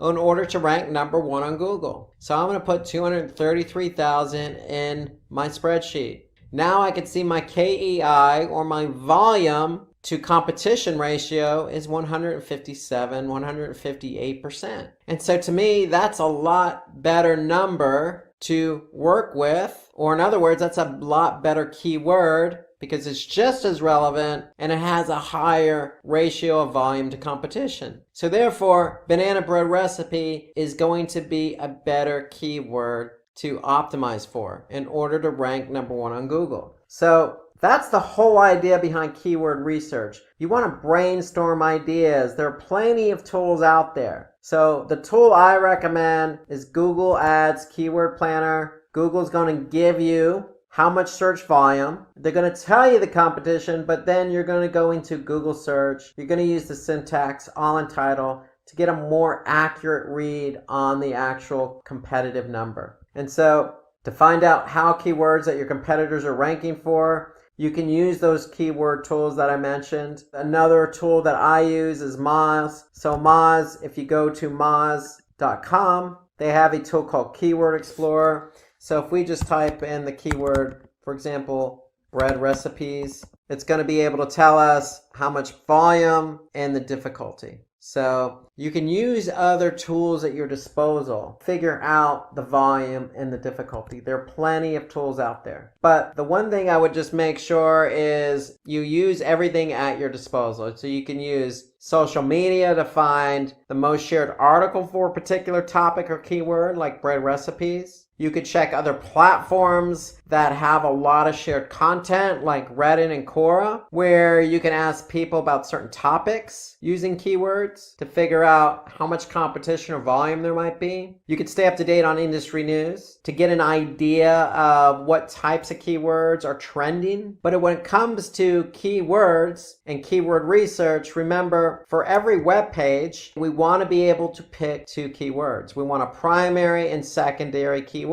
So when we do keyword research and we enter all our keywords into our spreadsheet, we want to be able to have a number of different keywords. In this case, we're focusing on the theme bread recipes. We want to have different keywords because we want to be able to choose a primary keyword and a secondary keyword, because we want to be able to focus on multiple keywords for each page, because we don't want to put necessarily all our eggs in one basket, meaning we won't want to put all our emphasis just on one keyword to rank for. We want multiple keywords to try and rank for. So the primary keyword can define the nature of our business. The secondary keyword could be just highly relevant to our keyword. At the end of the day, we want to choose multiple keywords to try and rank on Google for that page. So for example, we have a blog and we're using ice cream recipes and we're blogging about ice cream recipes, we can have a primary keyword that is about ice cream recipes or homemade ice cream recipes. We're going to always want to find out what the volume and the competition is. Our secondary keyword could be built around other similar keywords like low-fat ice cream recipes or fat-free ice cream recipes. or low-fat homemade ice cream recipes. Those are complementary keywords, just like our bread recipes and banana bread recipe. So one thing we want to do when we do keyword research is we want to be able to target one keyword per content when you can target many. We want to be able to target multiple keywords, not necessarily target one keyword. And so we want to be able to cluster keywords. So we don't want to target just one, we want to target multiple keywords per page. And when we talk about clustering, if we go back to our keyword research, what we're doing is we're clustering a bunch of keywords under the theme bread recipes. And so by looking at the volume, looking at the competition, looking at the KEI, we can choose different keywords for our page. And that's what we mean by clustering. We want to cluster keywords into a content theme. So why target only one keyword per content when we can target many? Because we don't want to put all our eggs in one basket. We don't want to target just one keyword. We want to target many. And so that means clustering your keywords into a theme and choosing multiple keywords for that particular page. And when we do that, we have a better opportunity to rank high on Google search. And the whole idea behind ranking high on Google search is we can get the volume. So if we know we're ranked number 1 on Google search for bread recipes or banana bread recipe, we know we stand a chance of getting a majority of the volume associated with that keyword. And if we can get the volume and get the traffic, then we can get the conversions. So let's move on to high quality content and talk about the impact content has on your ability to get your website ranked number 1 on Google. So let's just say you have content on your website and the content is ranking on page 4 of Google. And it's that blog with ice cream recipes. And if it's just content for the sake of content, it's not really informative, then it's not necessarily going to get good engagement. In the eyes of Google, they want to rank content that's very informative, it's very fresh, it's exciting to read, it's interesting. It's going to have good engagement. So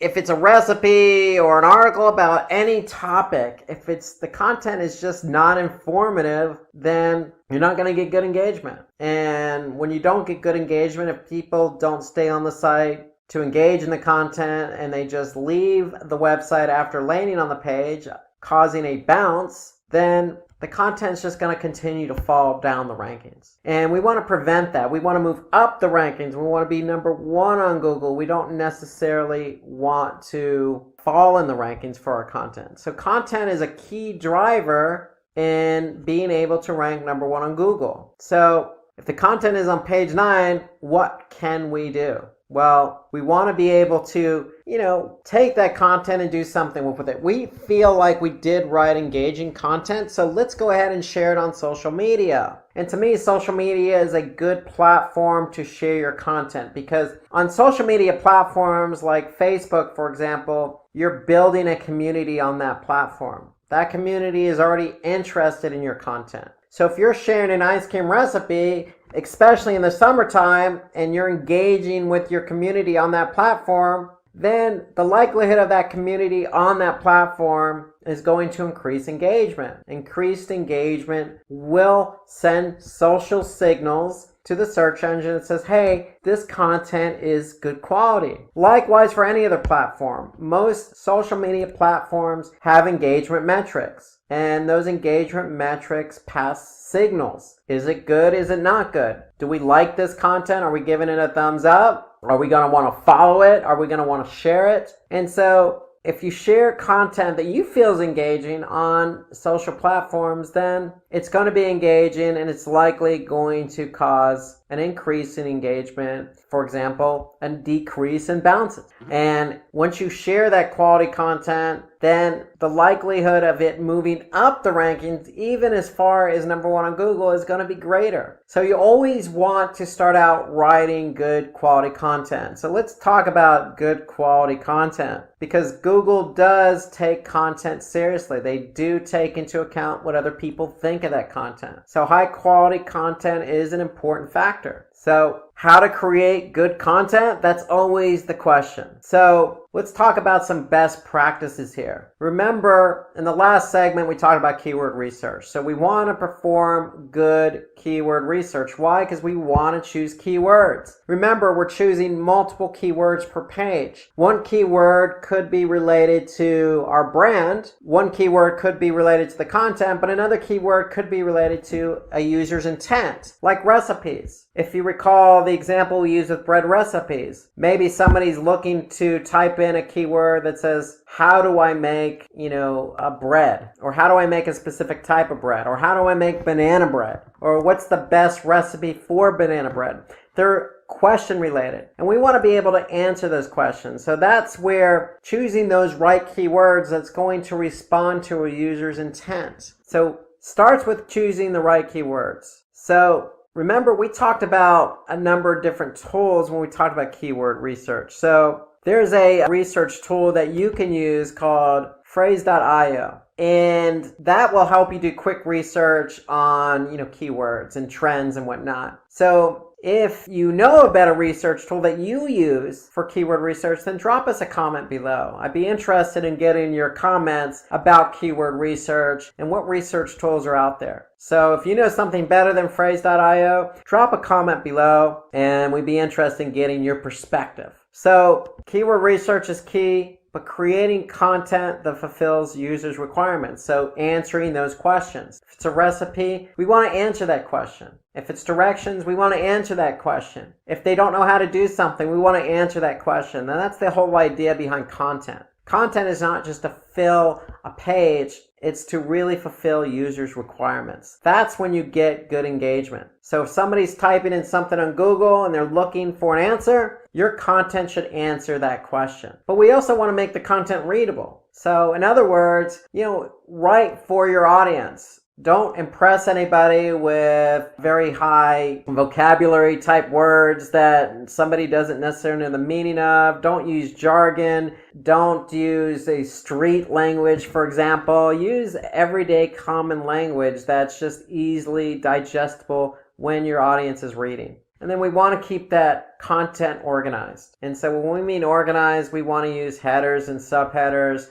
Break your content into paragraphs. Keep the flow organized. If we can keep the flow organized, then it's going to be easier for somebody to read. And then it's okay to add resources, especially resources from credible sites. So if you can incorporate those resources in there, then it's just going to add the credibility to your content and let the audience know that, hey, I've done my research on this topic, and this is what this person has to say about it. This person who seems to be credible. Okay, so it only adds value to your content. So these are all tips to remember when creating content. And then the one important tip here is we want to use white hat techniques. And when we say white hat techniques, that means, if we've chosen keywords that are going to answer somebody's question, we don't want to stuff those keywords into the content. We want the content to be naturally written. So when we say opt for white hat techniques, that's what we mean. Write the content naturally. Keep it organized, keep it readable, include third-party sources, and make sure it answers a question. So there are different types of content. So there's content where you just write words. It's all text-based. You could also use an infographic. An infographic is simply just a graphic that visualizes exactly what you're trying to explain. For example, if we want to write an article about how to write good, engaging content, we don't necessarily have to write all that out as a text. We can create an infographic. So for example, here's an infographic on 20 effective ways to basically not bore your readers, but write engaging content. So you could see this is an infographic. It's all graphically laid out. So infographics tend to be easier to understand because they're visual. They're easy for the end user to comprehend because there's generally no jargon. It's usually images that are portraying the point of what you're trying to get across. And so it tends to break it up, the monotony of just text. It's more visually appealing and it's laid out and organized. So you could see this infographic has 20 different steps or rules, and they lay those out all here in this infographic. And the great thing I like about infographics is you could share them on social media, you can re-engage them as a post, you could save them on really any social platform. So infographics tend to tell a better story versus, say, just writing text. You can use video and images, so you don't necessarily have to lay it all out in an infographic. You can certainly insert a video or an image into your content, especially if it's a blog post. If it's a blog post, then sometimes video and images on its own tell the story.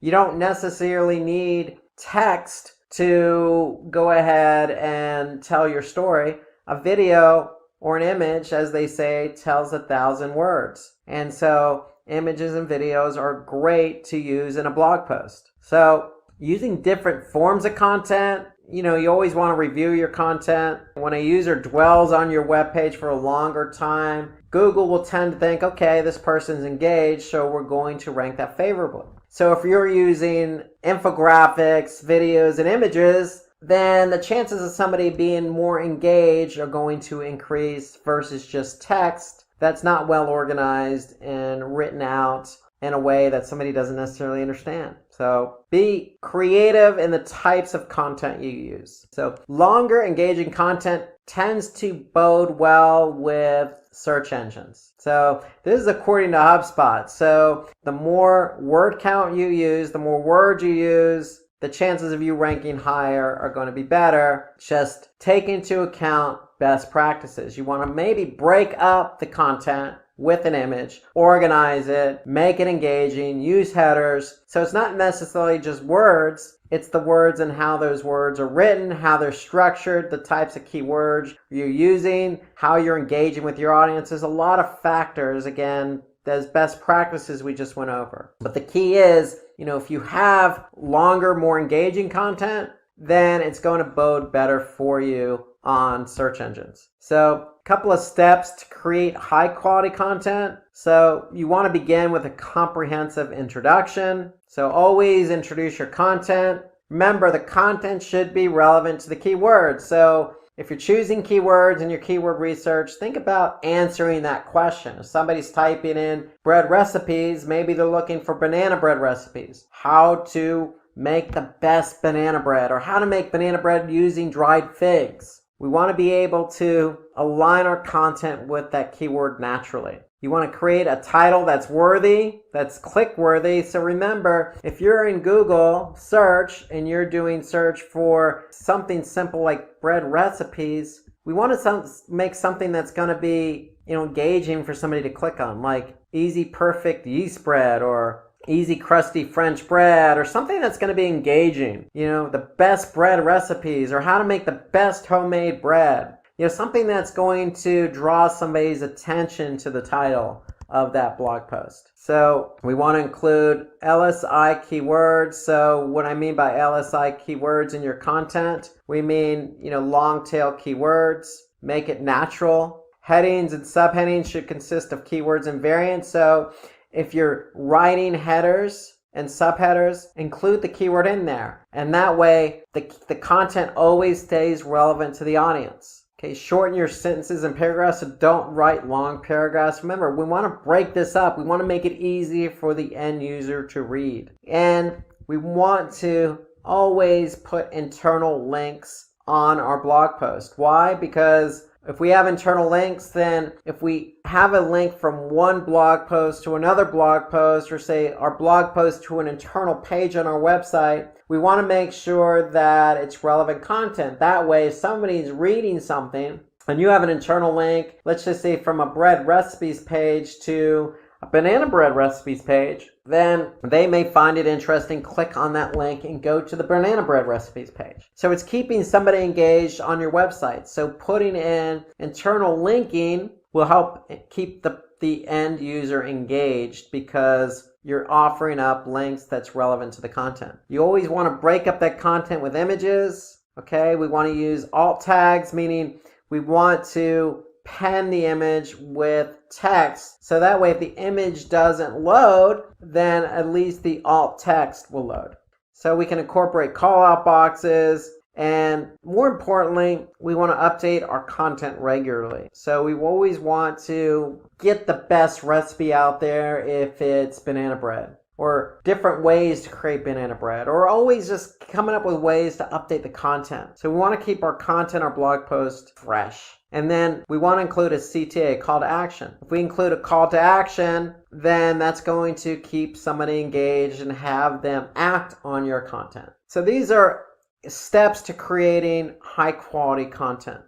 And so let's look at an example here. And this is a 3-month-old post on BuzzFeed. And it's 21 pictures that restore your faith in humanity. So it has a lot of likes, a lot of tweets, and that means it's engaged. People are engaged when reading that. And so if we go and look at it as an example, we could see it on BuzzFeed here, 21 pictures that will restore your faith in humanity. So this was written back in 2012. Again, a lot of engagement. But if we look at it, we can see immediately that it's taking into account third-party sources. It's got some content, it's got images, it's being broken up by images. We could see there's call to actions on there in the form of social, so people can go ahead and share it if they like it. Okay. It includes videos, it includes images, third-party sources. So it's a good post because, listen, it's engaging content. It's probably answering somebody's question about humanity.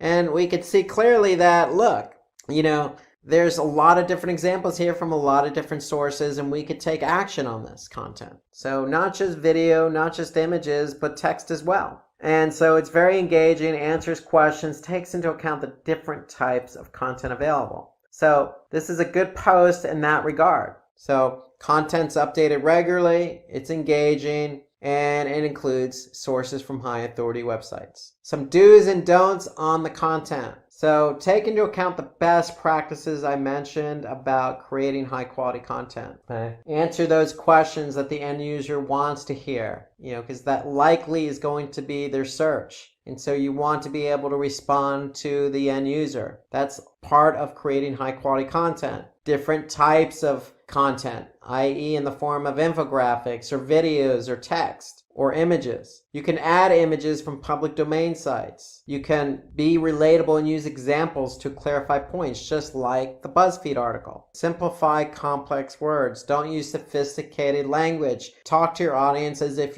they were standing right in front of you. And use bullet points to exemplify your examples, your points. So some do's, the don'ts. Obviously, don't lift content. We don't want to lift content from another website. So that's plagiarism. So we want to have our own unique content. We also don't want to take images from other websites. And so if you do happen to find an image that works for your post and it's on somebody else's website, ideally that's not a good situation. But if you do happen to do that, then always give credit to the website.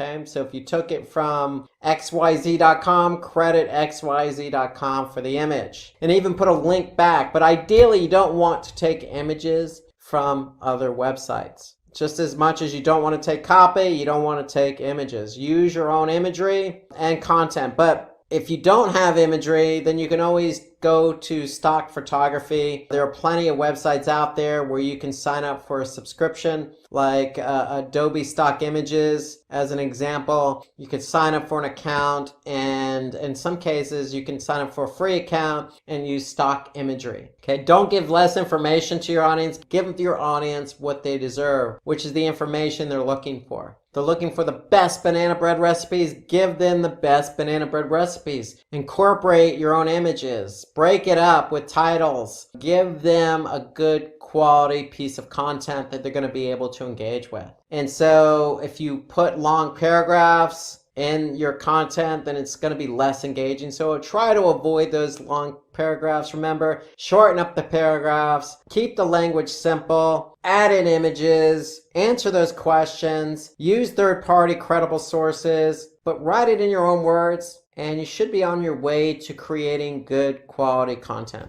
Okay, so now that we've talked about high quality content in order to get your pages ranked high on Google search, let's turn our attention to optimizing on-page elements and discuss some website level factors that are both going to help you rank high on Google search. So let's just do an overview of what we're talking about when we talk about on-page elements and website level factors. So optimizing on-page elements include a number of different things. But primarily, we're going to focus in on meta tags, also known as meta description tags, header tags, also known as title tags, and URLs. So those are just some of the on-page elements we want to be able to optimize using relevant keywords in order to rank high on Google search. We also want to take a look at some website factors that will affect our ranking on Google search. They include website architecture, having a secure website, having a sitemap, and taking a look at page speed. So all of those are some of the website factors we need to take into account in order to rank high on Google search. So title tag and meta description together are considered meta tags. So both play an important role in ranking high on Google. So we want to be able to write unique title and descriptions for each page on our website. When I say unique, that means the title and the meta description need to be different for every page on the website. And so if you're not quite sure what a title tag and a meta description tag is, if you go to search and just type in any particular search query, the title tag is what's going to show up here in bold, and then the description is going to show up below it, below the URL, and that's going to describe the page. So both of these meta tags are important because it describes what your page is all about, and that's what Google uses in the search results pages. So we want to be able to pay attention to the length of our meta tags. So if we go back to our search results pages, title tags are generally 65 characters. Meta description tags are generally 160 characters. So anything really longer than that, then what's going to happen is the meta description tag or the title tag will get truncated. And so if we look here, for example, we can see all of the title tags here fit the 65 character limit. But if you run over the character count on meta description, then Google is going to truncate the copy. So you want to stay within your parameters in order to avoid getting your content truncated. And so the other thing when we're writing title meta description tags, we want to minimize keyword repetition. So if we're optimizing for keyword, we don't want to necessarily just plug that keyword into the title tag and meta description multiple times. We want to make sure our title tags and meta descriptions are naturally written. So if somebody's typing for banana bread recipe with dried figs, we want to have a nice title tag and a description that is going to get somebody to respond based on their need. And so we definitely want to avoid keyword repetition, but we want to be able to use that keyword in the title tag. Because if you remember from the earlier segment, when we did the all-in title syntax to find out exactly how many competitors were using that particular keyword, well, we obviously want to use that keyword in the title tag because, again, the title tag is an important factor when it comes to search engine results. So we want to use the keyword, but we want to avoid stuffing or using it repetitively in our title tag and our meta description. We want the title tag and the meta description to describe the page, sound natural, but also be engaging, because the point is we want people to click on our link and go to our website from search engines. So title tags with numbers tend to result in higher click-through rates. This is according to Moz. So for example, if you just put in a title tag that says learn digital marketing, well, that may work, but if you put a number in there like 5 easy ways to learn digital marketing, that might get somebody to click on your link and go to your website. So having questions in your meta tags can also increase your click-through rate. For example, if you just put learn the importance of first page rankings, not too bad, but again, generic. But if you put it into the form of a question, how to rank number one on Google, it's more action oriented. It's going to get somebody to resonate with the question that they have. And that may be their query, how to rank number one on Google. And so these techniques will help you get higher click-through rates. And so according to Backlinko, title tag with a keyword can improve site ranking. So remember, we want to include that keyword in the title tag. Even though we only have 65 characters, we want to include that keyword, but we want to avoid stuffing the keyword in there. We want to, again, make the title tag action-oriented, maybe with a number, maybe as a question, with the keyword in there once, naturally. Not easy to do, but that's the beauty of SEO. If you can follow these best practices and write a good title tag, then the chances of you improving in your search results are going to be greater. So having only one H1 tag in your post is going to be good.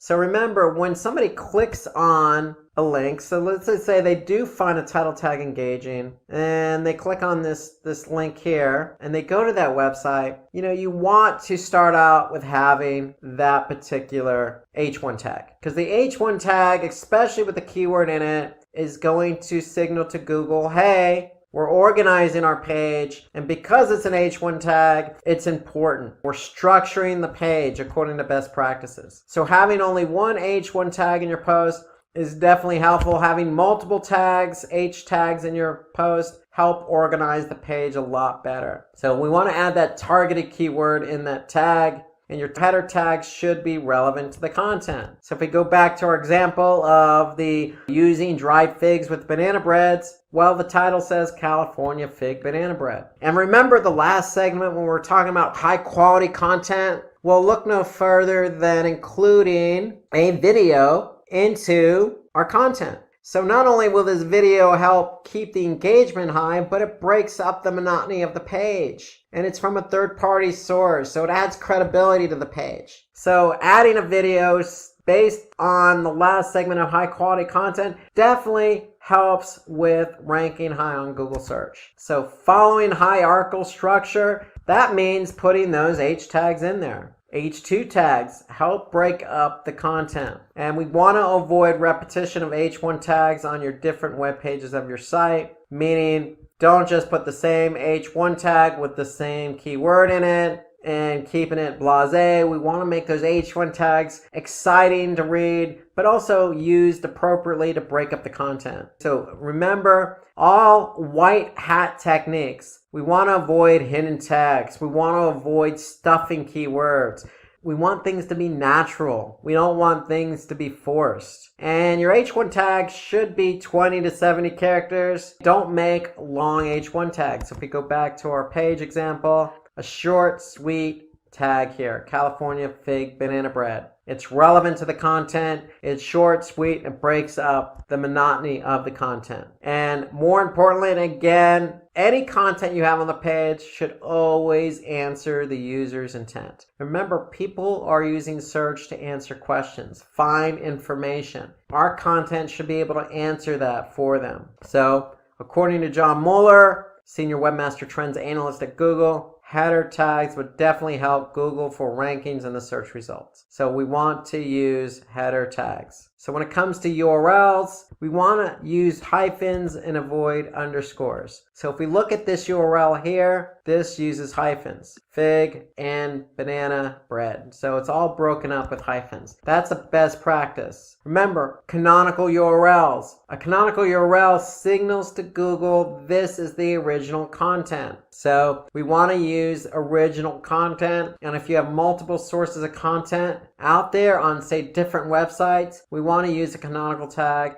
to signal to Google, this is the original content. Please index this content. And that doesn't hurt to use a favicon in URL, meaning a small icon.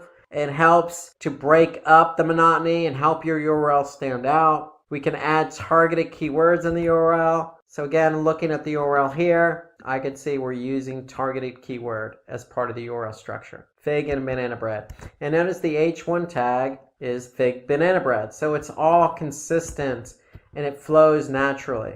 URLs that are no longer existing, then we want to be able to set up a redirect for those URLs, meaning a 301 redirect is a server response for Google that says, hey, Google, this page is no longer available, but we permanently redirected it to this page, which is now available. So that's what a 301 redirect does. It helps signal to Google and all the other search engines that if the page is no longer there, that's fine. You're just going to go to this page. This is the page that's permanently there now. And another thing we want to do here is if you have mobile URLs, you want to include those in the sitemap. And we're going to hit on that in just a minute. But all URLs should be mobile friendly as well as desktop friendly, meaning take into account those best practices. Keep your URLs short, use hyphens, put the keyword in that URL, and make it easy to understand. You want to avoid capital letters in the URLs. The URLs are case sensitive, so go lowercase. You should always go lowercase on the URL. Readable URLs, again, the rule of thumb here is if you understand what the URL is, then Google's going to understand what the URL is. So the shorter the URL, the easier it is to read. The easier it is to read, the better chance you have to rank high on Google search. So according to backlink 2, URLs that are shorter definitely help you rank. So we want to be able to shorten those URLs. Keep them short and sweet. Don't make them long and unreadable. So those are some optimized ways or on-page elements that help you optimize. Now we want to look at some website level factors that will help you optimize and rank high on Google search. So good site structure provides better crawling for search engine bots. And what do we mean by that? Well, we mean having your site organized in a fashion that Google's going to be able to find all the pages. So what do we mean by that? Create a logical hierarchy structure. So if you're selling shoes, you're going to have a home page, break the structure up into men's shoes, women's shoes, children's shoes. Then under men's shoes, you could have it by brand. It could be Nike, Puma, Adidas. On the women's side, it could be Nike, Puma, Adidas. On the child side, it could be Nike, Puma, Adidas. And so you want to keep the structure, flow, in a hierarchy. So we want to balance the amount of subcategories within each category. So the men's, if it has Nike, Puma, Adidas, the women should have Nike, Puma, Adidas. And so you want to code your site navigation in CSS or HTML, meaning we want to be able to use something that Google is going to be able to index. So most sites are built in HTML, and that's what Google likes to index. They like to index something that they could take back to their servers. And then more importantly, build a comprehensive structure for internal linking. So internal links mean that if you're on a site, you should have natural links pointing to other pages on your website. So to keep the flow going. And we don't want to have unnatural inbound links. You always want to have natural internal links to keep the flow of the user going from one page to the other. So here I could see, as an example, all the ingredients in this recipe. Well, this has an internal link to another page on our site. And this happens to link to a page where somebody can buy the ingredient. So it's a natural internal link. So John Doherty of Credo has claimed that one of the biggest changes that he can make in fixing the Credo website is architecture. So for example, in Credo, John Doherty has increased the organic sessions by 74% and pages per session by 41%, just by changing the site architecture. So you'd be surprised by changing the site architecture what that will do to engagement. And so let's turn our attention to secure versus non-secure. So what we mean by that is securing your site. We want to make it sure that compliant with certain protocols. And so if we go back here, we can see that this particular site is compliant, it is secure. HTTPS means it has a secure license, meaning the site is secure. So Google likes secure versus non-secure. So non-secure would be HTTP. So we want HTTPS as our protocol. And what that means is just enabling SSL certificates. And that means when you enable an SSL certificate, that means your domain or your protocol is going to be turned to HTTPS. So Google prefers sites that are secure. versus non-secure. So if you use HSTS as a protocol, that adds an extra layer of security over the HTTPS. And HSTS prevents cookie hijacking. So adding multiple layers of security always helps. In my opinion, if you have an HTTP website, a non-secure website, you should look into buying an SSL certificate, getting your sites flipped over to HTTPS, because what's going to happen is your URL structure is going to change. When your URL structure changes, Google's going to recognize that because they're going to index your site. And when they index your site, they're going to see those secure URLs. And that's going to work favorably in your favor and help you rank higher on Google search. So websites using secure or HTTPS have a higher chance of ranking higher. So HTTPS is a ranking signal because Google indexes those pages. So let's also talk about sitemaps. So sitemap is one of the most important ways to improve your website ranking. Why? Well, because sitemaps are a way to organize all your URLs into one file. So we're basically going to prioritize all our web pages in a sitemap. So if you go to any particular website and you type in sitemap XML,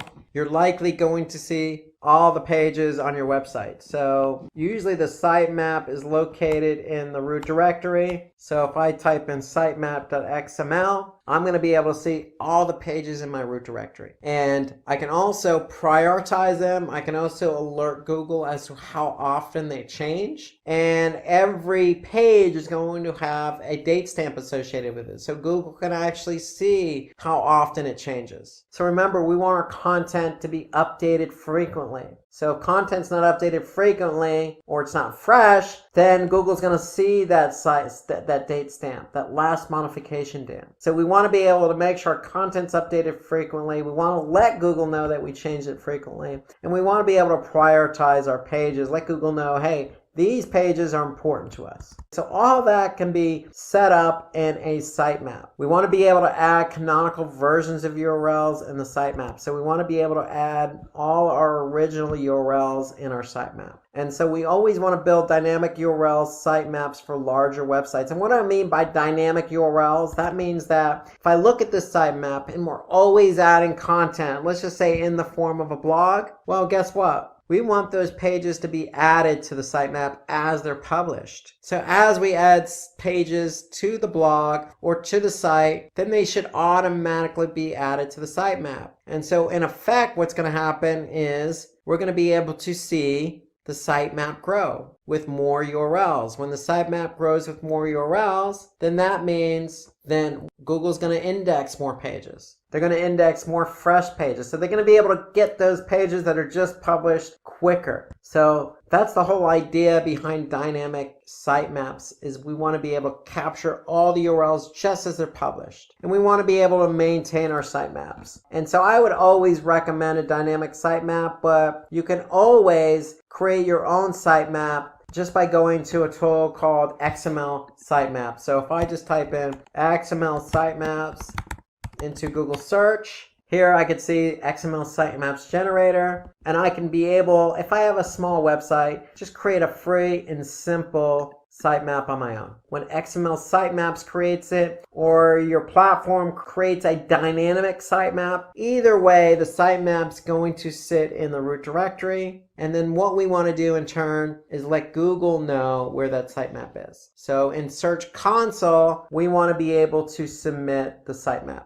So you're going to add the sitemap, you're going to let Google know where it is. It should be in the root directory, and it should be called sitemap.xml.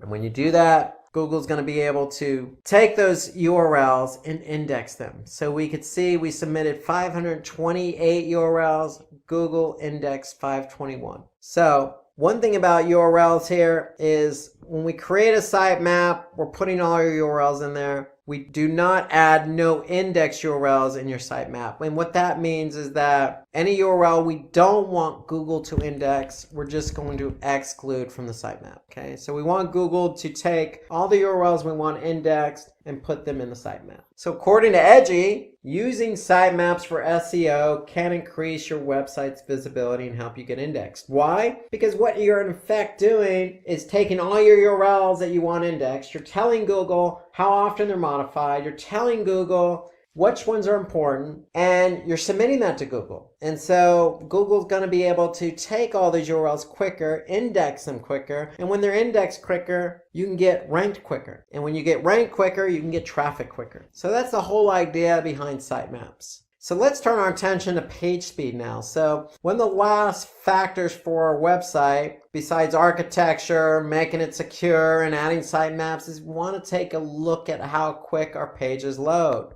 Here are some tips in order to optimize page speed, because ideally the quicker a page loads, the more engaged the user is going to be. If it takes a longer time for the page to load all the elements of that page, then what's going to happen is the user is going to get impatient, maybe leave the website altogether or go to another page. And so we want to be able to optimize images. So any image that's of large size in terms of megabytes, we want to be able to optimize that, compress the image. So that's one way to speed up page speed. We want to use a simple website design. HTML with CSS or cascading style sheets. Just a simple design with simple hierarchy and website navigation structure. So nothing fancy, nothing complex, just a simple website design with optimized images. We want to leverage browser caching, and we want to upgrade the server response time, meaning all your files are sitting on the server. So when somebody goes to a web page,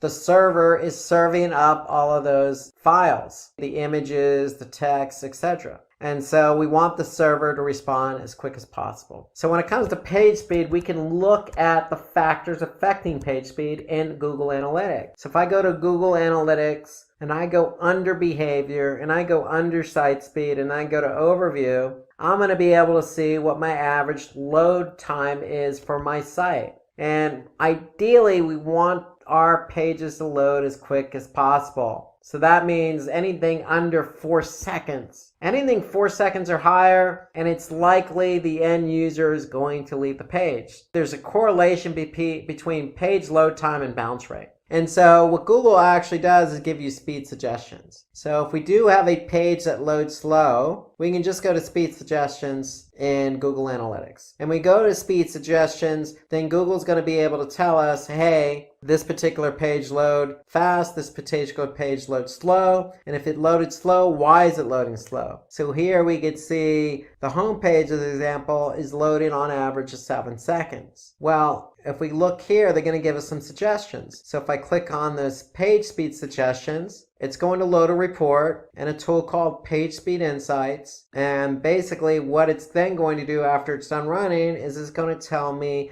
all the ways in which I can optimize my pages. Not only for desktop, but also for mobile. So here I can see for desktop or for mobile, I can look at some ways in which I can optimize it to increase page speed. For example, sizing my images properly, server response time, reducing my server response time, avoiding multiple page redirects. So there's a lot of opportunities that we can do to speed up page load time. And all that's found in Page Speed Insights, and all that's found within Google Analytics. So remember, optimizing code, minimizing redirects, optimizing your images, upgrading your server response time, all of those are factors. And so again, you can go into Analytics, Page Speed Insights, and you can see exactly what Google is recognizing as what's lowering or slowing down your page load time. So Google takes site speed as one of the most important ranking factors. Why? Because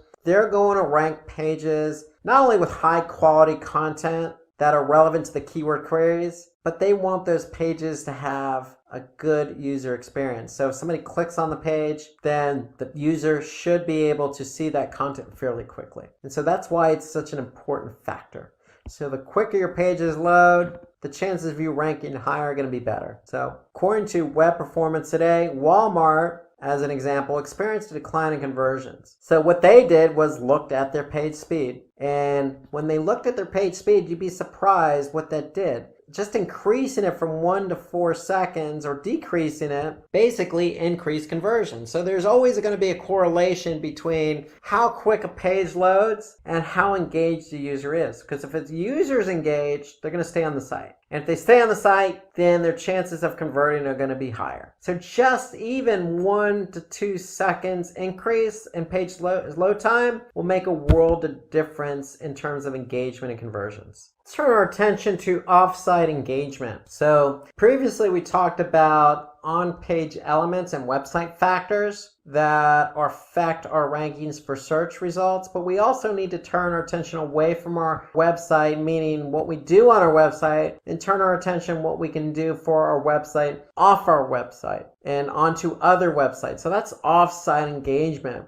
And so let's look at an example. So that ice cream recipes blog, I'm going to talk about how to rank YouTube videos today. So at Simply Learn, we take our videos on YouTube very seriously, meaning that when we create videos, we want people to see them because we know we make good videos and we know we have good content and we know that our audience is going to enjoy it. And so we want our audience to see the videos that we're creating. And so we're going to give you some tips and tricks and methodology and ideas on how to get your videos to rank on YouTube. So at Simply Learn, if I go to YouTube and I just type in machine learning, you can see we're right here is the first organic video on YouTube for machine learning. If I jump over to Google and I type in machine learning basics, you can see we're number 1 for machine learning basics under videos. If I click on all, we're also ranked here as well under the videos section on organic search results. Another example, data science for beginners. We ranked number 1 for that. If I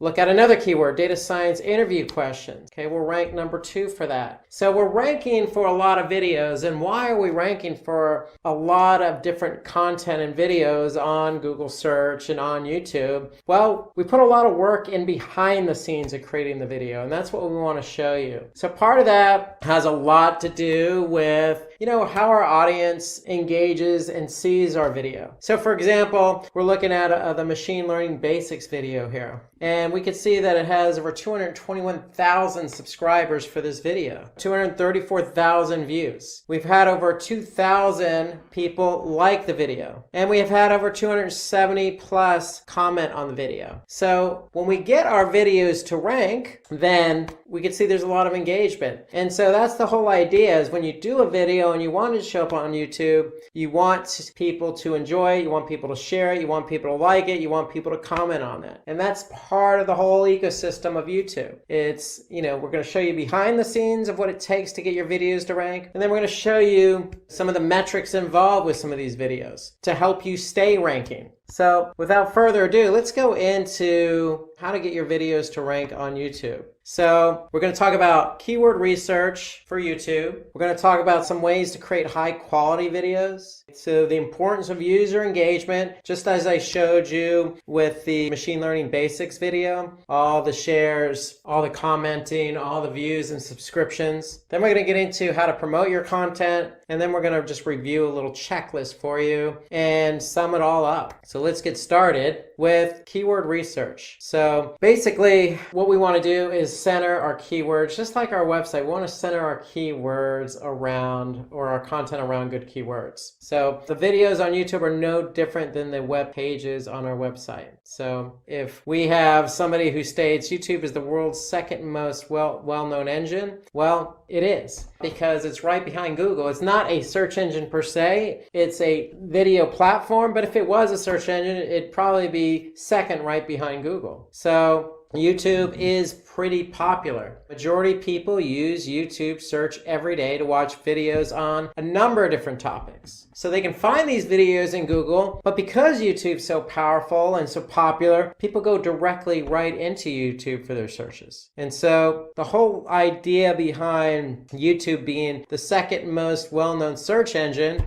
is centered around keywords. So if you have the right keywords for your video, then the chances of you ranking higher increases on YouTube. So we're going to share with you a few easy ways to do keyword research. This is the most important step in getting your videos to rank on YouTube.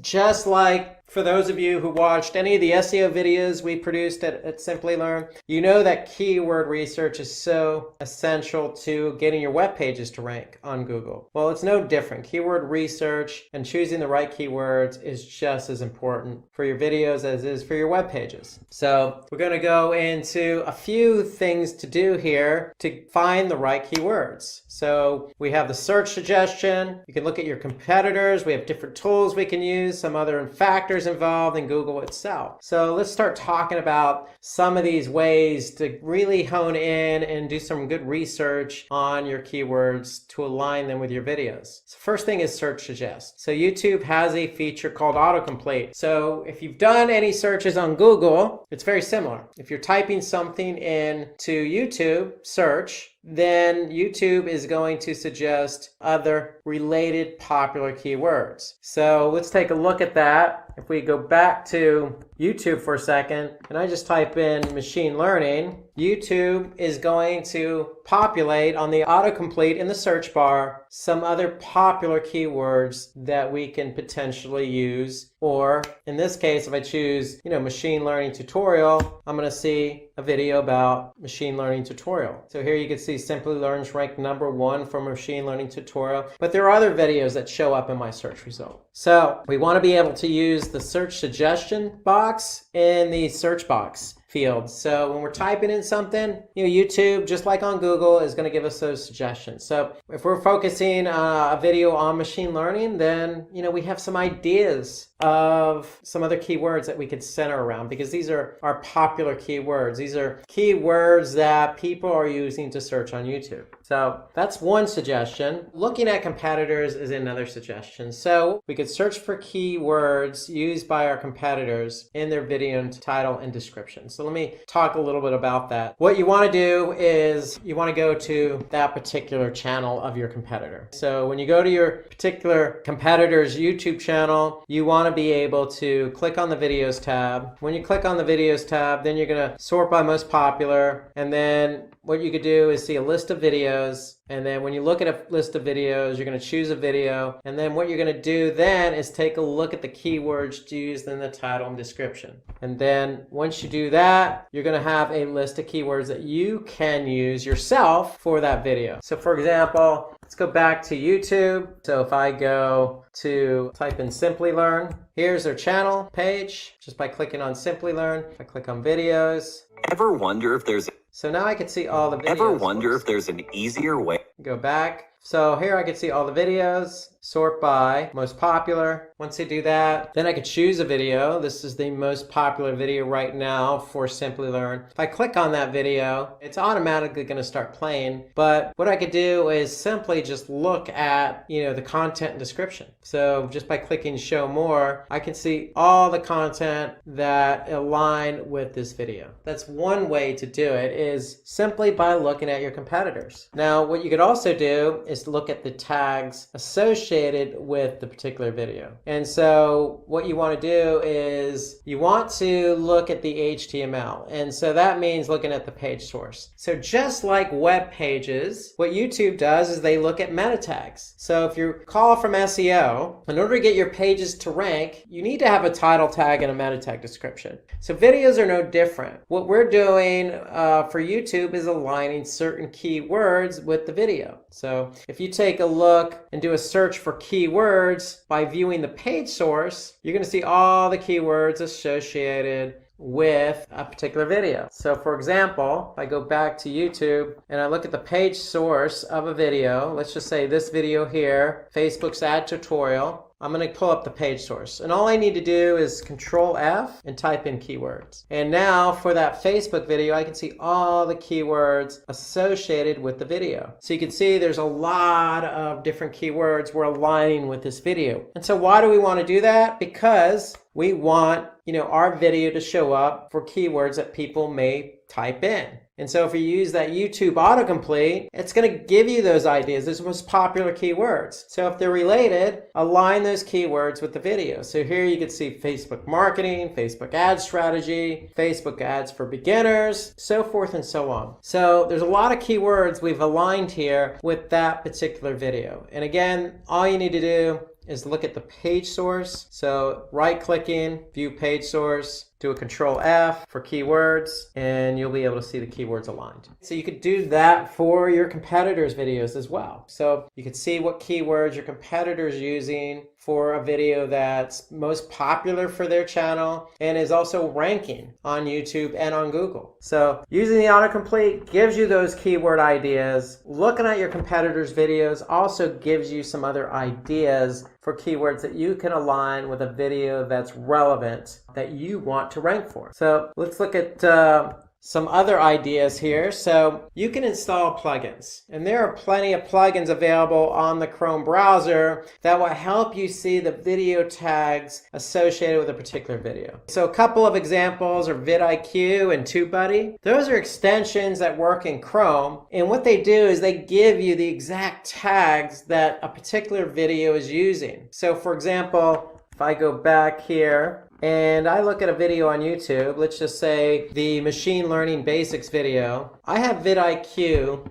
installed on my Chrome browser. So just by clicking on that, vidIQ is going to give me a lot of information about that video. They're just going to give me an overview of their particular metrics. They're going to give me some other information associated with Facebook, some engagement metrics. Really what I'm interested in is those keywords. So if I scroll down a bit, here I can see the video tags associated with the machine learning basics video. So vidIQ is telling me is these keywords are associated with this video. And not only does it show me what keywords are associated, I can also see where they rank. So for machine learning basics, this particular video ranks number 1. If I go down, I could see what is machine learning and how does it work. I could see it's ranked number 2. Here I could see machine learning algorithms, it's ranked number 9. So I can get some ideas of the types of keywords that are being used as tags for that video. Further down, I can also see some channel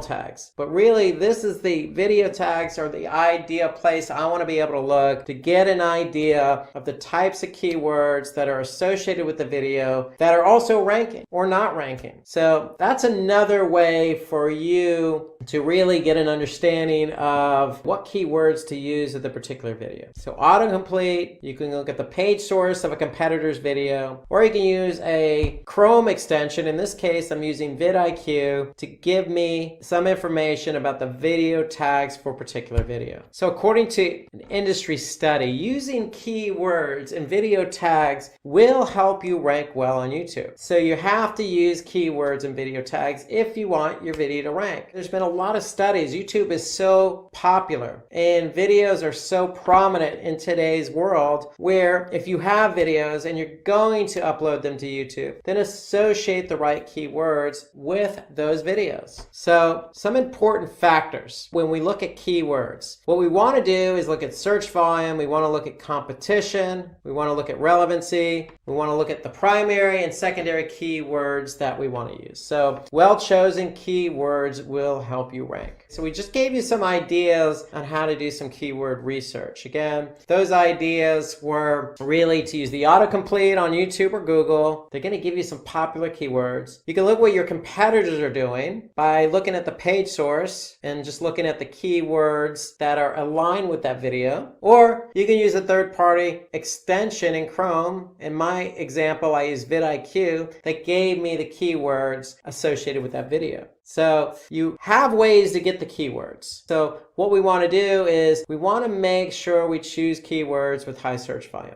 They're going to drive more traffic to your video. However, we want to balance it out with keywords that have low difficulty and are easier to rank for. So you don't want to choose something very broad that's just going to be very difficult to rank for. And of course, we always want to go with relevancy. So if we're talking about machine learning basics, then we want to choose keywords associated with that. And that's where that autocomplete comes in handy, because what Google's going to do and YouTube's going to do is give us keywords that are very closely related to the video that we're trying to optimize for. And so we have a number of different keywords at our disposal that are relevant that we can look to see if they have good volume and low competition. And so the whole idea is we want to choose a keyword that defines the nature of the content. And then what we want to do is support that with secondary keywords. So we want keywords that are highly relevant to the primary keyword. So that's the way to go about aligning your keywords. You want keywords that are high volume, low competition, are relevant, and you want to choose that one keyword that is really what the content's about, and then those secondary keywords that support the primary. So if you have a machine learning video, you could choose your primary keyword as, in this case, the machine learning basics video. So well-chosen keywords help you rank well on YouTube, just like the machine learning basics. So if I go back to our video, our machine learning basics video, if I just type in machine learning basics, I'll be able to pull it up. And so here it is. If I click on it, I'm going to go to YouTube. And so here I can see this keyword. We know humans learn from their past. Is well aligned because it's in the title, it's in the copy, and it's aligned as a keyword tagged with the video. So we know that that keyword has good volume, low competition, is relevant because that's what the video is about, the basics of machine learning. It's an introduction to machine learning. So instead of honing in on just introduction to machine learning, primary keyword is machine learning basics. And then we supported that video with those secondary keywords. What is machine learning? Because somebody who doesn't know what machine learning is probably going to type in that keyword. And then introduction to machine learning is a good secondary keyword because it's explaining the basics of what machine learning is all about. So primary keyword, machine learning basic, secondary keywords, what is machine learning, and introduction to machine learning. So that's the whole idea behind choosing keywords. You want that keyword that really is going to define the content and then support that with those secondary keywords. So remember, when you're performing your keyword research, choose keywords for your videos that Google shows on the video results page. So what I mean by that is your video can get more views if you rank on Google as well. So the whole idea is not necessarily to be found on YouTube, it's also to be found on Google. So if I go back to Google and I just type in data science for beginners and I type in videos, then you could see we're ranked #1. So even if you're not looking at the videos, clicking on the videos link on Google search, you can always just, when you do a search, what Google's going to do is also put in the videos here as part of the search results. So what they're going to show you is the top videos that are ranking for that particular keyword. And so we may not rank overall for data science for beginners, but we're ranked #1 in the videos category. And so if somebody's looking for a video, that's important. And you can see here that these first two are ads. So what Google is doing is they're saying, hey, this is so relevant, this particular video, for the keyword query data science for beginners, that we're going to show it above the organic listings, even though it's a video. So the whole idea is to be found on YouTube and Google because you're increasing your visibility. You're increasing your chances of getting found on both search platforms. So according to Backlinko, Google ranks videos with keywords like how-to, tutorials. So, a lot of the videos that you find on YouTube are going to be instructional based. And so what Google's doing is they're saying, hey, if somebody types in how to or tutorial or an introduction to, anything that's going to signal to Google that it's instructional, it's going to help you rank. So when you search for machine learning tutorial or how to become a machine learning engineer, you're going to get results related to that. Because if you look at these examples, we have machine learning tutorial in our title, or how to become a machine learning engineer. So keep that in mind. If you're creating a video and it's educational in nature, use those key terms like how to and tutorials in the video title, because that will help you rank. So let's move over now to video title. So we want to use our target keyword in the title of the video. And again, we want to make sure if it's educational to include that keyword tutorial or how to. So for every video title, YouTube has a limit of 100 characters. So we really have to pick and choose really wisely. So if we look at the video that we were focusing on a couple of minutes ago, so machine learning basics, here we could see Under 100 characters, we have machine learning basics, what is machine learning, introduction to machine learning, and then the brand name. So that is the title of this particular video. So it takes into account the primary keyword, the secondary keywords, and the title. And it also includes that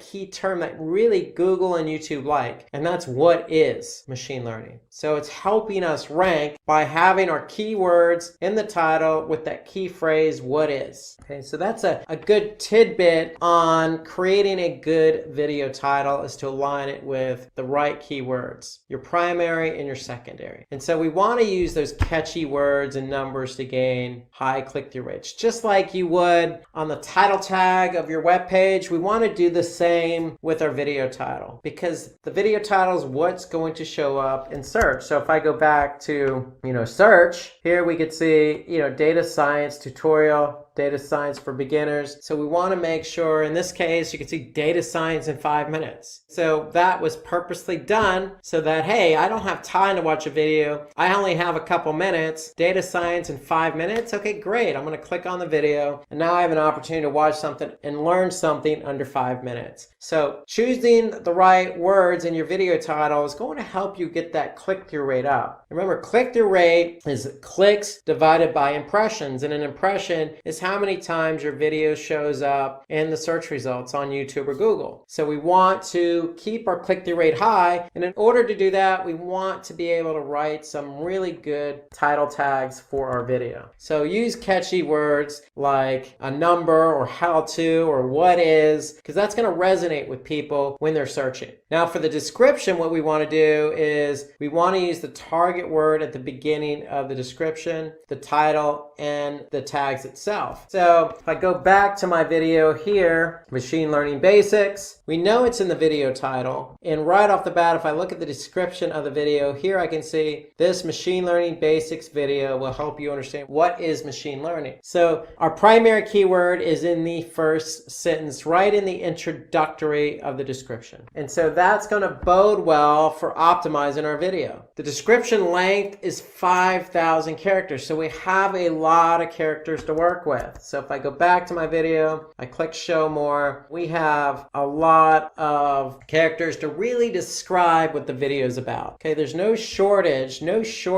of including keywords into the content. So you have 5,000 characters. Go ahead and see if you can work in naturally your keywords. But one of the key tips here is just make sure that first sentence starts out with that keyword. That's a good tip. Of course, you always want to make it sound natural as possible. You don't want to stuff it with keywords. At the same time, work them in naturally. Work in your keywords naturally. And then include hashtags in your description to help the audience find your video easily. So if I go back here, we want to be able to include hashtags. So hashtags, it's like anything else you would use on social media. It just signals to the end user, hey, this is what the video is all about. And if I go ahead and type in that keyword, then our video has a better chance because it's aligned with that hashtag. And then there's target keywords and LSI keywords, latent semantic indexing keywords. We want to be able to use those keywords as target keywords with our video. So if you recall the example I gave a few minutes ago, we used the Facebook ads tutorial as our example. Here I could see all the target keywords associated with that particular video. So don't be afraid to use those LSI related keywords, meaning keywords that are related to the content. Use them as target keywords with the video. So between your LSI keywords, target keywords,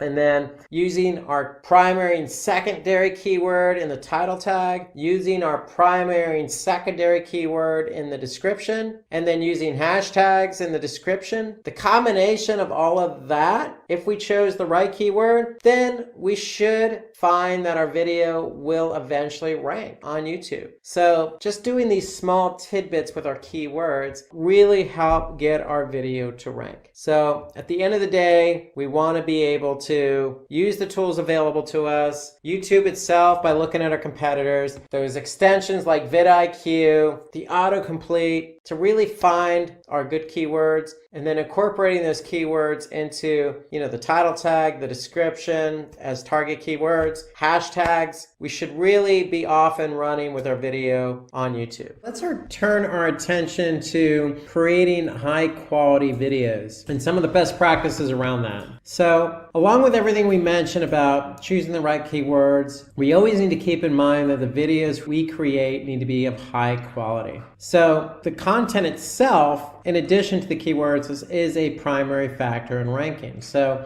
in order to have keywords, we need to have content. And in order to rank, we need to have good content. So let's talk a little bit about creating content and what's involved with that and what we really mean by high quality videos. So if you have a video content that is not informative or relevant to the topic, it won't rank. So that's just common sense. So you need to create content that's aligned with the topic, obviously, and then that way you have keywords that are aligned with the content. So, but if you have content that really isn't aligned with the topic, then you're not going to rank, no matter how much you've optimized that video. So just keep that in mind. So there's a couple of things we want to look at here. So high quality content is determined by really two metrics. So if we're not sure about how good our content is and how good of high quality video we created, we want to look at audience retention and user engagement. So audience retention is simply the percentage length of your video that the audience has watched. It's the percentage your audience has watched. So focusing on audience retention is important for people who want their videos to rank high. So if you want to rank, you need to optimize for the keywords, but got to keep in mind content. So content is related to audience retention and user engagement. So audience retention, percentage length, your video that the audience has watched. And for example, it can be both absolute in minutes or percentages. So audience retention can be the average view duration or percentage of the audience that watched. Then we have user engagement. So user engagement are viewers who are engaged with your content. And so that means they're either sharing it, subscribing, commenting, or liking. So those are all forms of engagement. So the percentage of users who watched or how long they watched versus engagement or in combination with engagement are two factors for ranking. So let's talk about some tips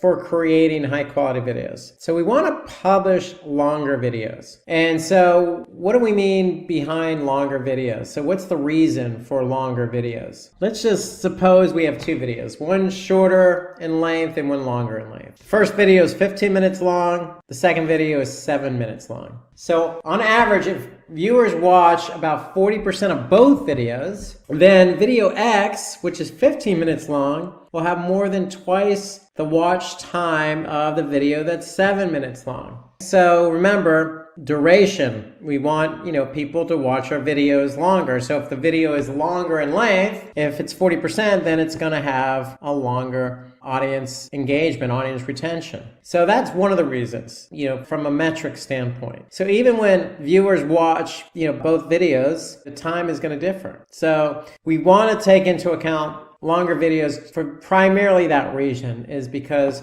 it gives an end user an opportunity to watch the video longer, and then it's going to help us rank our videos longer. So when we talk about watch time, so if one video has higher watch time than the other, watch time is just the number of views times the average view duration. So another tip is we want to plan our video script. So we want to keep the content organized. My recommendation is, create an outline first. And once you create an outline of how the video is going to flow, then start populating with content. And so to me, that's how you can keep the flow organized, okay, is really with an outline, starting out with an outline. Videos are no different than, say, a presentation. If you've done a PowerPoint presentation, you always want to start out doing an outline. And then we want to upload high resolution videos. High resolution, we don't want to create videos that, are small resolution, like say, 400 by 400 resolution or something, something really small. We want to create something a very high res. So according to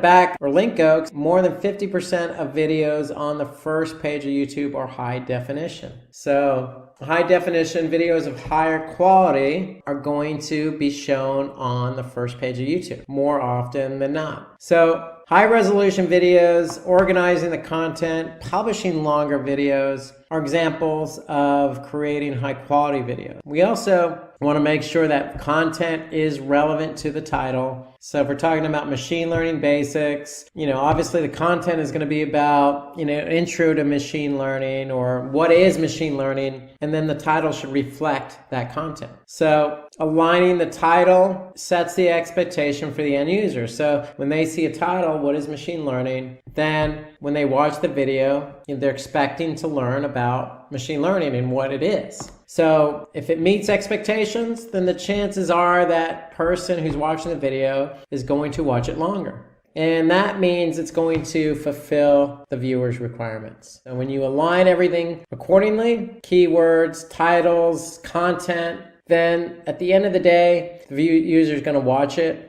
And the more they watch it, the higher the engagement. The higher the engagement, the better chance you have to rank. Some other tips that you could use to create high quality videos. So we want to be able to, use examples to clarify our content. So, don't be afraid to go into another screen like I am. If I'm talking about videos, jump into the machine learning basics video, which I've done throughout this session. I can simply do that by keeping the user engaged. Here, this video is about machine learning basics. Well, the titles align with the video. We made sure that we have a nice description about what the video is about, and we're aligning the expectations. So not only that, I'm showing you an example within the video itself. So we want to use examples throughout your video to keep the user engaged. It will also help clarify what you're trying to express in the video itself. So we want to make it visually appealing. So visually appealing means imagery or examples in the video. And then when we talk about imagery, you want to use good images in your video. So use public domain sites that are available to you like Shutterstock or Flat Icon. There are plenty of those sites out there. So feel free to use any one of those sites to use high quality images in your video. Give more information to your audience. Giving maximum relevant information can help gain more views. And so when we talk about more information, again, it goes back to, the examples you use. There should be no shortage of examples. Here, description. Use all 5,000 characters at your disposal. Imagery. We want to build up as much information as you can in the video itself to keep the end user, the viewer, engaged. We also want to create original content. So always create original content. You could certainly get ideas from YouTube. If you want to create a video about machine learning, see what else has already been done. Do searches on YouTube itself. But, when you're going to create a video, you can create another video about what is machine learning, but just make sure it has your own take on it. You're the subject matter expert when creating the video. Create it with your own original content. Have high audio quality and video effects. So just like you see here on this video, we have effects in it and the audio is of high quality, meaning no background noise, no distortion, and we want to be able to speak clearly in the video. So you want to speak clearly, loudly, concise, just as I'm trying to do now, so that you can understand what I'm trying to say or what the viewer's trying to understand when they're watching the video. So watching and listening are two of the components, and you want to make sure both of them are high quality. Avoid distractions. We don't want to pause. You don't want to ramble on a particular point too long. We want to keep users engaged. So you always want to move from one point to the other. Intermix it with examples. Those are ways to keep the users engaged. We want to include transcripts or subtitles for your video. So transcripts is just more content that's aligned with the video, and the search engines will be able to pick up that content and help your video rank. So to me, that's a key component to creating a good video, is having the necessary content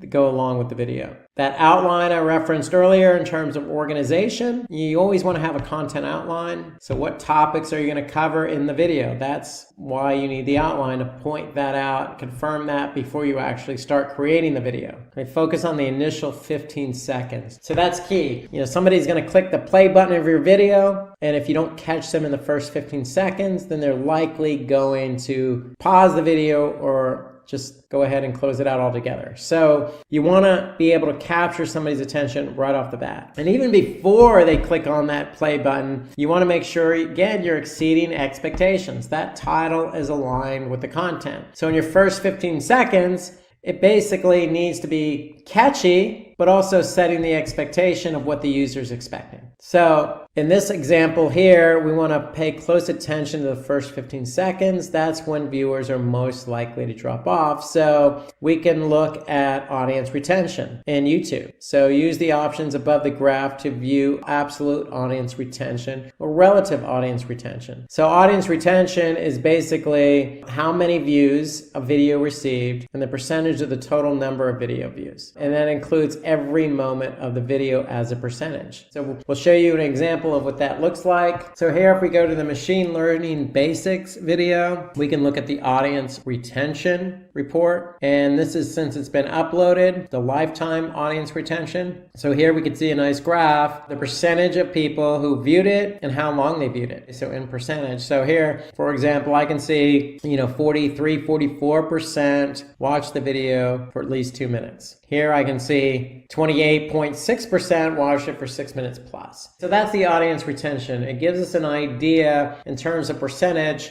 how many people or percentage of people watch the video at what length. So that's audience retention. So we want to keep that number high at the very initial stage of the video. And we want to keep it high throughout, and that's why you always want to create high quality content, using those examples, using imagery, making it organized content, not pausing, going from one point to the other. Those are all best practices to keep the viewer engaged. And then we want to add resources from well-known sites. So throughout this video, we've used Backlinko. There are other sources we've used. So if you have a source, go ahead and put it in your video to add credibility. And then we want to use cards to your video. So this cards is basically a feature that recommends relevant videos to your audience. So in addition to machine learning basics, there could be other videos about machine learning that we can recommend, or YouTube can recommend to the audience. To set up end screens, you want to make sure that with end screens, you can use relevant videos to your audience towards the end of your video. So you can recommend relevant videos towards the end of your video. You can also create playlists. So this is a feature that keeps your audience engaged with relevant content by auto playing the next video. So if you enable this feature, it's going to go from one video to another. Pattern interrupts keep the audience engaged. So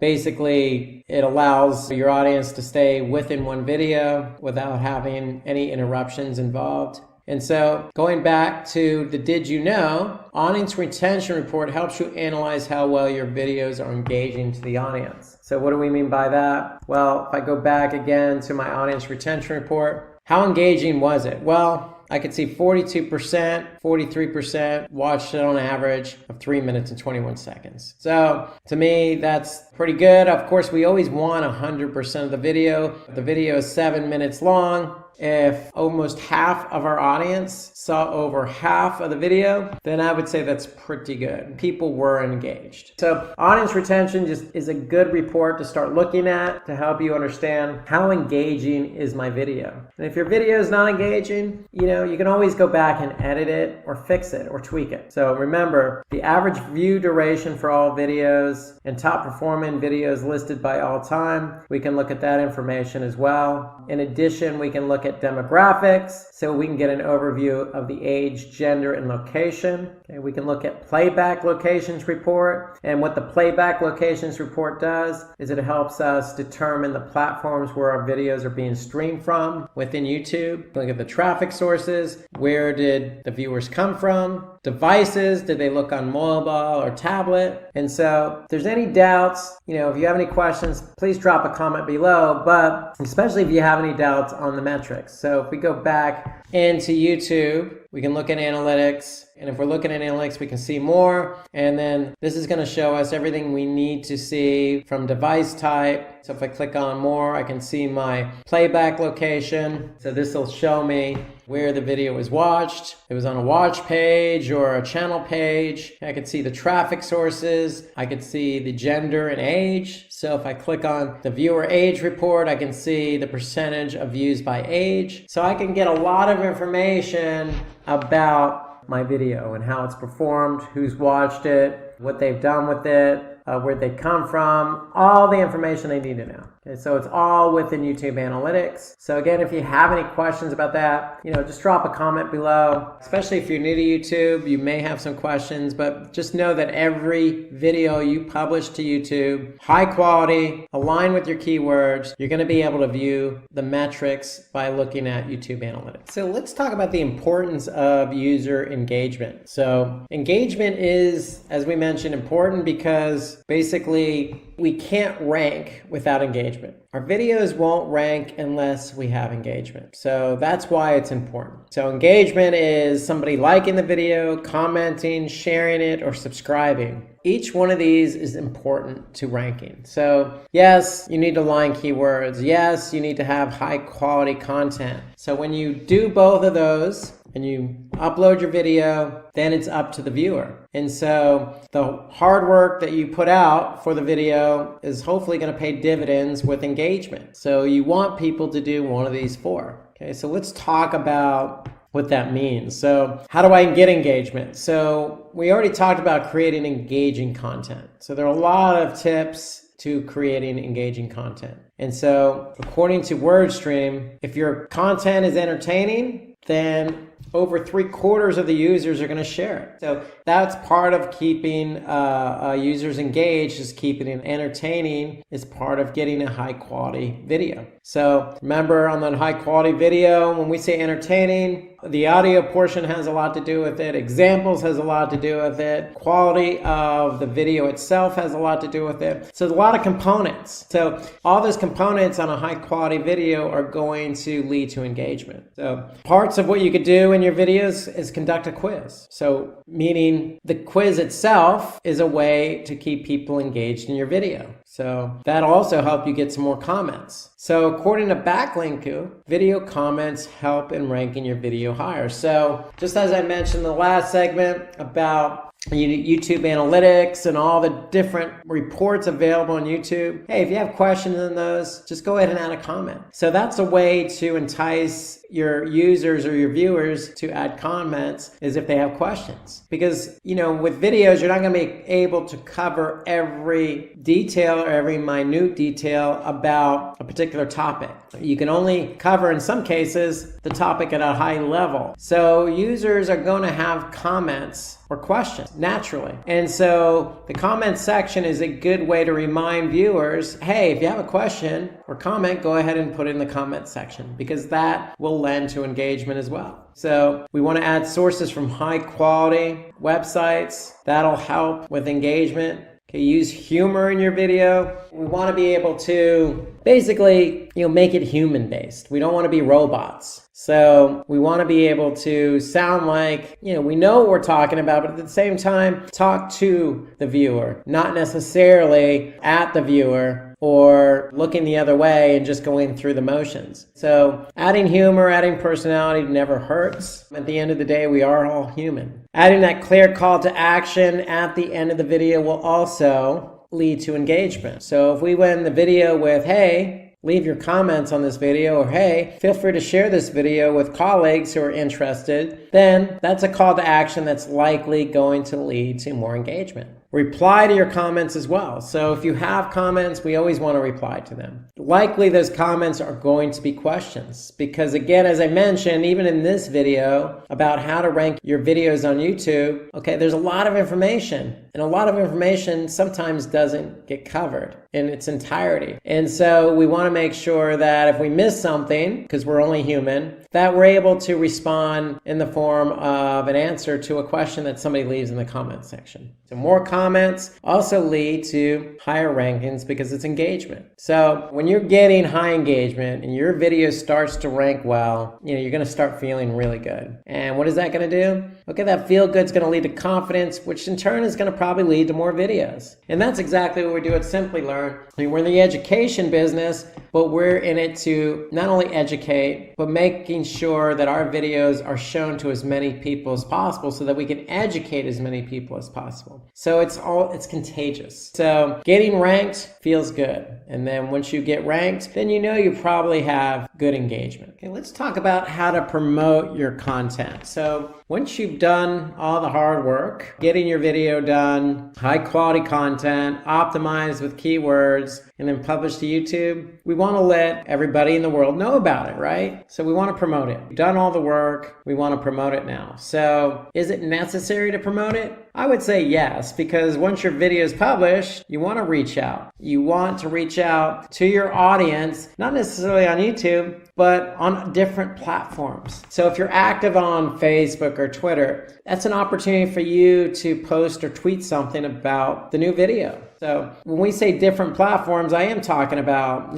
social media platforms. So it depends on what you're active on. So if you're active on Facebook, go ahead and post something. You're active on Twitter, go ahead and tweet something. It could be, on LinkedIn group. If you're part of a LinkedIn group about, machine learning, then go ahead and post something to that group to promote the video. So that's going to help drive traffic to the video and then help with engagement. So we want to engage with our audience on those social media sites. So it really depends on what you're active on. So if you have a large following on Twitter, then go ahead and share that YouTube video link on Twitter with the tweet that's going to drive traffic from Twitter to YouTube. Remember, you're going to be able to see audience engagement or retention by getting people to watch the video. So you're going to be able to see right away by promoting the video and driving traffic to the video how engaging it is. And remember, the more people you have watch the video, the more engaging it becomes, the better it's going to rank. So it's an ecosystem, and promoting your content is part of that ecosystem.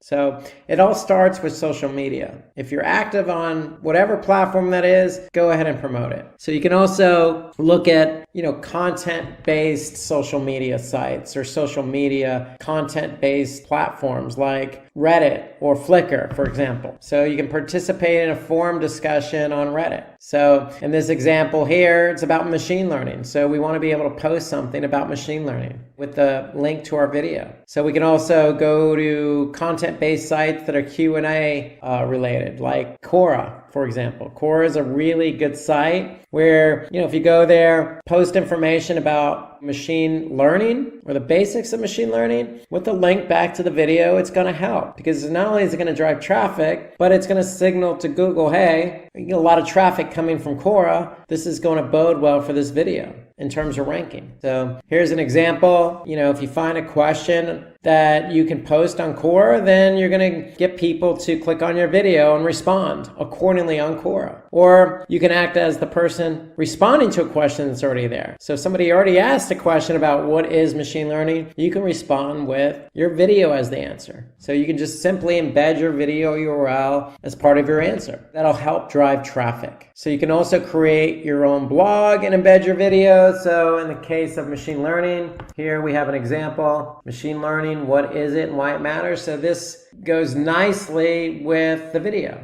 So here you can see the author of this blog went ahead and embedded the relevant video in the blog post. So they play off one another nicely. You can also opt in for influencer marketing, meaning, hey, you can reach out to somebody. In this example here, Katie Nuggets posted information about machine learning. So in this case, why choose machine learning as a career? Well, they got information, and then what did they do? They went ahead and embedded the video about machine learning basics. And so working with, influencers in a particular category or topic will help drive traffic to the video. You can also create a YouTube playlist. So playlists tend to rank high in YouTube searches. So if you find yourself doing a lot of videos, well, go ahead and, go to your channel, and simply in your channel, you can go ahead and create playlists. So when you create playlists, basically what you're doing is you're organizing the content into different playlists. No different than, say, the music you have set up on your, your iPhone or iPad or iPod, whatever it is you're using. So you're just creating different videos in a particular category. And YouTube likes it, it's organized, it's going to help you get your videos found quicker and easier on YouTube itself by putting your videos in a playlist. So here you could see we have an entire playlist on machine learning, trending technologies, cloud computing, big data, digital marketing, project management, so a lot of different playlists. Very organized. If somebody goes to the channel, they're going to be able to go to the playlist that's interesting to them and see all the videos there. So it allows not only the end user to find what they're looking for, but it's good for YouTube because YouTube likes those playlists. So we want to engage our audience by posting your video link on a community page. So you could do that within YouTube, and you can prefer to link your YouTube channel in your email. So you can also do that. So for example, if I go back to YouTube and I'm looking at a YouTube video, I can always click share. So here I'm going to get a particular URL that's associated with the video, and I can just embed that. So I can embed the whole thing in my email. I can embed it on a web page or a blog post. So just by clicking share, I can also immediately share it onto the social media platforms that we mentioned: Facebook, LinkedIn, Reddit, Tumblr. So there's a lot of ways to embed the video, not just on a blog post or influencer blog post, but in our email and on social media as well. So here's an example of what we can do with a YouTube discussion. So we can also bookmark the video on a popular bookmarking site, like Stumbled Upon or Reddit, or, there's lots of other ones out there. So there's plenty of sites that you'll be able to go to and bookmark that content so that people can find it. And you can always opt for backlinks. So that means that, hey, if there's a blogger out there that blogs about machine learning, you can always, ask that blogger to create a link back to the video, and you could reciprocate, do the same thing. So that helps increase the authority of the video. So there's a lot of things you could do to promote your video. So let's do a quick review on everything we talked about in terms of ranking your video on YouTube. It all starts with the keywords. So we want to identify a list of keywords that are relevant to the video. So we can use tools to choose our keywords, but remember, we want to choose keywords that have high volume and low competition. And so where can we go to choose those keywords? Well, we can use the autocomplete on YouTube. We could check out our own competitors' videos, or we could use vidIQ or TubeBuddy or any of these extensions in Chrome to help us look at the keywords that are tagged with a particular video. So remember, we want to have a primary keyword that's aligned with the content, and we want to choose LSI keywords as our secondary keyword, or keywords that are related to the primary keyword. So we want to create high retention videos, meaning that first 15 seconds are the most important, but throughout the video, we want to use examples. We want to keep it interacting by adding quizzes, imagery, good audio, good video quality. So we want to focus on the user experience. And we also want to optimize our video content. What does that mean? Well, those keywords that we chose, we want to use them in the title. We want to use them in the description. We want to use them as hashtags. We want to use them and tag them with the video themselves. So we can add keywords to our meta tag. Okay, we don't want to overdo it, but we want to add a handful of keywords that are associated with the video. So we want to be able to write eye-catchy video titles and descriptions. So remember, use some of those key phrases like a number or a question like, what is machine learning? So we want to use relevant meta tags for the videos, and we want to use popular YouTube tags. So we want to be able to tag our videos appropriately. So watch the length of your meta tags. So there are lengths involved. Remember, keywords at the beginning of the title, target keywords in the title, description, and tags. We want to use interesting thumbnails to increase our click-through rate. Ensure that thumbnails are relevant, meaning when I say thumbnails, I mean the actual title tag itself or the meta description. We want to use high-res videos. We want to create, videos with good high audio quality. Don't be afraid to put in video effects like some animation. Don't be afraid to use examples. And then, obviously look at the draft of the video before you publish it. So does your video follow an outline? Is it organized? So these are all the things to take into account. And there's plenty more you can do. You remember, once you create and optimize that video, you want to promote it. You want to make sure that you're sharing it on social media. You create a complimentary blog, generate backlinks from, say, other blog posts. So there are lots of things you can do to promote your video. So before you promote it, you want to organize the content, create good quality content, align it with keywords. Once you publish it, keep organizing it by creating those playlists, and then reach out on social, reach out on different communities related to the topic. And all those things combined will help you to get your YouTube video ranked. We're going to talk about how to increase YouTube subscribers. So with YouTube, it's all about subscribers. The number of subscribers you have on YouTube, it's just one of the key metrics to measure success. So gaining more subscribers can help you achieve more view counts on your YouTube videos. So it's all about how to get subscribers. And today we're going to talk about how to get more subscribers. And before we begin, let's just show you what we did at Simply Learn. So if we look at the past 365 days on our YouTube channel, you can see we started here back in, if we look back at March 9, 2018, we had 208. And you can see just over the course of the year, it kept creeping up.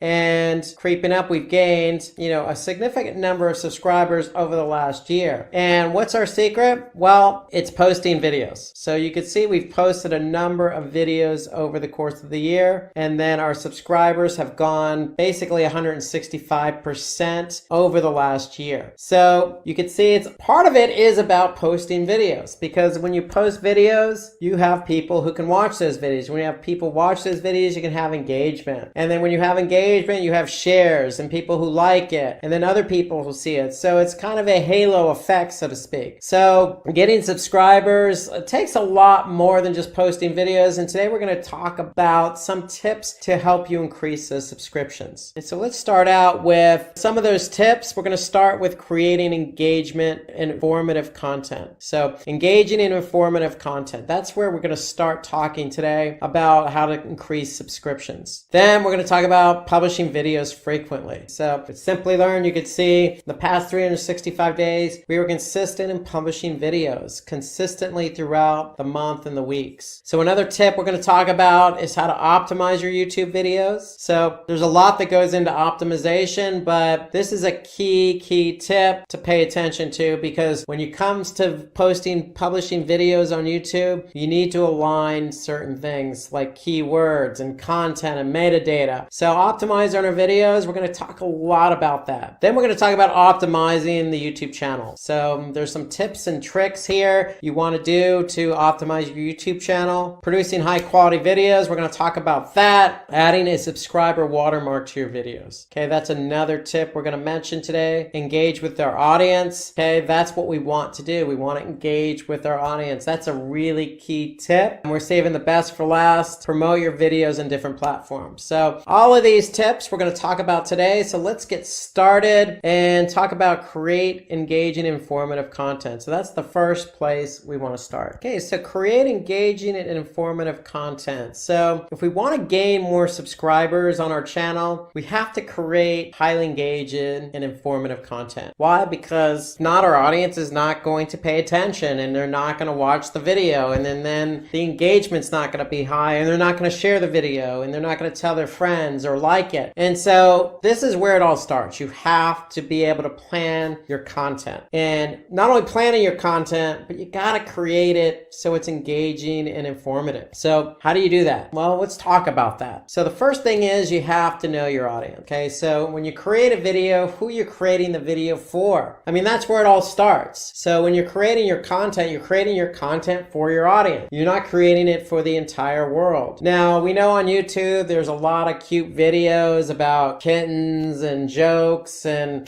people playing games, and, everybody likes positive things on YouTube. But, when we're talking about a specific topic, we really have to hone in on a target audience. And so if you know who your audience is, then you can really hone in on your content. Okay, so that's the first thing. Ask yourself, who is your audience? And then build your content around that specific audience. Don't build it just for the mass general population, because it's not going to be engaging and informative. So that's the first place to start. Then you want to engage that audience with relevant content. So if you know your audience, and depending on the topic, You want to make sure that whatever the topic is, the content matches the topic. Don't veer off course. If you veer off course, you're not going to engage your viewers. Your viewers are coming to watch the video for a specific reason. The reason is the topic. Okay, so if they're your target audience and they want to watch the video that's a specific topic, then the content has to align. So plan your video script. So if you know who your audience is and you know you want to engage them with relevant content, go ahead and plan the script out. So what I normally do is, have an outline, and then once I have the outline, then I go ahead and create my slides, if I will, or my topics, points I want to talk about, and then I write out those points. I want to make sure I get all my points in, and that's what you should be doing. You want to plan it ahead of time so that you can get all your relevant points across. That's what makes a video informative. Okay, you want to ensure to give maximum information to your audience. So the key here is maximum information. So you don't want to overload the audience, but then again, you don't want to cut out information. So you want to make sure that when you're planning your script and you're writing the outline, that you're making sure you include all your points that you want to get across. Once you include those points, then go ahead and, write your script and make sure all the information for all those points are in the script. That's how you're going to ensure you give maximum information. But you don't want to overdo it. So if you feel like it's too much information, it probably is too much information. Back off a little. Use the information to create another video. So it's all about knowing your audience. So all of these points play against one another. So be clear and use more examples in your content, just like we're doing here. Okay, just like at the beginning of this session, I showed you an example of Simply Learn subscribers over the past 365 days. And so that's what we want to do. We want to be clear, but use examples to punctuate the content or the point we're trying to get across. So we want to include sources from high quality sites. So if you're going to use examples, make sure they're from relevant high quality sites. And when I mean high quality, meaning does your audience know who that source is or that site? If it's really specific and your audience may not know, then it's probably not high quality. So just keep that in mind. Always play to your audience. So you want to start your video with an interesting hook. So again, I go back to this example. If you're still watching this, then the hook worked. We showed you our subscriptions. We showed you how we grew over the course of a year. You could see our growth, and part of it was posting a lot of videos with relevant and informative content. And so you see how we did it, so you're paying attention. You want to know how to do it. And so part of what we did is exactly what I'm telling you now. We know who our audience is. We plan out our scripts. We use good examples, and we start our videos with interesting hooks. Now, when we do our videos, we also create original content. So that goes back to planning your script. Okay, you always want to,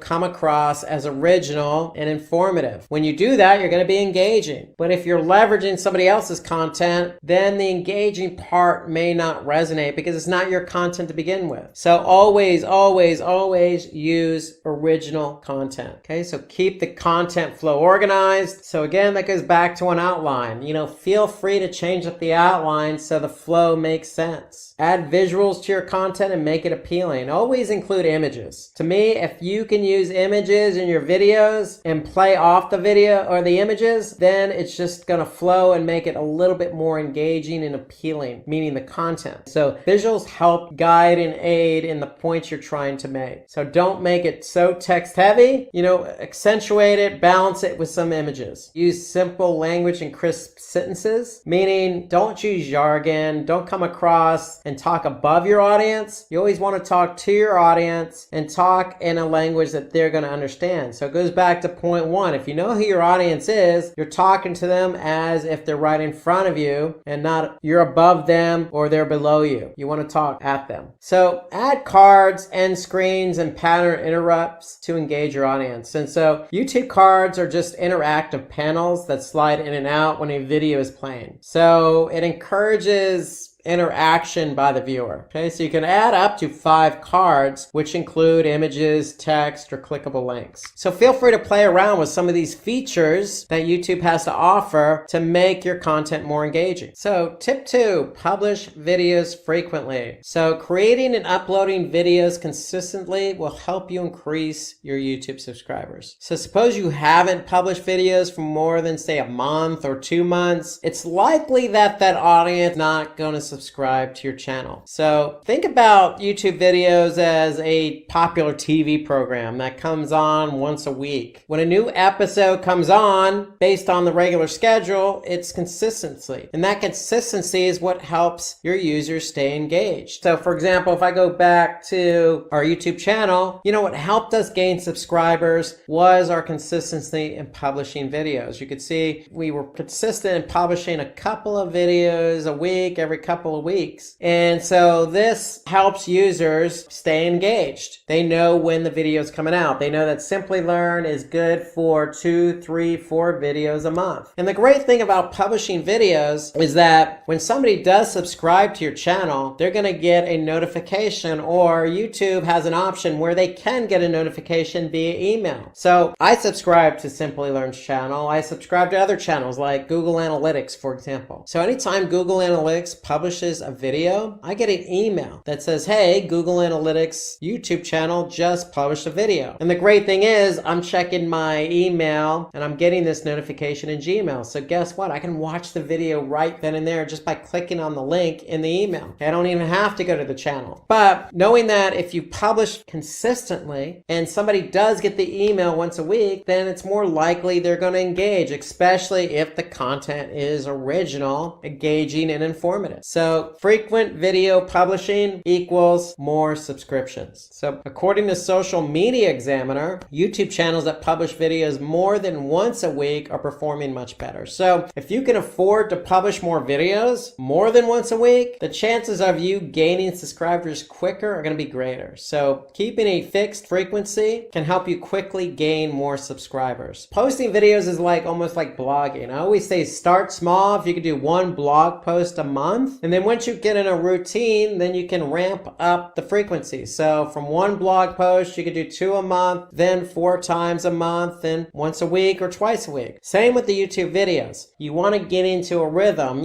Start with once a month, then ramp it up. Okay, you'll find that the more you ramp it up, the more subscribers you're going to get. So tip 3, optimize your YouTube videos. So optimizing your videos will help your content rank higher on YouTube. So this is a must. It's not a given, it's a must. You must optimize your videos if you want people to see them. Of course, if you don't optimize, people aren't going to see them, then people aren't going to engage and then not subscribe. So it's just kind of a snowball effect. So this is an important tip. So I mentioned it at the beginning when we were going over all the items we're going to discuss. This is the one item that is a must and a given to some degree, because if you don't optimize your videos, they're just not going to be found. So you need that audience to watch your video. So audiences who tend to interact more with your content have more chance to subscribe to your channel, but they're not going to subscribe if they don't even watch your video. So there is a snowball effect in play here if we don't optimize your videos. So, okay, Rob, what are some of the tips to optimize your YouTube video? Well, let's go through some of those tips. So to ensure your videos reaches the relevant audience on YouTube, you need to optimize the title, description, and the video tag. Okay, Rob, what do you mean by title, description, and video tag? So let's take a look at that. So when you actually create your YouTube video, you're going to have an opportunity to put in a title. You're going to have an opportunity to put in a description, and you're going to have an opportunity to add tags. So those are the 3 key areas. Okay, so once you put in that, what it looks like on the front end is this. So if I go back to YouTube, and here you can see another video that we did about a month ago, you can see what is SEO. So if that's our topic, if that's our title or of the content of the video, then the title of the video is going to be what is SEO. And you can see we also added in some other content for the title. So what is SEO and how does it work? SEO tutorial for beginners, and then our brand name. So we have some content to work with for the title. Okay, and then the description, we have a lot of characters to work with description. So use as much as you can here to describe what the video is about. Here you can see we did that. And so it's always good to include this information. Okay, and then you can see we have tags up here: SEO, SEO tutorial for beginners, digital marketing. So we put in the necessary information here on this video to help us rank, because if we don't optimize it, we're not going to rank. And so you can see we just put a lot of relevant content around the description, around the title, and around those tags. By doing so, we're able to optimize this video and get found. So that's just an example. 3 of the things you can do to help optimize your YouTube video. So if you want to watch more on how to optimize meta tags, then I suggest maybe watching the other video we did on the subject, how to rank YouTube videos. So this goes into more detail about how to optimize the title, the meta description, and the meta tags. But those are 3 quick fields or areas that you can use to optimize your video. So just something to keep in mind, write a long description with keywords, timestamps, and links. So what I mean by timestamps, with timestamp, an audience can choose the section of the video that they want to look for, and then links, prefer to include relevant links of your other videos. So those are just some additional tips to help keep your content engaging. So remember, when your content is engaging, then people are going to like it, people are going to share it and watch it later. So upload a captivating thumbnail. Okay, so you want to include a thumbnail that's going to grab people's attention. You want to upload a transcript of the video. So that goes back to when you're creating your content, when you write your original content, you want to keep a transcript of the content of the video so that you can upload that as well. And then add a start screen and end screen to your YouTube videos. So that way, when somebody plays the video, they're going to see it, what it looks like up front. And then when you finish it, they're going to see an end screen at the end. And so you just don't want to keep it dark and black and non-descriptive. So according to Backlinko, using an exact keyword in your video title can help you with rankings. So high ranking, more views, more subscribers. So that's what I've been saying all along. You need to get these videos optimized. So again, use an exact keyword in your video title. So let's go back again to that video I just showed you a couple minutes ago. What is SEO? So here we started out with a question, what is SEO? That's the name of the title. That's our exact title of the video. That's our exact keyword. Okay, so what is SEO and how does it work? And then SEO tutorial for beginners. So what is SEO is our exact keyword. And that's part of the video. That's the content of the video. That's in the title. And we use it throughout the description as well. So using that exact keyword in your video title can help with the ranking. So whatever your topic is, your title of the video or the topic of the video, include it in the title. So Backlinko also mentions that there is a moderate correlation between a channel's total subscribers and rankings. And so for some of you, this may be common sense. It's just like organic search. If you're not ranking, you're not going to get traffic. On YouTube, if you're not ranking, you're not going to get eyeballs on your videos and you're not going to get subscribers. So higher rankings can help you to get more subscribers, but you can't get those rankings unless you optimize. And so again, just for the sake of simplicity, going back, focus in on your title. Make sure your title matches the title of the video itself. When you're publishing your description, use all the amount of content available to you. So you can see it, this entire description has a lot of content. Maximize the content and then use tags. Using those 3 fields, those 3 areas can help you optimize your video and gain the necessary ranking you need to get viewers, which will turn into subscribers. So tip 4, optimize your YouTube channel. So we just talked about optimizing our videos. Now we're going to turn our attention to our YouTube channel. So one of the easiest ways to ask your viewers to subscribe to your channel is really by creating a great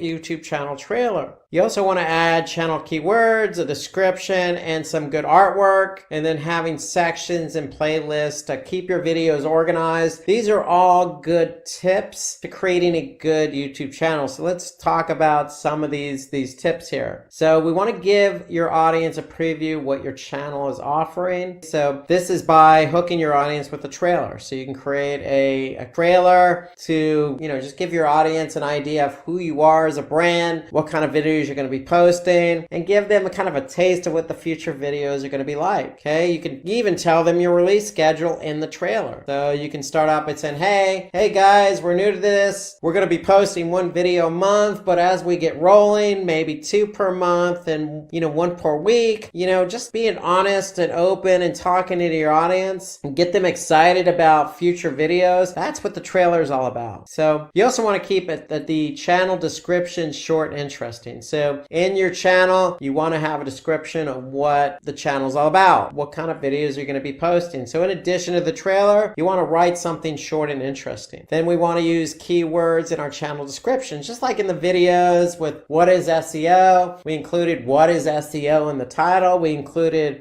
what is SEO in the description. And so we want to be true to what our channel is. So pick keywords, not only include those keywords in the videos, but include them in the channel description. Pay attention to the first 100 to 150 characters of your channel description, because that's what's shown next to your channel on the search results. So for example, here you can see we have a description here. Simply Learn is one of the world's leading certification training providers. We partner with companies and individuals to address. And so you can see those characters, 100 to 150, are what shows up in the channel description. When somebody's trying to understand, hey, Simply Learn just uploaded this video, who is Simply Learn? So you want to write short, interesting channel description so that when somebody's first introduced to your video, they could see what your brand's all about. So end your description with an appropriate call to action. So short, interesting, good call to action at the end of the video. A good call to action would be, hey, check out our next video or check out our latest video. Something that's going to gauge somebody and get them to watch one of your videos. So you want to pick interesting channel art. So let's turn our attention to the Simply Learn channel page. And here you can see we recently had reached a milestone. So recently reached the 200,000K subscribers. So 200,000 subscribers is a big achievement for Simply Learn. We went ahead and updated our channel art. And I'm sure when we reach 500K, we'll update the artwork then too. But the point is, you want to keep your channel art kind of interesting, hip, and cool. And feel free to change it out every once in a while. So you have that option in YouTube to do. I mean, it's just very simple. So here you can see Simply Learn's channel. If we go home, we got all our videos listed here. We got the About Us,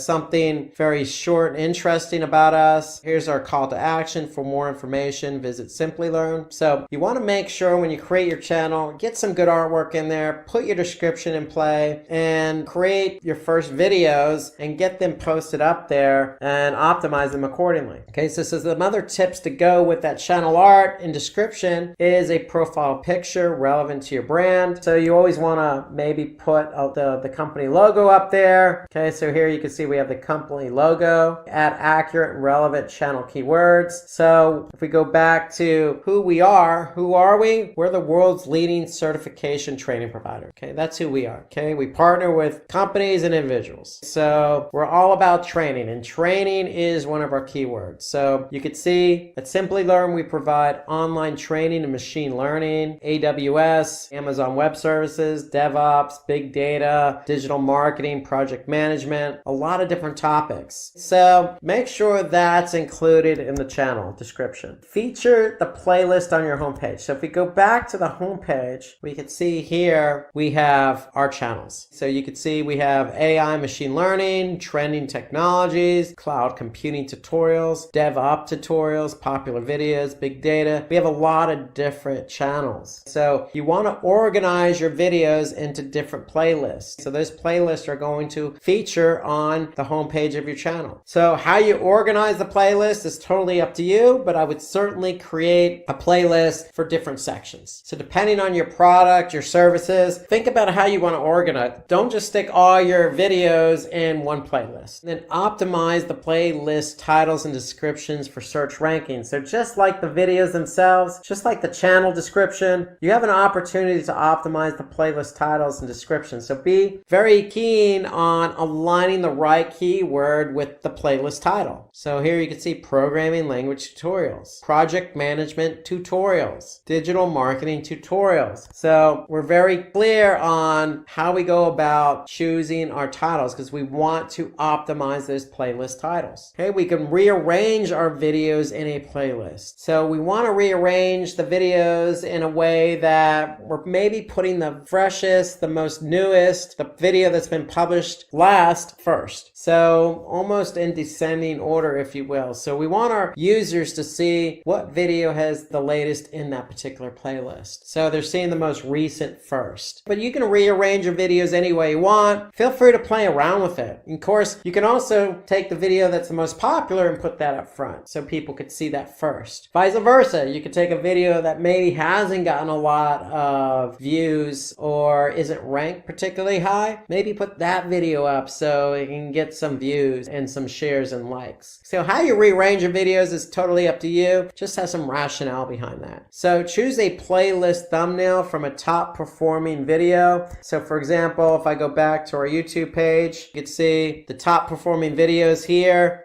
For example, this one, we got a nice thumbnail here. What is machine learning? So if I click on that, that's Think one of our wisely. most popular videos. So 3,000 likes on this video, a lot of views, 250,000 plus views. So have a thumbnail to go along with that particular video. So according to Backlinko, YouTube SEO ranking factor study discovered that channel keywords have a small yet significant correlation with higher YouTube search rankings. So channel keywords. So when you're optimizing your channel and you want to include keywords, start with your description. So if I go back to our channel, okay, if I go back about us, make sure your description has those relevant keywords in it. That's where it all starts. So in case you have any doubts, if you're not sure about everything we talked about on optimizing the channel, go ahead and drop a comment below, because we do respond to every comment that gets posted on our videos. So if you're not sure how to go about optimizing your channel, when you say align keywords with the channel, what does that really mean? So if you want some clarity on that, go ahead and drop us a channel. If you're not sure about the trailer video, drop us a comment. We're more than happy to expand upon the explanation of how to best optimize your channel. Okay, tip number 5, produce high quality videos. So we need to get in the habit of producing high quality videos, because viewers don't prefer to watch videos that have poor audio and video quality. It's just that simple. You need to know what it takes to produce high quality videos. If you don't, you're just going to discredit. You're not going to come across as relevant. You're not going to come across as qualified, professional. There's a lot of things attached to poor quality videos. So we need to create high quality videos for the end user. So let's talk about some ways in which you can create high quality videos. And so the first is to avoid any noise in the background. So you want to have a nice quiet atmosphere, no distractions, so people can hear you clearly and only you clearly. You want to use good audio recording equipment. There's plenty of options available on the internet. Usually I would recommend going with something paid, not overly expensive, because you get what you pay for. So if you use something free, it might not be of good quality, and you might not have all the features and bells and whistles with a free option. So, use good audio recording equipment. Again, it could be online or it could be some software. Just make sure that you're able to produce good high quality video and audio. So when you do purchase that audio recording equipment, you want to have something similar to an input volume meter. That way you can see whether your audio is coming across or not. So if you're not seeing green lights, then your audio is not coming across. If it's red, it might be distorted. And so you want something that's going to signify that you're really pushing out good quality audio. You want to create your videos in 1080 pixel size. Okay, that's HD. And so you want to have at least minimum 1080. So anything less than that, it's probably going to come across as not so good. Maybe staticky, blurry, not professional, not high def. So you want to create a high def video, and 1080 is about the minimum you want to go. And then you want to plan your video script before filming. So it goes back to some of the other points I made earlier. You always want to have a video script available so you know what you're saying when you're recording your audio. That way you're not doing something on the fly. And then you want to use good lighting for video recording. So you don't want to be in a dark place. You want some nice lighting so your video comes across well lit. People could see you. They're not struggling to strain their eyes on what it is you're trying to show and appear because of poor lighting. Again, it just comes across as professional. So if you can,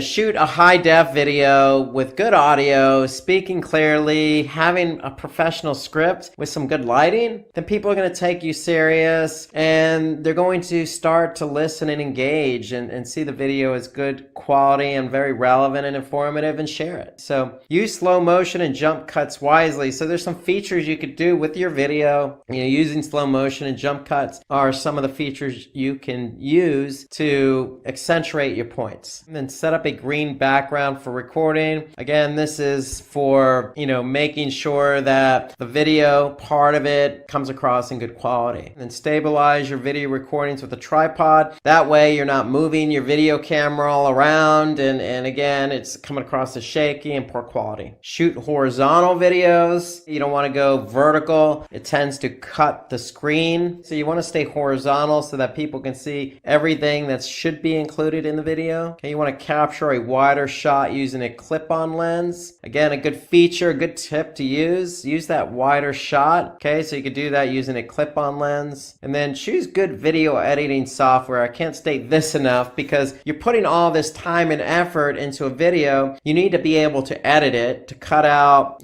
some of the things you didn't want to say, or maybe some poor quality, or you just want to have a smooth, professional output for your video. And so you gotta have good video editing software. There's plenty of options available on the internet. Again, I would go with something low cost but paid. Usually free isn't exactly the way you want to go if you're trying to create a high def, good quality video. And at the very least, review your work before publishing. I just said it a minute ago. I'll say it again. You want to be able to have a really professional video in high def. When you have a good professional video in high def with good audio, horizontal shots, nice green background image, nice well lit, it's going to come across as professional. And if you have a professional video, then people are going to take you seriously. They're going to see you as a professional, and then share or subscribe and like, and then they're going to watch more videos. And that's how you start to build up a reputation as being a very professional organization. So just following these simple tips on producing high quality videos. So you want to review your work, because if you don't, you put all that effort into it, and then you're going to realize, hey, your video is low quality, and then you're going to have to do it all over again. So follow these tips, get a high quality video, and you should be on your way to ranking. In fact, according to Backlinko, YouTube preferably ranks HD videos. So you got to have that 1080 pixel size. That way, your video is going to come across crisp and clear, and YouTube prefers that. Tip 6, add a subscriber watermark to your videos. So this is a great feature in YouTube. So it's a feature that allows you to add a watermark that can be shown on all your videos. The reason why you want that watermark, because you want to keep reminding your audience to subscribe to your channel. The watermark can be whatever you want, but normally it's going to be some type of logo or brand and a call to action. And so how do you add a watermark to your video? Well, you log into your YouTube account. It's pretty simple. At the top right corner, you're going to select your Creator Studio icon, and then you're going to go to channel, select branding, and then add a watermark to your video. So if we look at that in YouTube, so here, Creator Studio, on the left side navigation, I'm just going to click channel, then I'm going to click branding, and then once you click branding, you have the ability to add your watermark, and then you can add it to the entire video, at the end of the video, at a specific start time, and then just click update, and that's pretty much it. So you want to be able to add this so that you can brand your videos with an image and then add that CTA. So this is a good feature for YouTube. It allows you to be consistent with all your videos by branding and adding that call to action. Tip 7, engage with your audience. So you want to be able to interact with your audience as much as possible. Just because it's a video and you can't see people doesn't mean you can't engage with them. So when you interact with your viewers, especially when you interact with them immediately, there's gratification. Everybody likes to be responded to. Nobody likes to be ignored. And so when somebody is responded to, there's a higher chance that your viewers are likely to going to become customers. It's just customer service is how you really want to look at this. Okay, so when you engage, you're creating a service for your customers. So here are some tips on how to engage with your audience. So first is at the end of every video, convey a thank you message to your viewers. Thank you for spending the time out of your busy day to watch this video.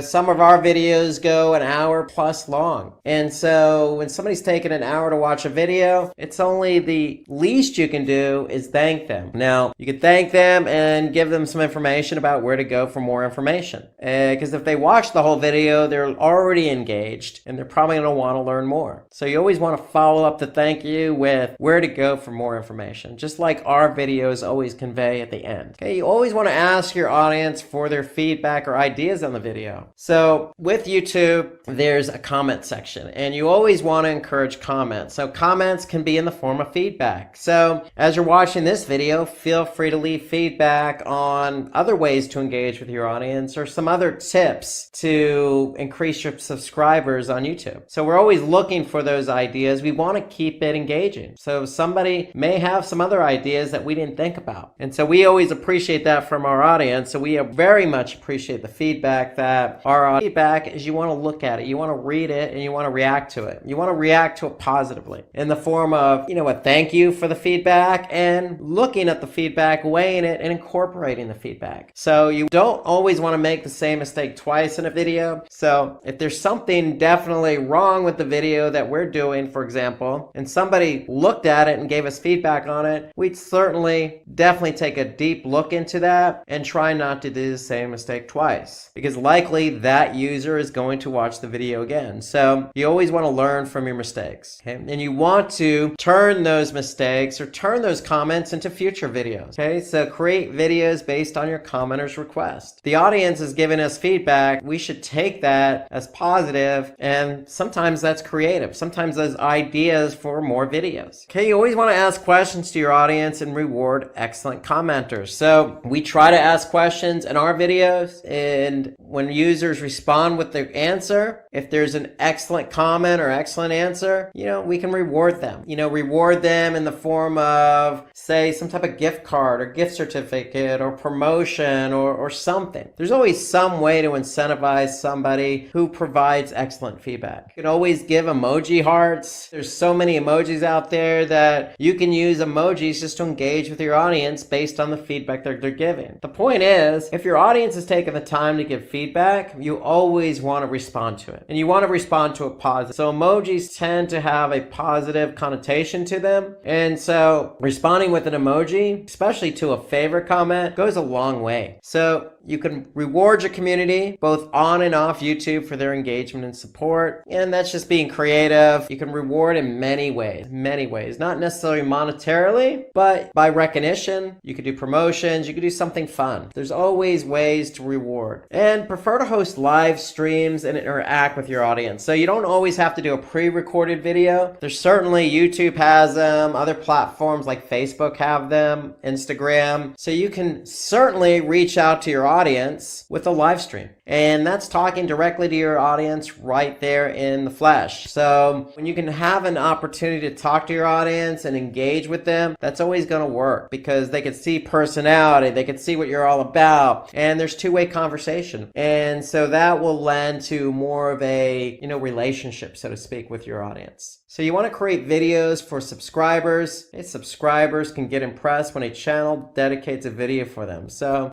take the time out to create a video just for your subscribers. Subscribers are the ones who are most likely going to engage with you. Okay, they're your loyal fan base. So if you create something for them, that's a form of a reward. So you can captivate your viewers by uploading interesting YouTube stories as well. You can also hear from your audience and get their videos and use their videos and upload them to your channel. So according to Backlinko, video comments have a very strong correlation with rankings. So as you create a video, feel free to talk to your audience and ask them, hey, if you have any comments, feel free to put them in the comment section right below this video. I see that a lot now with a lot of videos, and I'm going to ask my audience right now to do the same thing. If there's anything you see about rewarding the audience or engaging with the audience, feel free to comment. We'd love to get your suggestions, because if you can engage with the audience even more, then that's only going to net positive results, not only in rankings, but with your subscriber base. So comments are the way to go. Solicit comments, respond to the comments, reward the comments. Tip number 8, promote your videos on different platforms. So promoting your videos on different platforms has been around for many years. It's a good strategy. Once you create your video on YouTube, you want people to see it. You want to get it out there. So if you want to increase your YouTube subscribers, this is a strategy you have to perform. So let's take a look at all the ways you can use and leverage different platforms to increase your subscribers. So before you do that, you want to research and discover how you can use different platforms. So the first thing you want to do is look at the platforms you're already using. If you're using Facebook and Instagram, that's probably a good place to start. But there's other platforms you can also leverage, and we're going to talk about those. So social media, most companies, most individuals are on in some form or fashion, amongst the most popular like Facebook and Instagram. So you can start there. So with Facebook, you can post something, include the link of your YouTube video. With Facebook, if you're a business, you have a business page, you're communicating with your community. And that's a great way to get started by promoting your YouTube video. You can also do the same on Twitter or Instagram or whatever platform you're on. Go ahead and post something or tweet something and include that link to YouTube. You can participate in forums and blog discussions. So there's plenty of forums and blogs out there where you can participate in a discussion and include a link to the YouTube video if it's relevant and natural. So for example, here, there's a blog about machine learning. You can include, if you have a video about machine learning, in the response to that conversation. In this example, we've done that on Reddit. Okay, you can list your video in relevant and reputable directories. There's plenty of directories out there. There's plenty of video directories, okay, that you can just go ahead and publish your video on. You can use testimonial link building, okay, so somebody can provide a testimonial, include the link of your video. You can opt for influencer marketing. So if there's somebody that is associated that likes your brand or product and has a large following, you can ask them to post a video on your behalf. It's a great way to reach an audience fairly quickly. Okay, you can earn backlinks from relevant and authoritative websites. So for example, if you look at this website here, Techgenics, okay, there's a article here about, certificate of achievements, okay, for AWS. So if you scroll down, we could see our video is included here in this particular web page. So this is a high quality web page, okay, that's generating a backlink for us. Not only is it generating a backlink, it's also generating traffic and awareness for the video. Go ahead and find out if there's any websites that are relevant to your video topic and see if you can collaborate with them on producing a web page to include that video. You can also take advantage of email marketing by adding your YouTube link in the email signature. For example, it's a simple email. Any email client like Gmail or Yahoo or even Hotmail or Outlook is going to have an ability to, or give you the ability to add a signature. In the signature, you could simply just include a link to the video or to your YouTube channel. It doesn't have to be to a specific video, but it's a way to get people to your YouTube page or to that video. So the whole idea is more eyeballs, more potential subscribers.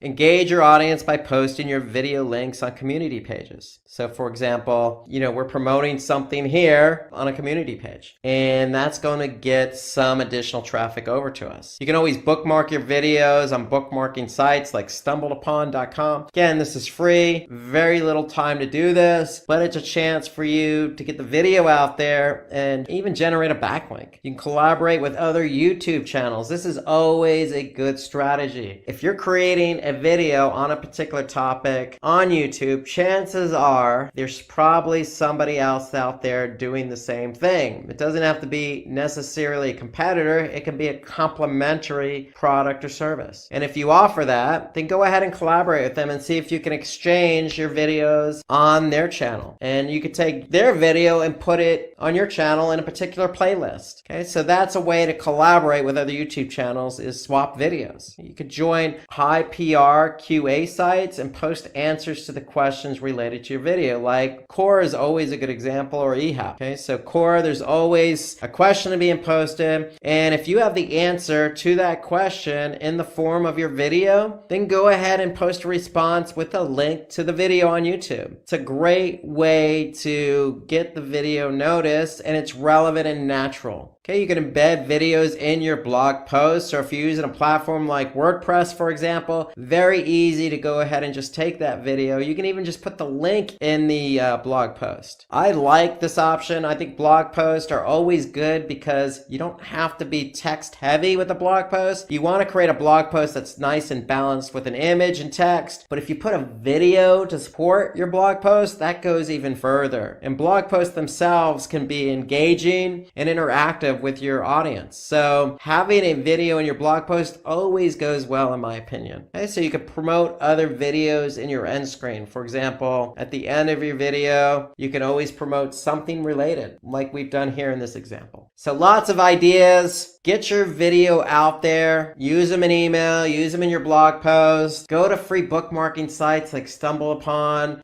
Collaborate with other people on YouTube. Go to Quora, respond to a question. Use social media to your advantage. There's lots of opportunities to get your video out there. The more you can get your video out there, the more traffic you're going to get. The more traffic you get to the video, the more subscribers you're going to get. So that's how the game is played in order to get your video out there. But these are relatively, low time consuming ideas to get your video. So we're going to talk about how to get traffic to your website. So thank you for joining, and let's get started. So let's imagine you're setting up your own website. Okay, you're clicking away, you're developing using some good tools. You're developing, you're designing, you're doing some QA, you're testing, you're sharing with friends in an alpha version, and then finally, your website is all set up. Congratulations. Well, when you hit enter and your website is finally published, what's going to happen? Well, a few days later, you're checking your website and you're looking at analytics and you notice your traffic's very low. Okay, well, you're scratching your head because you've done all this work with your website, but you're not getting any traffic. So the reason is you spent all your time developing and designing the website to make it look good, but you didn't do anything or any planning or any strategy around bringing users to your website. So the two go hand in hand. You just can't build a website without thinking about how to drive users to the website. And so before I tell you how to bring traffic to your website, let me tell you why this is so important. Okay, why do we want to bring users to our website? I mean, it has to be on equal ground as web development and design. Is somebody who goes to your site and then does something when they get to your site. So you have users, and when those users get to your site, they're generating page views and traffic. And you want to turn that traffic into engagement. Okay, so each page's traffic is configured independently of all their pages. So when somebody goes to your website, they look at a page, that's a page view. And certain pages on your website, you want to turn that page view into a conversion. Okay, whether that be, looking at a video or purchasing something. So think of these pages on your website as salespeople. They're trying to convert visitors who come to your website. But first, we need to get the visitors to your website. So when you get visitors to your website, again, you can generate sales, which means revenue, or you can increase brand awareness, or you can earn revenue through sponsored posts and advertisements. So if you have, for example, a lot of content on your website, you can turn that into revenue by hosting ads on your website. So when somebody clicks on that ad, you're going to earn a percentage of that click, okay, what that click is worth. So having a website means a lot of good things for you, but first you got to get the traffic there. And so what we're going to do is we're going to tell you how to drive traffic to your website. So there's lots of different ways in which you can bring traffic to your website. Well, the first is paid advertising. So paying to advertise your products, services with ads is one of the easiest ways to drive traffic to your website. So some of the options available are search ads, social media ads, or display ads. So search ads are ads that are displayed in the search engine results. So when a user types in a keyword query, you want your ad to show up based on that keyword query. Okay, so an example is digital marketing course. Somebody types in digital marketing course and Simply Learn is the first ad that shows up. How do we know it's an ad? Because you can see the word ad next to the domain. So when somebody clicks on that link, Simply Learn is going to pay Google. So that's how search advertising works. Okay, the next is social. So social media marketing involves increasing traffic or engagement or brand awareness, so lots of different strategies. But instead of doing this on search, you're doing it on a social media platform. Okay, so for example, you can advertise on any particular platform. And the way you advertise could be with an image, it could be with a video. So in this case, you could see Cobrio is doing a sponsored ad here, how to succeed with Google Ads. And then another form of advertising is display. So display means creating ads that are placed on specific websites. So with display, unlike search, you have a choice in the ad format. With search, you only have text ads. But with display, you have text ads, image ads, rich media ads, video ads. So you have lots of different options in which you can advertise on other websites. So the idea here is to get your ad in front of the right audience. When they could see your display banner, your banner ad, then it's going to be more visual, more appealing, generate some brand interest, and hopefully you can get somebody to click on that ad and over to your website. So that's paid advertising, again, through search, through social, through display, but you can also promote your site on social media. So once your content has gone live, you could take advantage of different social media platforms. I mean, it really depends on what you're trying to promote, because what you're trying to promote needs to align with the appropriate social media platform. So Facebook is best suited for industries like food and beverages and news and media, and if you're selling a product. So you fall under one of those categories, and Facebook could be the right platform for you. If you're involved in, again, beauty or food and beverage or e-commerce, then you can also leverage Instagram, which is part of Facebook's ecosystem. So if you advertise on Facebook, you can also advertise on Instagram or Instagram. So it doesn't have to be and Facebook and Instagram. It could be Facebook or Instagram. You also have LinkedIn as a platform. LinkedIn is great for B2B. So if you're trying to promote industry news or tips and best practices or job postings, then LinkedIn is the place for you. It's a B2B platform. It's great for targeting specific industries, targeting specific job levels or job descriptions. Okay, so LinkedIn is great if you're into B2B, focusing on the business side of it. So you also have YouTube. Now, YouTube is part of Google's ecosystem. YouTube is a video platform. Okay, so it's great if you're trying to promote gaming or entertainment, or if you're a vlogger. Okay, so YouTube's a great way to promote your site by getting your product out there in the form of a video. Okay, then you have Twitter. Twitter, to me, encompasses a lot of different industries: beauty and fitness, news and media, entertainment. Okay, you have limited number of characters, but a lot of people are active on Twitter. And it's a great way to generate some awareness and get some clicks over to your website. So these are just some of the most popular social media platforms. Of course, there are plenty more out there. The third way in which you can drive traffic to your site is guest blogging. So most of you already know what blogging is all about. Well, if you're blogging for your own site, you can jump on somebody else's site and blog on their behalf. So having the opportunity to guest post on another website can be very helpful, because one, that other blog could have lots of traffic and have a well-known brand. So if you're blogging on another blog, it's going to build your brand awareness and potentially increase traffic to your blog or website. So it exposes to you to targeted traffic. So if you're going to guest blog on a site that's very relevant to your business or industry. That way you're targeting the right audience.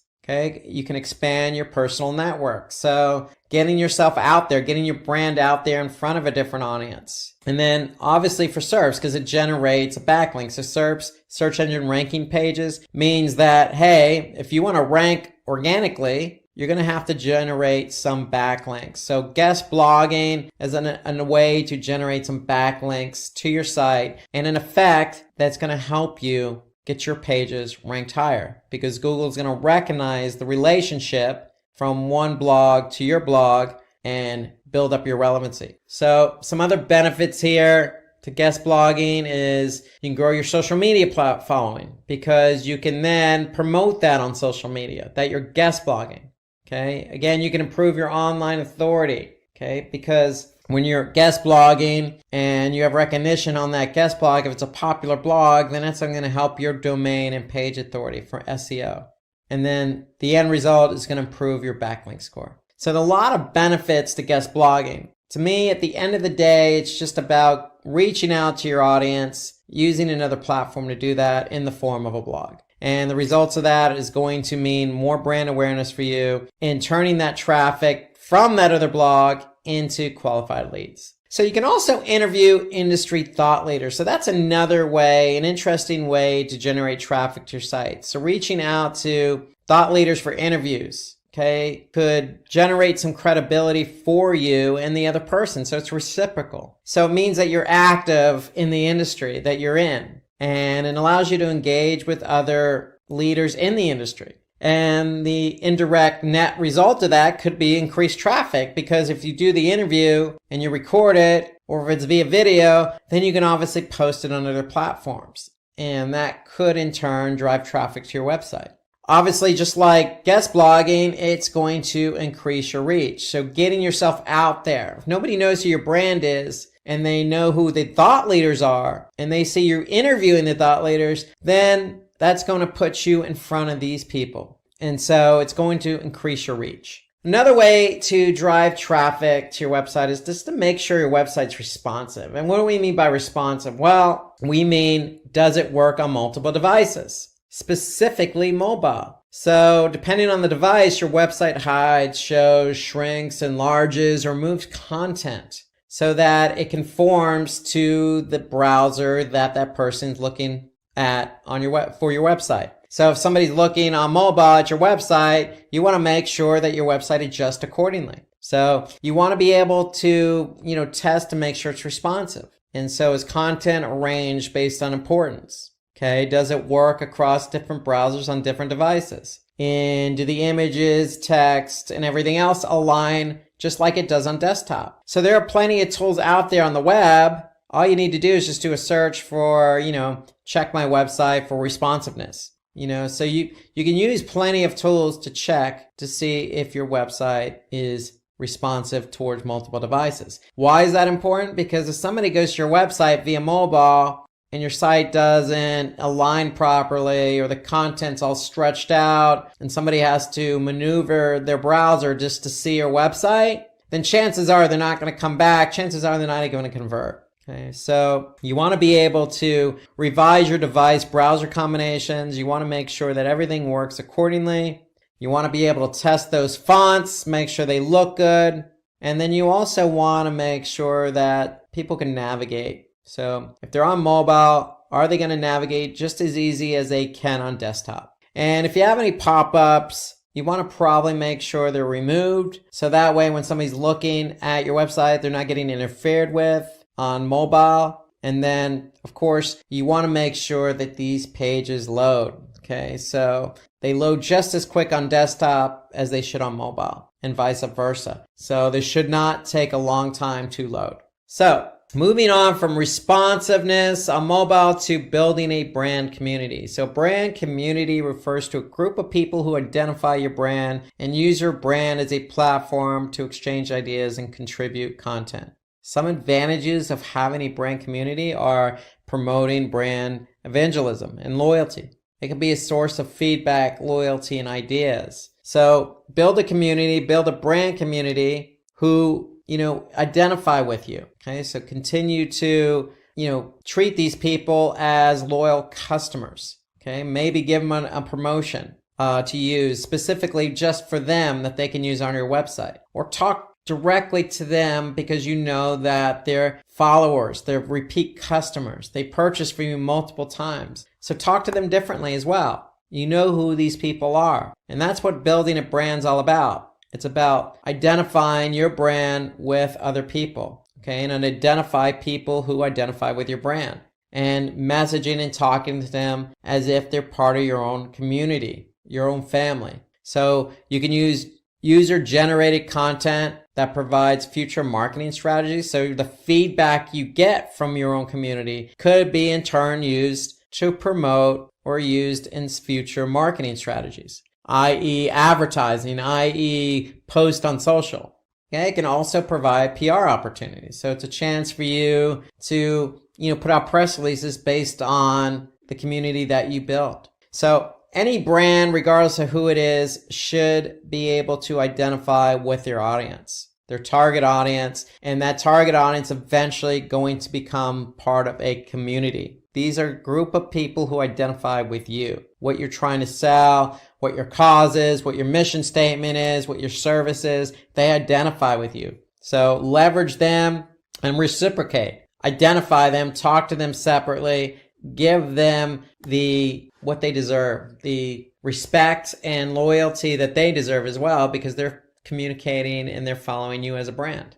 So the next thing you could do to drive traffic is be active in the comment section. So engage in relevant and thought-provoking conversations on other blogs and sites. It doesn't necessarily have to be another blog per se. It could be other sites like Reddit or Quora or Medium. Sites that have a lot of content that are broken out by industry, that allow you to engage in conversation, that allow you to either upvote or share or respond. Okay, so be active, because when you're active, people are going to see that, hey, you're a leader in the industry. You know what you're talking about. You have some brand equity. You have some thought and some knowledge on the specific topic and subject. So it just puts you in a better light when you can respond and be active on these different platforms. Okay, let's turn our attention to search engine optimization, also known as SEO or organic search. So in order to drive traffic to your site,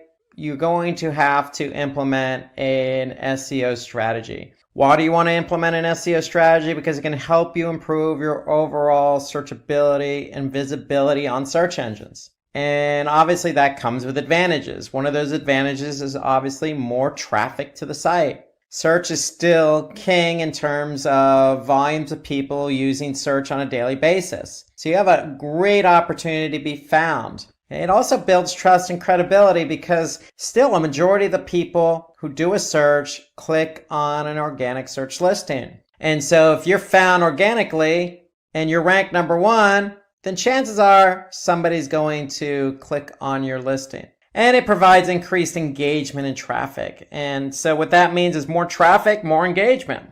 And engagement is something you define. It could be, again, a download of a document, or the clicking on the play button of a video, or submitting a form, or signing up for a newsletter, or calling. These are all forms of engagement. So the amount of traffic you drive from organic search to your website is only going to improve engagement. Okay, so you can also provide an improved user experience. And what do we mean by that? Well, if you're getting lots of traffic from organic search, you have a really good opportunity to do A/B testing. And when you do A/B testing, you can improve user experience, meaning you're showing one variation against the other from people coming from organic search. And so this is helpful in that, if you're running an A/B test, the variation has a chance to improve or outperform the original. And if it outperforms the original, you're improving user experience. And then it helps target quality traffic. So SEO, to me, or all search,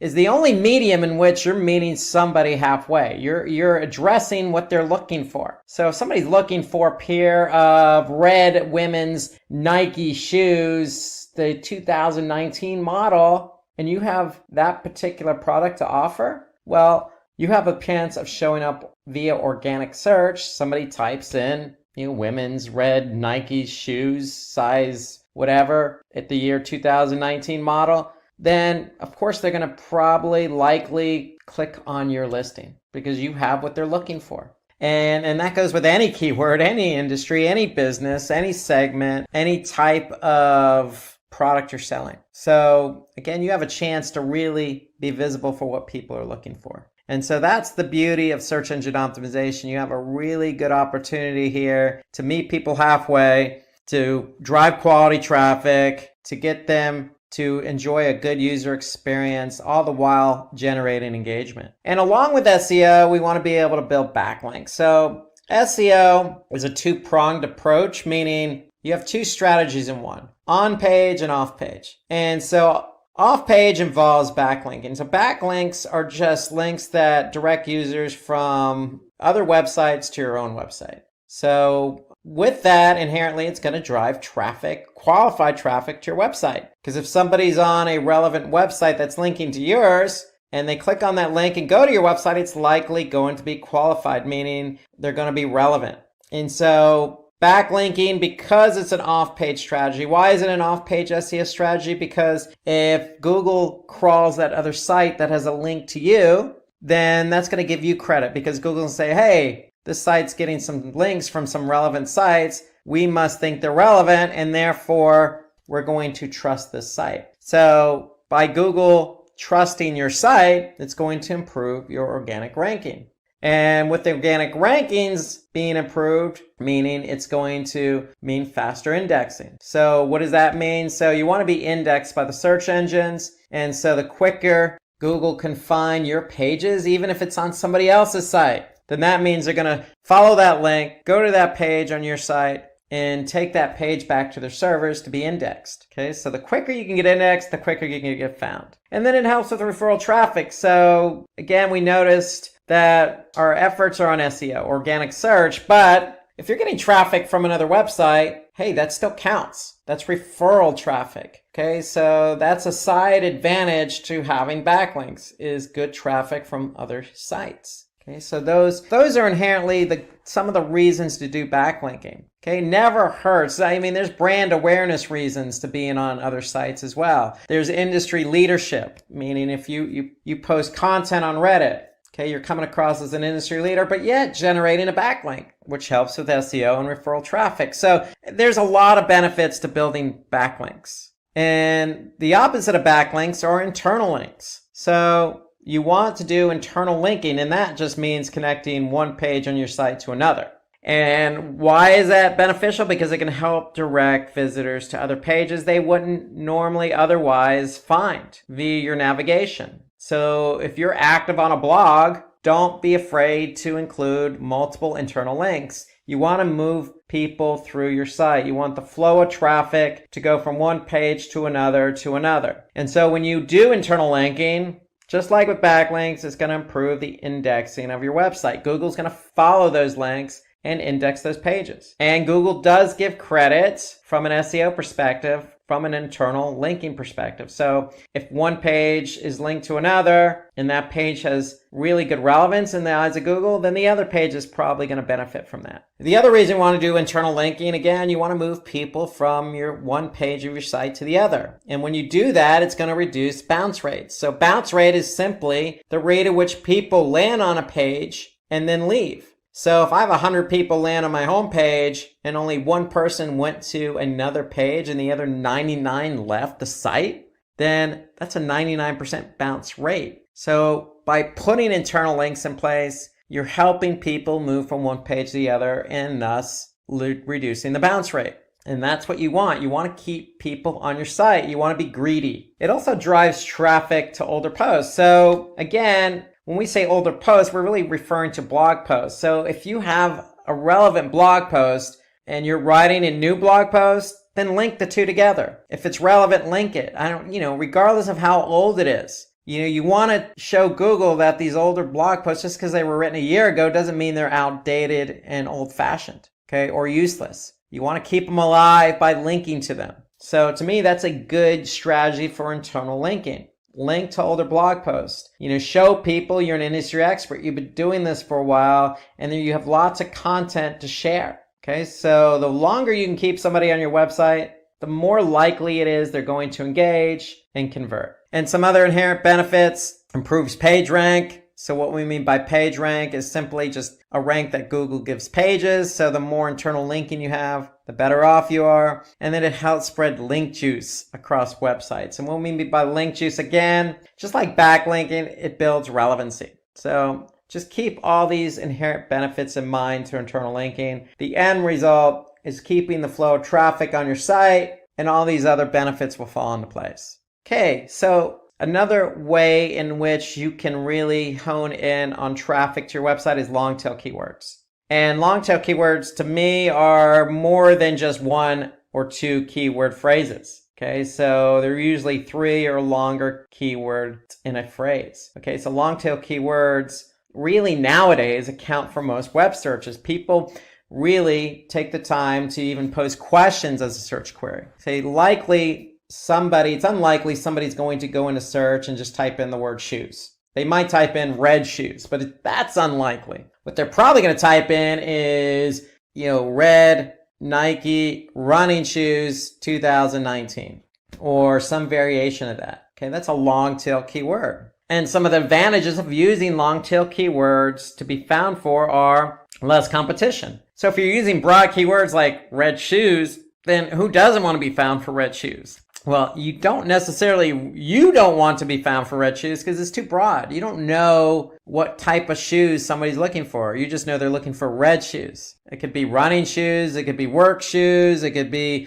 boots. It could be slippers. Okay. It's too broad. So long tail keywords help narrow it in. And the more narrow and focused a keyword is, the less competition it's going to have. And when something's not competitive in the form of a keyword, then that means your chances of ranking for that keyword are going to be greater, and the chances of you ranking faster are going to be greater. And then, of course, if somebody's looking for exactly what you have to offer, then you have a higher chance to convert that person. So if you have exactly those 2019 red Nike women's running shoes, and somebody does a search for that, and that's a long tail keyword, and they click on your organic listing, if you have the right price, then they're probably going to convert. So you have a really good chance of converting somebody using long tail keywords. So my point here is if you're looking for keywords to use, focus on longer tail. Don't focus on 1 or 2 keyword phrases. What it also does is it brings targeted traffic. So even if somebody doesn't convert, hey, they could be back because it's exactly what they're looking for. And if you're focusing on longer tail keywords, like I just mentioned, stay away from the shorter ones. It's just easier to optimize your page for SEO. So remember, SEO is a 2-pronged approach, on page and off page. We talked about off page with internal linking and backlinks. On page is all about making sure those keywords you choose are integrated in with the page you want to be found for. And so if you're using a long tail keyword, it's just easier to work that keyword in. So it enables easier on-page optimization. Okay, let's switch away from SEO to email marketing. So let's focus on email marketing as a form or method of driving traffic to your website. So email marketing has been around a long time in terms of digital marketing. Why? Because it provides an effective way to convert leads into sales. Why? Because you can send personalized emails to a target audience. So when you send an email to somebody on a regular basis, you know who that person is. So what are you doing in the email? You're writing a specific message to that person. Well, email marketing is the same thing, except you're just sending an email to a larger group of people. And when you send an email to a larger group of people, you're still going to personalize the message, right? You're not going to send a generic email to 1,000 people. Okay, nobody's going to do that. So make sure your email is targeted. And if it's targeted, it can be cost effective. Why? Because sending large amounts of emails, or let's just say an email to a large amount of people or a large group of people, is going to be cost effective. It's not cost per click. It's not cost per open. Okay, so email usually, depending on the email provider you're using, really is a flat fee. So it just really depends on how many emails you're sending or how many people you're sending the email to as well. So, but email generally tends to be more cost effective than other forms of marketing. So look at the email content provider you're using and just get a sense of what they charge. But if you look at it and do a comparison, email generally is cheaper than, say, doing pay-per-click, because with pay-per-click, you're paying for each click. Okay, so that could be expensive depending on the keywords. So email marketing is also time saving, okay, meaning it's a one-time thing and done. So once you send the email, it's just a matter of, watching and looking at the metrics and learning what's going on so you don't make the same mistakes again. But it is time conducive, meaning you send out one email and that's it. With pay-per-click, you're constantly measuring and managing the campaigns. And it provides real-time marketing. So when you do send the email, more than likely a majority of the people on day one or the day you send the email are going to be able to view it, open it, click on some of the links, and convert. So That's normally what happens in email. Majority of the people open it on day one and it kind of tails off from there. So think about it as real time. So when you send that email, and if you have 1,000 people on your email recipient list, break it up. Send the first 500 first with a different subject line. And then you can see the data come in. And if you don't see the good results from the subject line or the body of the email or, the page you're going to, then make adjustments before you send the other email to the next 500. So that's a great thing about email is you can break up the email into 2 groups. The first group and then the second group with different subject lines. And you can probably send them a little bit of time apart. That way you can learn from the first email. Because with email, you are generally going to get results right away. Okay, within the first 24 hours. So that's a great thing about email.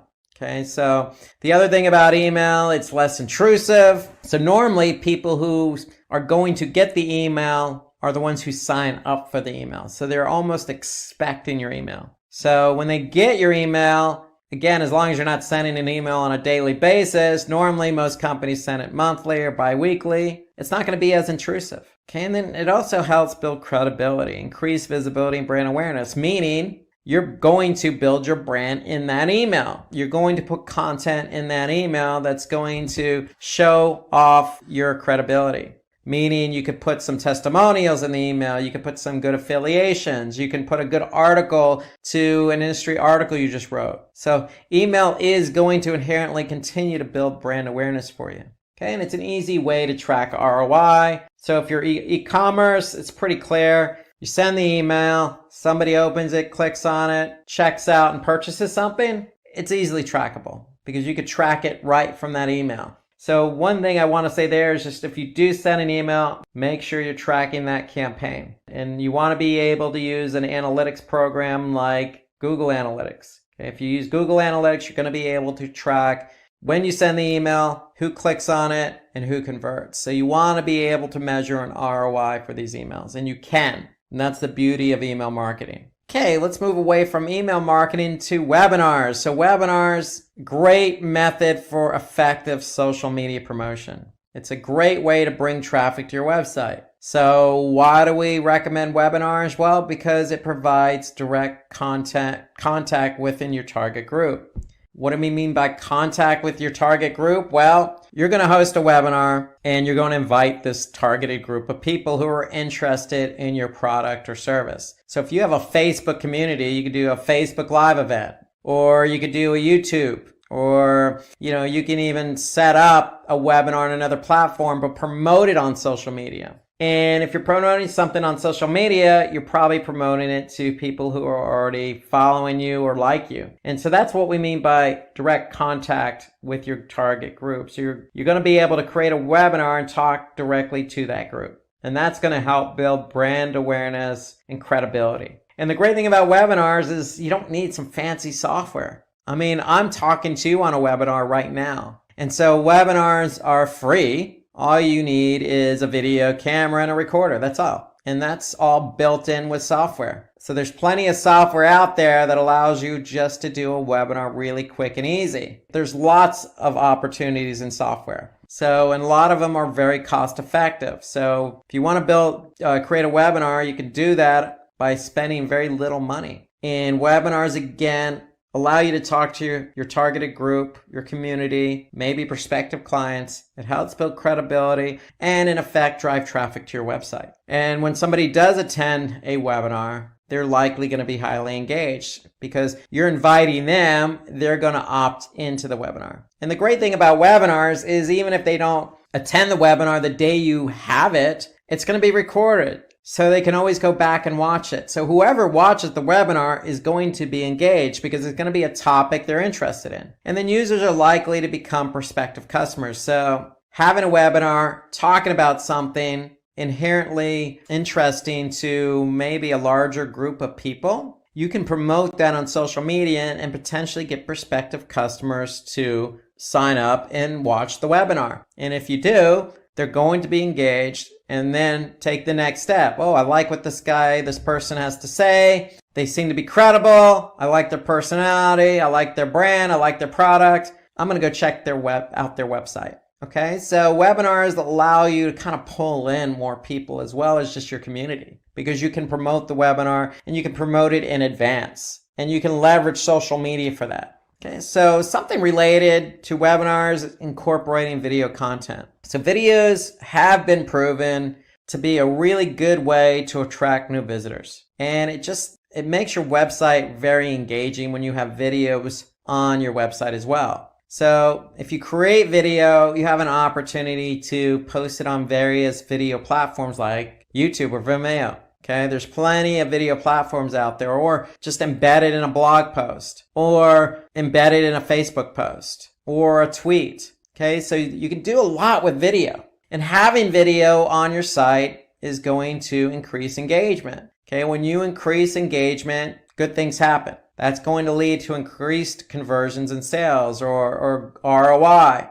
or just like we mentioned, the webinar can help build trust with your audience. So even that webinar you could post on your website. So you want people to engage by watching this video. If they watch the video, they're going to gain trust in you because you're talking directly to that person, that user, that audience, that visitor to your website. And when you can build trust, it's going to increase engagement. And that's the beauty of video. Unlike text or imagery, videos really do engage with the audience. And so the more video you can do, the better off you are, because again, you can leverage social to draw attention to your brand and product and service. And then you can have that video on your website to increase engagement, which in turn increases conversions and sales and improves ROI. So always think video. There's plenty of video software out there that you can leverage. And the great thing about video too is, hey, most people are using mobile phones these days, smartphones. And so video works just as well on mobile as it does on desktop. So keep that in mind. Video is going to be engaging regardless of what device somebody uses. And then of course, if they're watching the video on Facebook or YouTube,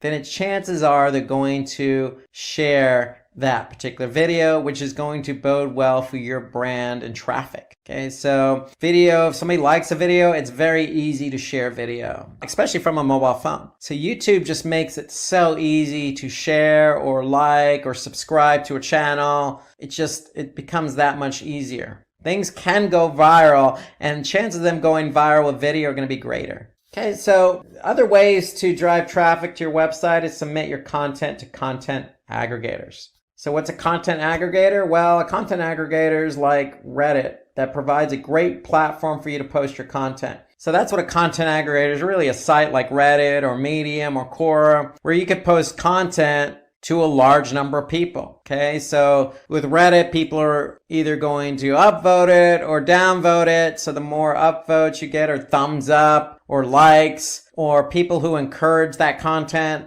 the more of a chance it has to be found. And so first thing out of the gate, if you do provide content to a content aggregator like Reddit, make sure it's good quality content that's interesting. And that should be the case across the board, whether it's a social post or blog post. Make sure the content's unique, professional, and interesting. And then if you do, say, put something on Medium, or you do put something on Quora, and it is professional and interesting and thought-provoking, then people are going to react to it. And then that, again, could lead to traffic. But even if it doesn't lead to traffic, it helps build brand awareness. So if you have content, just like videos, leverage it. Put the content out there. Okay? And when you put content out there, it's only going to, especially if it's good content, it's going to put you in a good light. So don't be afraid to share your content on the likes of Reddit or Medium or Quora or some of these other content aggregator websites, because good things are only going to happen. And again,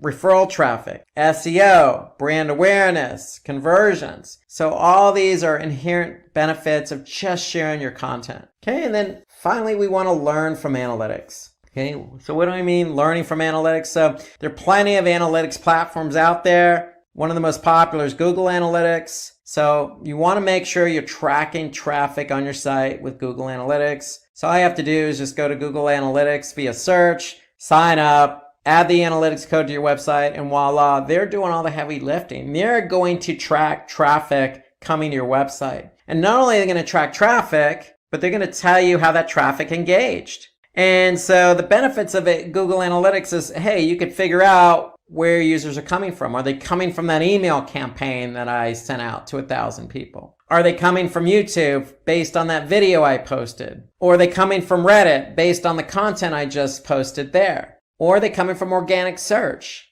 So Google Analytics can help us understand how much traffic we're getting from organic search. So it'll help us measure our SEO efforts. And then with Google Analytics, you could segment. So we could segment by mobile, we can segment by desktop, returning user, new user, by campaign, by page, by language, by city, by region. I mean, there's so many ways in which to segment your audience. And segmenting simply is breaking up the entire group of people who come to your website into different segments based on what you want to see. So if you want to look at, females between the ages of 18 to 24 who come from mobile via organic search, that's a segment. And you can look at that information in analytics. If that's your target audience, then you could see how they're performing. Okay, so there are a lot of benefits to Google Analytics. Definitely want to take advantage of segmenting in Google Analytics. You could look at your competition. So there's a benchmarking report. The great thing about Google Analytics, you can also look at content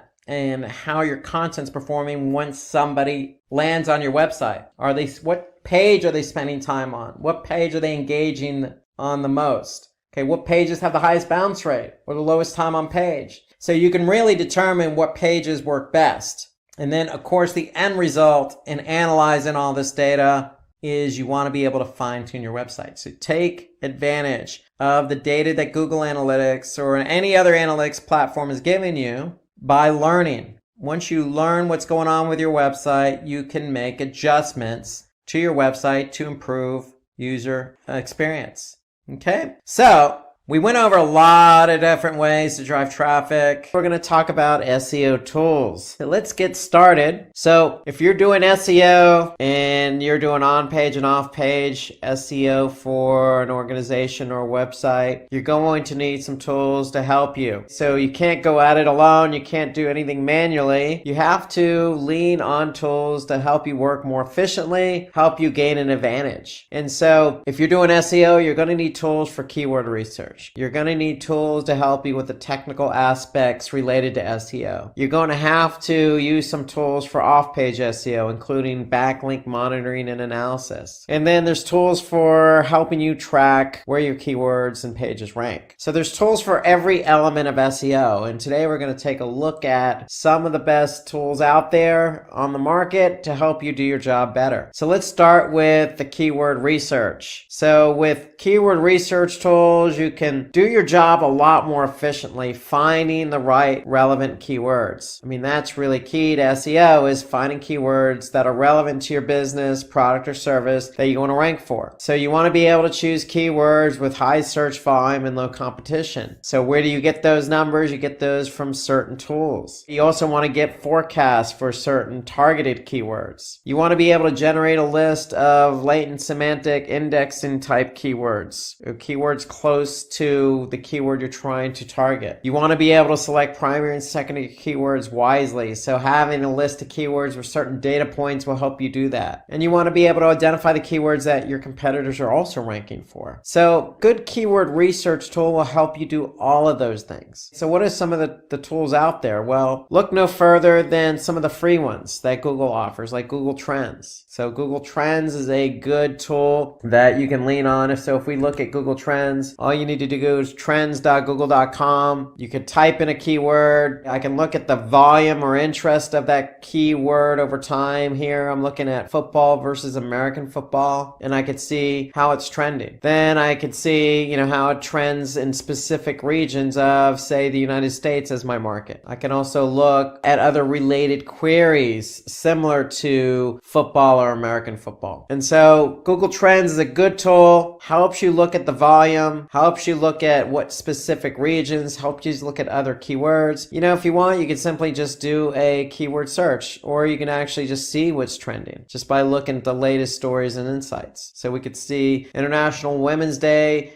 started to pick up steam, it's picking up more steam, etc. So it's certain keywords that tend to trend well, and you could pick up on what those keywords are using Google Trends. Now, you could also use another Google tool called Google Keyword Planner. The only difference is this one's paid. You need a Google Ads account. So if we go into Google Ads, you'll need to go to Tools and you'll need to go to Keyword Planner. But when you're in Keyword Planner, you can find new keywords. So if I type in, for example, online marketing and click get started, what the keyword tool is going to do is give me the data that I need to do appropriate keyword research. It's going to give me my keyword and similar keywords. It's going to give me the average monthly volume. And the great thing here is I can actually see the trend for that keyword over time just by clicking on this little bar graph. So for digital marketing, I could see what the trend is over time. I could see what the competition is. I could see, if I'm going to bid on this keyword, I could see what the bidding range is. So more important, I could see the volume and I could see the competition. Here's my volume for this keyword over the last 12 months on average, and here's my competition. So Google's Keyword Planner gives you the necessary information you need to choose relevant keywords wisely. Now, there are other tools out there that are paid that help you look for relevant keywords like SEMrush or Keyword Finder. That's a freemium tool. So there are plenty of tools available to you. Another tool I use that's not listed here is Moz. So if you just type a keyword, let's just type in the same keyword like online marketing, for example. Okay, so what Moz is going to do is going to give me some volume. It's going to give me some other keyword suggestions. Okay, it's going to tell me how difficult that keyword is, and it's going to tell me who else is ranking for that keyword. So it gives me, again, all the relevant information I need, including competitive information. So you can use these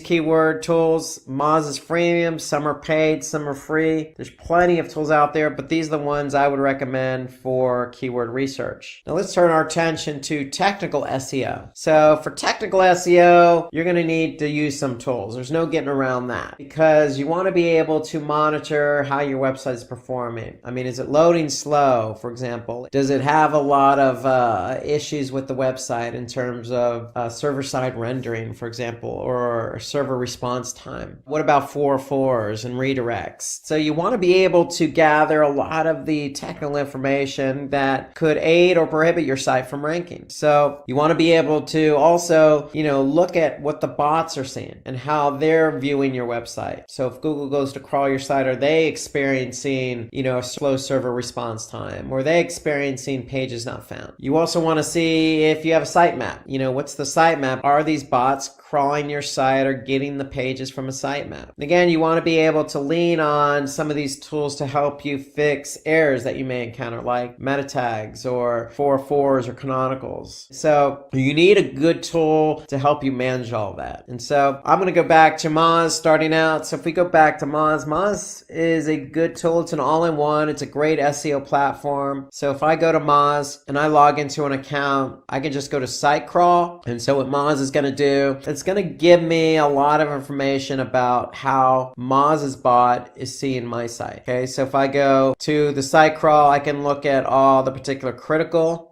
issues that I've experienced. So I could see 404 errors, okay, redirects related to that. I could see meta descriptions, missing meta descriptions, duplicate content. So there's a lot of different issues that Moz is detecting for this particular site. And the great thing about Moz, and this is why I use Moz as my SEO platform, I don't work for Moz, I've just used them a long time, is if you do have issues, then they give you ways to fix it, the how to fix it section. So if I see missing description here, if I just click on review, I can get a more in-depth analysis as to what the issues are here. But I can also click on the why and how to fix, okay? And they're going to give you some information about how this is impacting SEO and what you could do to fix the issue. They lay out the issues pretty prominently here. You can see for all the metadata issues I have, 142 total metadata issues. I have 10 title tag too longs. I have 122 missing meta descriptions. So they lay it out nicely here up the top so you can kind of get a sense of what to work on. And again, they prioritize it based on the severity of the issue. And then they break it down into several categories. For example, I just looked at metadata issues. You can see if I click on content issues, I have some duplicate content that Moz is recognizing, or missing or valid H tags. So Moz does a really, really great job laying all the issues out for you to recognize. Okay, there's another tool that I like to use called Screaming Frog. It's a pay tool. So if we go look here, great thing I like about a Screaming Frog, it will crawl your site and it will give you a list of issues, just like Moz does, of what it sees in your site. Is it experiencing 404s, broken links? Are there any redirects it's picking up? Duplicate content, sitemaps, their JavaScript issues, how does it see the site architecture? So it really does take a deep look at everything that could impact your website from ranking. Okay, there are other tools out there like,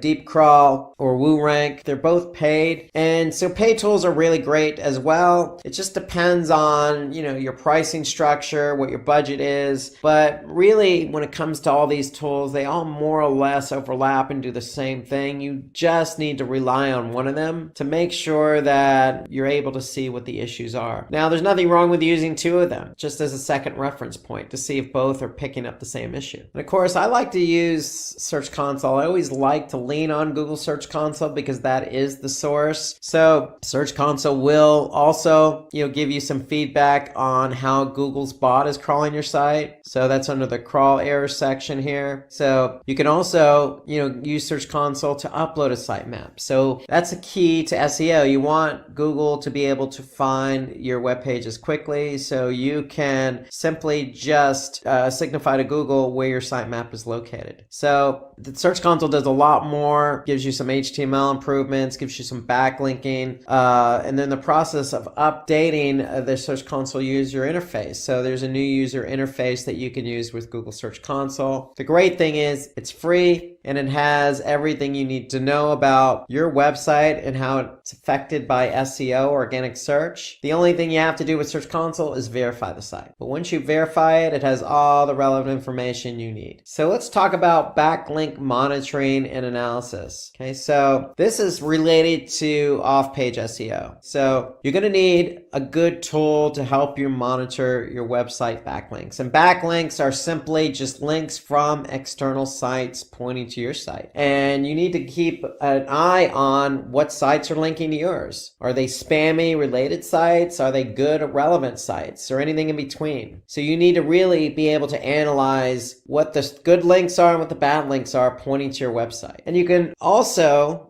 given the tool, also perform some competitor analysis. So you should be able to use a tool to be able to compare how your site's ranking against your competitor. Okay, you want to measure the ratio of referring domains to backlinks. So how many pure domains are linking to your site? So you want a tool that's going to be able to tell you that. You want to identify and disavow poor backlinks. Okay, so you want to be able to recognize which sites are linking to yours that's actually hurting you from an SEO standpoint, and you want to be able to do something about that. Okay, you want to measure citation flow and trust flow. You want to check the ratio of link distribution in terms of, is it internal or external, or what kind of sites are linking to my site? Are they social related? Are they pure content related? And then you want to be able to track the number of do follow and no follow links.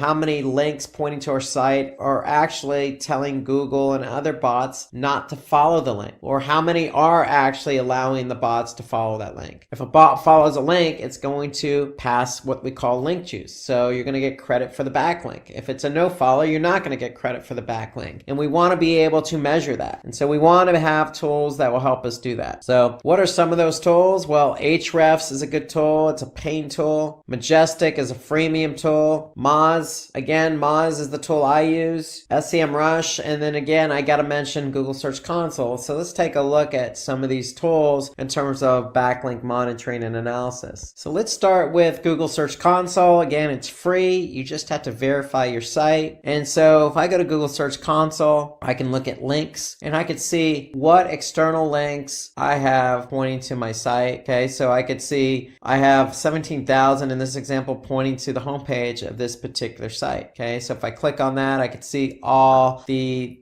top sites pointing to my homepage. Now, from an off-page SEO perspective, do you want every backlink or external link pointing to your homepage? No. So you want links pointing to internal pages. So you want to be able to measure that. So I could see what the top linking sites are, and I could also see what the anchor text is. So do I want my anchor text always to be my brand name? No. I want it to be, keyword we're trying to target. Search Console also gives you some internal links. Okay, what are the top link pages for internal links? So from an SEO perspective, you always want to have a nice balance of internal linking. So this report helps you understand what pages are getting links and are the links evenly spread. So this is Google Search Console. This is the links report. This is totally free. This is provided by Google. All you have to do is verify your site. Now, if we go over to Moz, we type in a domain, any domain. So I just typed in Simply Learn. Okay, Moz has some metrics that are important to off-page SEO, including domain authority. So the higher your domain authority, the better off you are. And so what helps a domain authority grow is how many quality links are pointing to that domain. And so here we could see over 7,500 linking domains to Simply Learn. So what's important is we just don't want any site. We want quality, relevant sites pointing. Okay, so we could see how many total inbound links and then how many ranking keywords we have. Okay, so here Moz is going to give me kind of an idea of what my domain authority has been over time. They're going to tell me the top followed links to this site. So they're going to tell me, what are those links pointing to my site and what's the page authority of those sites. Okay, here I can get a nice graphical breakdown of the linking domains by domain authority. So you want pages with high domain authority pointing to your site. So here I can see 69 linking domains between 91 and 100. So that's really good. We want high relevant domains linking to our site. So just like Search Console, I could see the top anchor text being used. Okay, and I can see the top pages that have, good page authority on the site. I could see following versus no follow on internal and external links. So this is just the overview. So Moz really does break down for you, what those pages and linking domains are. So if I just click on linking domains, now I could get a detailed look for my homepage, what domains are pointing to our domain. So I could see Microsoft.com has a domain authority of 100, YouTube 99. And so not only does Moz provide you with the domains, it also provides you with their domain authority score and spam score. So you want to keep an eye on any particular site that has a high spam score. So having a site with a high spam score and a low domain authority will hurt your domain and page authority for that page. So Moz does a great job of breaking it out, and this is for any page. It doesn't necessarily have to be the home page. Okay, if I take a look at another example here, Majestic. So Majestic, again, I can use a free version of the tool. They have their own metrics, citation flow, trust flow. So when they say trust flow, what's the link quality all about? Okay, citation flow, what's the link volume? Okay, they can get an idea of how many external backlinks are pointing to the site and what's the trend on that, referring domains. So Majestic does a really good job. Again, some of the same metrics that we could see here, except they go into detail about languages as well. So this is Majestic, and you got Search Console, you got a lot of other tools. And then I'm going to just revert back to Moz because you want to be able to compare link profiles. If you're in a competitive space and you're doing off-page SEO, Moz will help you compare how your site stands against maybe another competitive site or relevant site. So just doing this analysis, I can compare my domain authority, spam score, how many total links, how many external followed links or external no followed links, a breakdown of linking domains. So it does a nice job of comparing one site versus another. That's going back to Moz, and that's what you want. You want a good tool that's going to help you do that. I mean, there's other tools out there not listed like Bright Edge that will also help you compare linking profiles. So at the end of the day, if you're doing off-page SEO, you want to get a sense of what sites are linking to yours. Are they quality sites? Are they spammy? What anchor text are they using? Are they no follow? Are they do follow? Are they top domains? How do you compare against your competitors? I mean, all these metrics are related to off-page SEO. So you want a good tool that's going to help you measure this. Okay, so let's talk about rank tracking. So when we do keyword research, we're looking for relevant keywords. We find our relevant keywords. We assign primary and secondary keywords to pages. We optimize those pages. We do off-page SEO. And we're doing all this work for SEO. Okay, we want to be able to measure the fruits of our labor. We want to be able to measure how we perform for on and off-page SEO for the keywords we covet in the pages they're related to. And so that's where rank tracking comes into play. So we want to be able to track our website's ranking, and not just our website, all the pages we've optimized. We want to be able to measure our click-through rates and impressions. We want to be able to track the ranking for both desktop and mobile for specific locations. And we want to identify top performing, gaining and losing keywords. So in other words, we want to look at trends. Is a keyword ranking? Is it going up in ranking? Is it going down in ranking? If it's going down in ranking, then you need to take action. So you need a tool, a good tool for rank tracking. So we can look no further than, again, Google Search Console. It's free. It's right from the source. So let's take a look at what Google Search Console has to offer in terms of rank tracking. So if I go to Google Search Console and I put in a URL, what it's going to do is it's going to give me, and this is the search queries report, it's going to give me what queries people have used to actually type into google.com, and it's going to be able to tell me how many times my pages showed up for that query. It could be more than one page, so that's an impression. And if I did receive an impression, meaning did my page show up in the organic listing, then did I get a click as a result? And so in this case, if I got 68 impressions and 10 clicks for keywords somebody typed in, that's a 14.7% click-through rate. And so what Search Console will also do is say, hey, look, for that particular keyword, you appeared on average in position 4.1. So it gives you really good insight as to, what people are typing in and how you're being found for those keywords. Okay? It breaks it down by pages, it breaks it down by country, breaks it down by device. So I could see, mobile, I've had 899 impressions over the last 3 months on mobile, and I received 33 clicks as a result. My average position on mobile was 2.6. So Search Console does a really good job. Again, this is free information providing you the actual keywords somebody's using on Google Search as a query, and how many impressions you're receiving for that keyword, how many clicks, click-through rate, and then average position. So in theory, the higher you are positioned on Google, the more clicks you're going to receive. So if I'm not positioned properly for a keyword, let's just say page 2, then I'm probably not going to receive as many clicks as I would like. So that's Search Console. There are other tools out there like Ahrefs, again, does a good job of tracking. AMZ Tracker. We look at Winsure. So there's some good tools out there. I'm just going to show you another one again. I'm going to go back to Moz, for example. So Moz has a tool called, so if I go back into the account, so Moz has a rankings tool that you can look at to see where your keywords are ranking. So if you've already chosen keywords and optimized pages for those keywords, then you want to be able to load those keywords into Moz. And so Moz allows you to do that. And so what Moz does, they do a crawl once a week, and they'll be able to tell you where you rank for all your keywords. Are we moving up in the rankings? Are we moving down? How many keywords do we have ranked between positions 1 and 3, 11 through 20, 4 through 10, 21 through 50?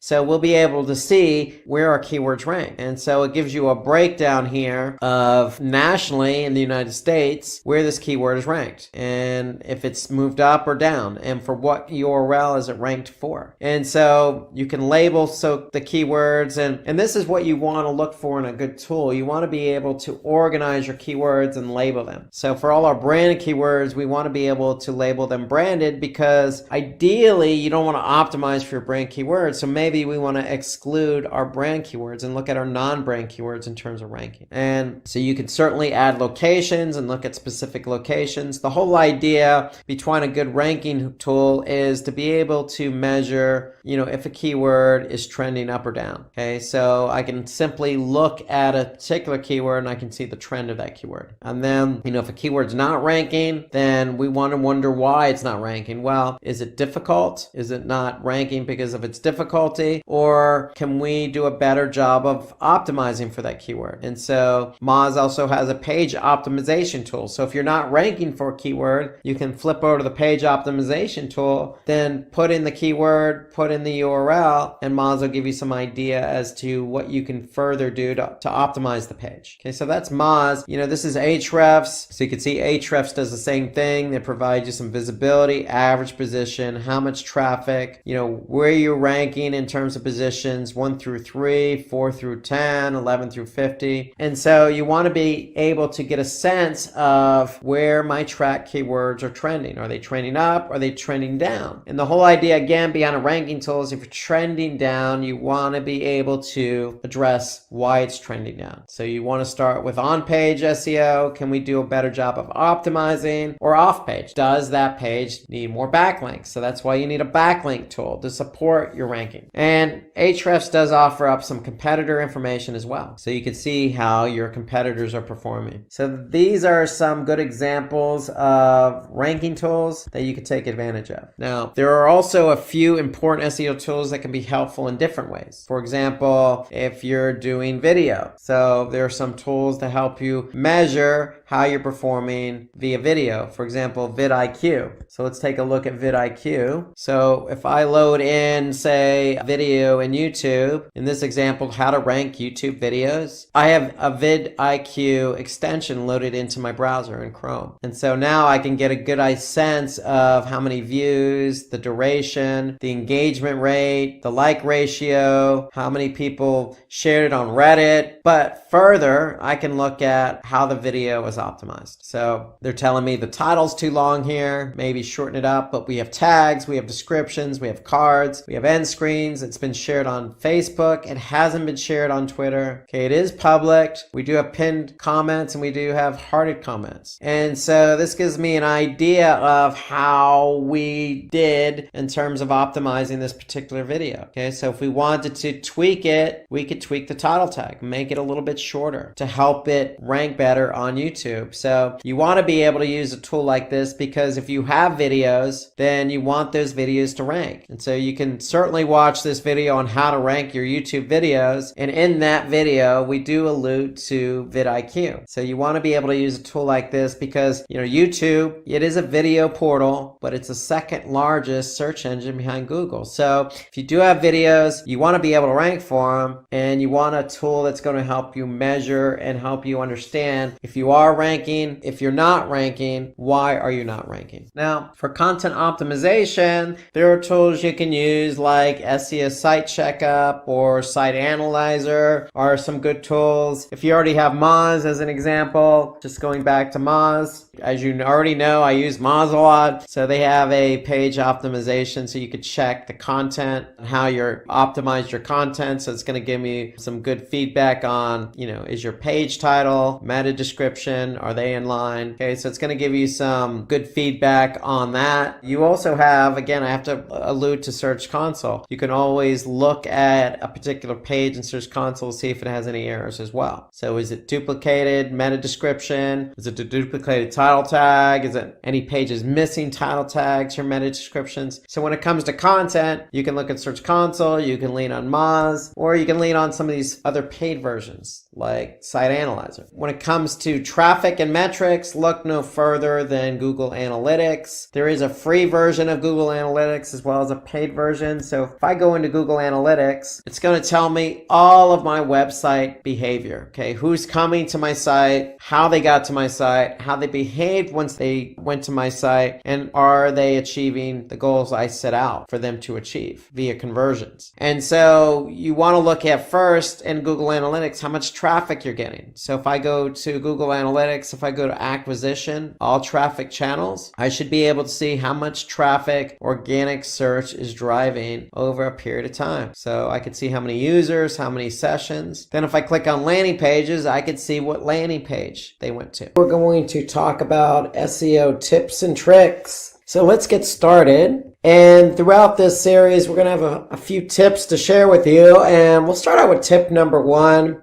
Opt for smarter ways to do keyword research. And so if you listen to any of our SEO tutorials in the past, you know that keyword research is the first step, but the most crucial step in starting SEO. So when we do keyword research, we want to be able to basically find keywords that we feel are relevant to our business that we want to be found on search for. And so here are a few tips that can help you do that research in a more efficient manner. The first thing we want to do is identify a list of keywords that are relevant. So we only want to focus on relevant keywords for our business. That's a given. So what I would suggest is, as a best practice, maybe, put down some of those keywords in a spreadsheet. So think of them as a theme of keywords, because when you do research, you're going to want to include a theme of keywords related to one another so you can pick the best ones out of that theme. And so as an example, if we have a company that sells dried figs, in a spreadsheet, as an example, if I show you a spreadsheet, maybe we want to focus in on just dried fig, and maybe we want to focus in on dried fig recipes. So go ahead and put those in a column, some of these keywords that, you want to be found for. So that's really the first step. They need to be relevant, so put them in a spreadsheet so that you can build keywords around that list. Then we want to choose keywords. And when we choose keywords, we want to have some criteria around choosing them. And so we always want to choose keywords with a lot of volume. And what I mean by volume, I mean how many people on average type in that keyword or a related keyword per month. The second criteria is the keyword of product fit, meaning, is the keyword relevant? You always want to stay true to relevancy. The third is commercial intent. What is the intent of the keyword? Is it trying to get us a sale? Is it answering a question? So what is the intent of that keyword? And then last, it's difficulty. So we want to definitely take a look at how difficult a keyword is to rank for on organic search. So that's some of the criteria. You may have some additional criteria that you want to use, but this is the criteria basically for choosing keywords. So again, we want to prefer keywords with high volume. You want to be careful of seasonality. So remember seasonality. In this example, Christmas tree, you're only going to have a spike, during the winter, the October, November, December months. So be careful of seasonality when choosing high volume keywords. And again, keywords that are relevant to your product, even though it doesn't have much search volume, relevancy always trumps volume or any other metric. Commercial intent. So we want to look at keywords that, for example, have buy in them. They may have low search volume, but if somebody's typing in that keyword, then we can insinuate that the consumer who typed in that keyword is ready to make the purchase. So we want to look at what the intent is of that keyword. And then again, the difficulty. Always opt for keywords that have low difficulty or competition. And so in order to get these metrics, we can use third-party tools. And I'm going to show you a couple of examples of third-party tools you can use that will give you some of this information. So the first tool I'm going to show you is Google Ads Keyword Planner. So if I'm having a Google Ads account, I could simply go to Tools and then choose the Keyword Planner. And from there, I want to find new keywords. So if I choose the keyword dried figs, because that's the keyword I put in my spreadsheet that I'm interested in optimizing for, and then maybe dried fig recipes. That was the other keyword theme. So if I enter those two keywords in, just to begin with, basically what Google is going to give me is the average search monthly volume. So here I can see dried figs. I have an average monthly search volume, 8,100. That means on average, over the last 12 months, that's how many people have typed in that keyword. Here I can see a little bit of a trend. I just hover my mouse over that graph. I could see, again, for seasonality impact, if there is any seasonality, what the volume is on average per month. Then I could see the competition is high. And because this is Google Ads, because it's paid search, they're going to give me a sense or an idea of what I should be bidding on that keyword. Now that's another topic for another day, but it's good information to have because if you're not ranking for a keyword, you could decide to bid on it for paid search. So don't discard the bidding information. Go ahead and put it in a spreadsheet for later use. But for now, we're focused in on keywords that are relevant, how much volume, how much competition, okay? So once I get this information here, I can simply go back to my spreadsheet and put that information in there. What's the volume for dried fig? What is the competition? Now for competition, notice that Google Ads gives us a high or low. Now, if we're trying to measure ratio between volume and competition, we want to get an actual sense of what that competition is. So what I always do as a best practice is go into Google search. If I go to Google search and I type in dried figs, I'm going to see the actual volume is 34,500,000. So I could see that's the actual search volume for this particular keyword. However, if I add a syntax called all in title before that keyword with a colon, space, and then hit enter, then I could see the actual volume reduces to 31,000. And basically what this tells me is that 31,000 listings or results have the keyword dried figs in the title tag. So if a web page has dried fig, our targeted keyword in the title tag, then ideally we can insinuate that that page is trying to rank for that keyword. So therefore, in order for us to rank number one on Google, we have to jump over 31,000 results. So we want to be able to include this information into our keyword analysis. So if I go into our keyword analysis here and I go ahead and enter in that information. So what's my keyword? My keyword is dried figs. Okay. My volume was 8,100. My competition was 31,000. And so that gives me a ratio of 81 divided by 31,000. If I make that into a percentage, basically 26%. So that's my keyword effectiveness index, or KEI, or ratio between volume and competition. And so that's a way that you can gather information is by using Google Ads, enter the information into a spreadsheet, and then sort all your data by KEI. You could sort it by volume, you could sort it by competition. All these metrics matter. Alternatively, as another tool, you can use Moz. So Moz has a keyword explorer tool. Okay, so if I type in the keyword dried figs, focusing on the United States, I could see that Moz says, hey, look, there's anywhere between 4,300 and 6,500 in terms of volume. Out of 100, the difficulty is 41. And so I can expect a click-through rate of 41%. And so basically, the great thing about Moz's Keyword Explorer tool is I can also look at the SERP analysis, search engine results pages, what SERP stands for, and I can analyze the SERP for a particular keyword in Moz. So I want to be able to understand what my competition's doing. So here I could see if I really want to try and optimize for that keyword, I could see what the other pages are ranked for that keyword on page 1. I can also see what local results show up for that keyword. So here I could see that we have a number of different sites listed here. So if we want to be number 1, these are the sites that are basically above us that we need to climb over to be number 1 on Google. So I find that the Keyword Explorer tool in Moz is very helpful for understanding your competition, as well as getting a alternative check on volume and competition, or difficulty, if you will. And so remember, we want to identify a list of keywords that are relevant. I can't stress that enough.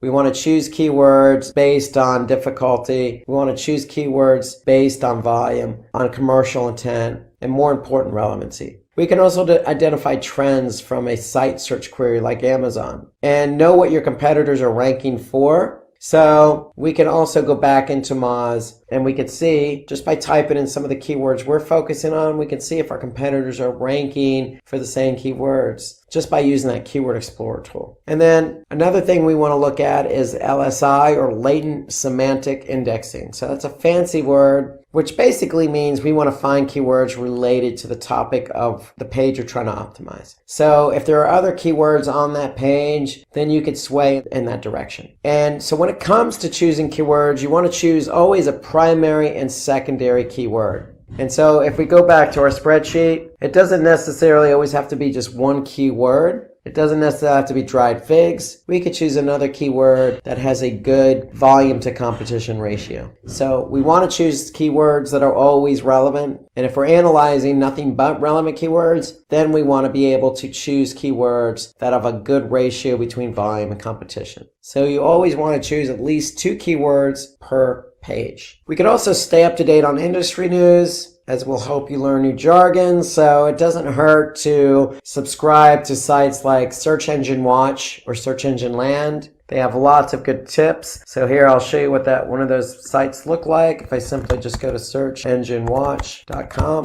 I find this is a good resource to stay up on the latest news when it comes to search engines. Here we could see why SEO and front-end developers are the perfect search marketing team. Another article about optimizing your channel, YouTube channel in 5 easy steps. So there's a lot of information here on Search Engine Watch that pertain to SEO and keyword research. We could also look at other third-party sites like Wikipedia, Reddit, and Quora, for example. So if I go to Quora, I can do a search for dried figs, and I could see what's being written about that topic. So that should give me some ideas to build a keyword, a list around. So for example, the health benefits of dried figs. Okay, are dried figs safe for diabetes? Best ways to eat dried figs. So those are all good keyword themes that we could build a keyword list around. And I did that simply just by typing in dried figs on Quora. So that's a good tip for you to leverage when you're trying to build out a keyword list. Okay, let's talk about tip number 2, which is publish high quality content to get more traffic to your website.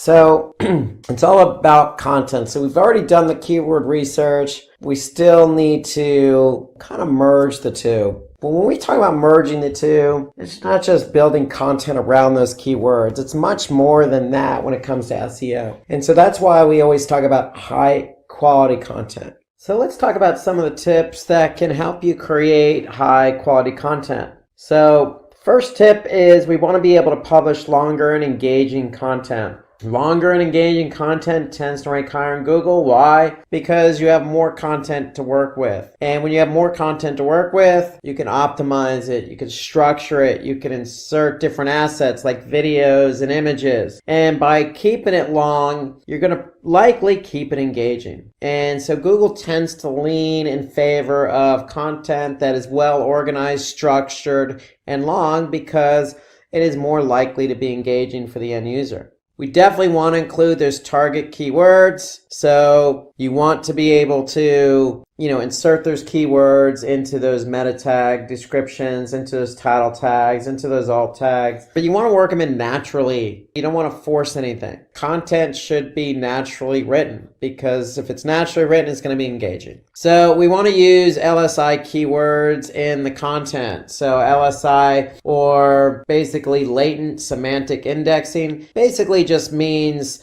different terms and concepts related to your target keywords. So feel free to use terms that are similar to what you're currently using. These keywords can definitely be used for SEO because they can create more visibility and potentially higher rankings because it gives you an opportunity to use keywords that are natural and work for different variations. And let's look at an example. So if you're optimizing an e-commerce category page and your keyword is one mixed shoes for men. So we want to use keywords closely related to one mixed shoes for men. For example, running shoes for men or sport running shoes for men, outdoor sports shoes or air cushion shoes. Let's take a look at an example of Amazon. So if I go to Amazon, I could see the one mixed shoes for men page. And if I look at this page, I can see a lot of product, and each product has basically some content associated with it, i.e. the title of the particular product. And so you want to be able to use different descriptors for this particular product. For example, men's running shoes, or breathable lightweight gym sports shoes, or lightweight casual sneakers, or walking casual sneaker. All of these are LSI related keywords. They're similar to what we're trying to optimize for. So you don't necessarily always have to be brand heavy or stick with one keyword. You could definitely show variation, especially on the e-commerce side if you're dealing with different product. So we want to make the content readable with the help of visuals, subtitles, and bullet points. So if you're e-commerce, you want to make sure that page is laid out properly, easy to read. Here I could see the descriptor along with the title all kind of merged together. And so there's no breakout of, okay, this is the product name, this is the description. It's kind of one all in one, which I like. It just makes it more natural sounding. Okay, and you can see these are all broken out. Pretty well laid out page, and Amazon is more or less, consistent in terms of how their pages are laid out. So make it readable. add visuals, add subtitles, add bullet points. It helps break out a lot of the content, especially if you have a long amount of content or a large amount of content. So the use of subtitles, bullet points, and visuals will help break it out, structure it, and make it more engaging for the end user. You definitely want to write an effective and organized content in order to reduce the bounce rate. So there is correlation between engagement and bounce rate. The more you structure, the more you add visuals, the more you add subtitles, the more engaged somebody's going to be, the less likely they are to bounce from the page. We also want to share customer reviews and ratings. So if you have a web page, you sell products, even if you don't sell products, it's always good to have testimonials or some type of customer review. So if we go back to our example on Amazon and we clicked on a product, one of the running shoe products, we look here, we can see the image, we could see kind of the description. Well, I may not be so interested in buying this product. I want to know a little bit more about it. Well, that's where the breaking point comes in. That's where the decision factor comes in, where if I read other reviews, then I can possibly have my mind made up to buy this product. So here I could see that not only there are reviews, but there's testimonials. So I could see that here, you could see that there's a lot of stars, and you could see the kind of the review title. These running shoes are very comfortable and lightweight. So you have a lot of different feedback. And so reading customer reviews is always helpful, because even though you're making the decision, it kind of will help sway you in one direction or another. At least it does for me. So that's the beauty of a customer review and a rating. We want to be able to use those to our advantage. And then you want to be able to update your content on a regular basis. And that goes for testimonials and reviews. You want to make sure you're always getting reviews. Because if you're always getting reviews, then that's just adding to the particular product. And so if you're always updating your content on a regular basis as well, then Google's going to be able to see that. And Google likes fresh content. Okay, we also want to include the benefits of the product. So if you're selling a product, any product, you always want to include the benefits. You want to do as much as you can to make your product engaging to the end user, enticing so that they can buy it. So in addition to customer reviews or adding content about the product, you want to include benefits. So if we go back to Amazon here, we could see Amazon lists a lot of the benefits, or OneMix in this case lists a lot of the benefits. So here you could see all the descriptors about the particular product. It's got rubber sole, it's got a breathable textile lining, you get free high quality socks with every shoe. So these are some of the features, and if we continue to scroll down, we could see some of the details about the fabric type, specifics about the fabric, and there's a lot of information on this product page, even a sizing chart. So a lot of different features that will help the end user make the decision. So don't hold back. Add as much information as you possibly can, as much information as you have available. It doesn't hurt, because in the end, what you're trying to do from a product perspective is sell the product. And you can't really sell it unless you have information that's going to convince the user that this product is what they want to buy. So include the warranty, size recommendation, return policy, and some offers. So it should all be listed on the page, easy for the end user to see. So can't stress it enough, provide as much product information as possible. I go back here. Here it has a sizing chart, what colors are available, again, some of the descriptors. If I scroll down, here I can see some more of the benefits, waffle rubber outsole, soft deodorant insole, again, fabric type. It's got all sorts of information. It's got images about the fabric itself, the shoe itself, how it's structured. So a lot of information about this, and it even does a comparison. And so there's a lot of information about this particular product. So don't hold back. Add as much as you can to convince the end user. So in the case of the OneMix on Amazon, they had a sizing chart. They had an FAQ. They had additional information. What other products that customers view from OneMix? And then testimonials. So these are some of the basic bits of information you want to add on your page. If you don't have customer reviews, it's okay. Add FAQ in its place. Again, the end result is to convince the customer to purchase the product. And then build a comprehensive internal linking structure of web pages. So every product page should link to similar products. So if I go back here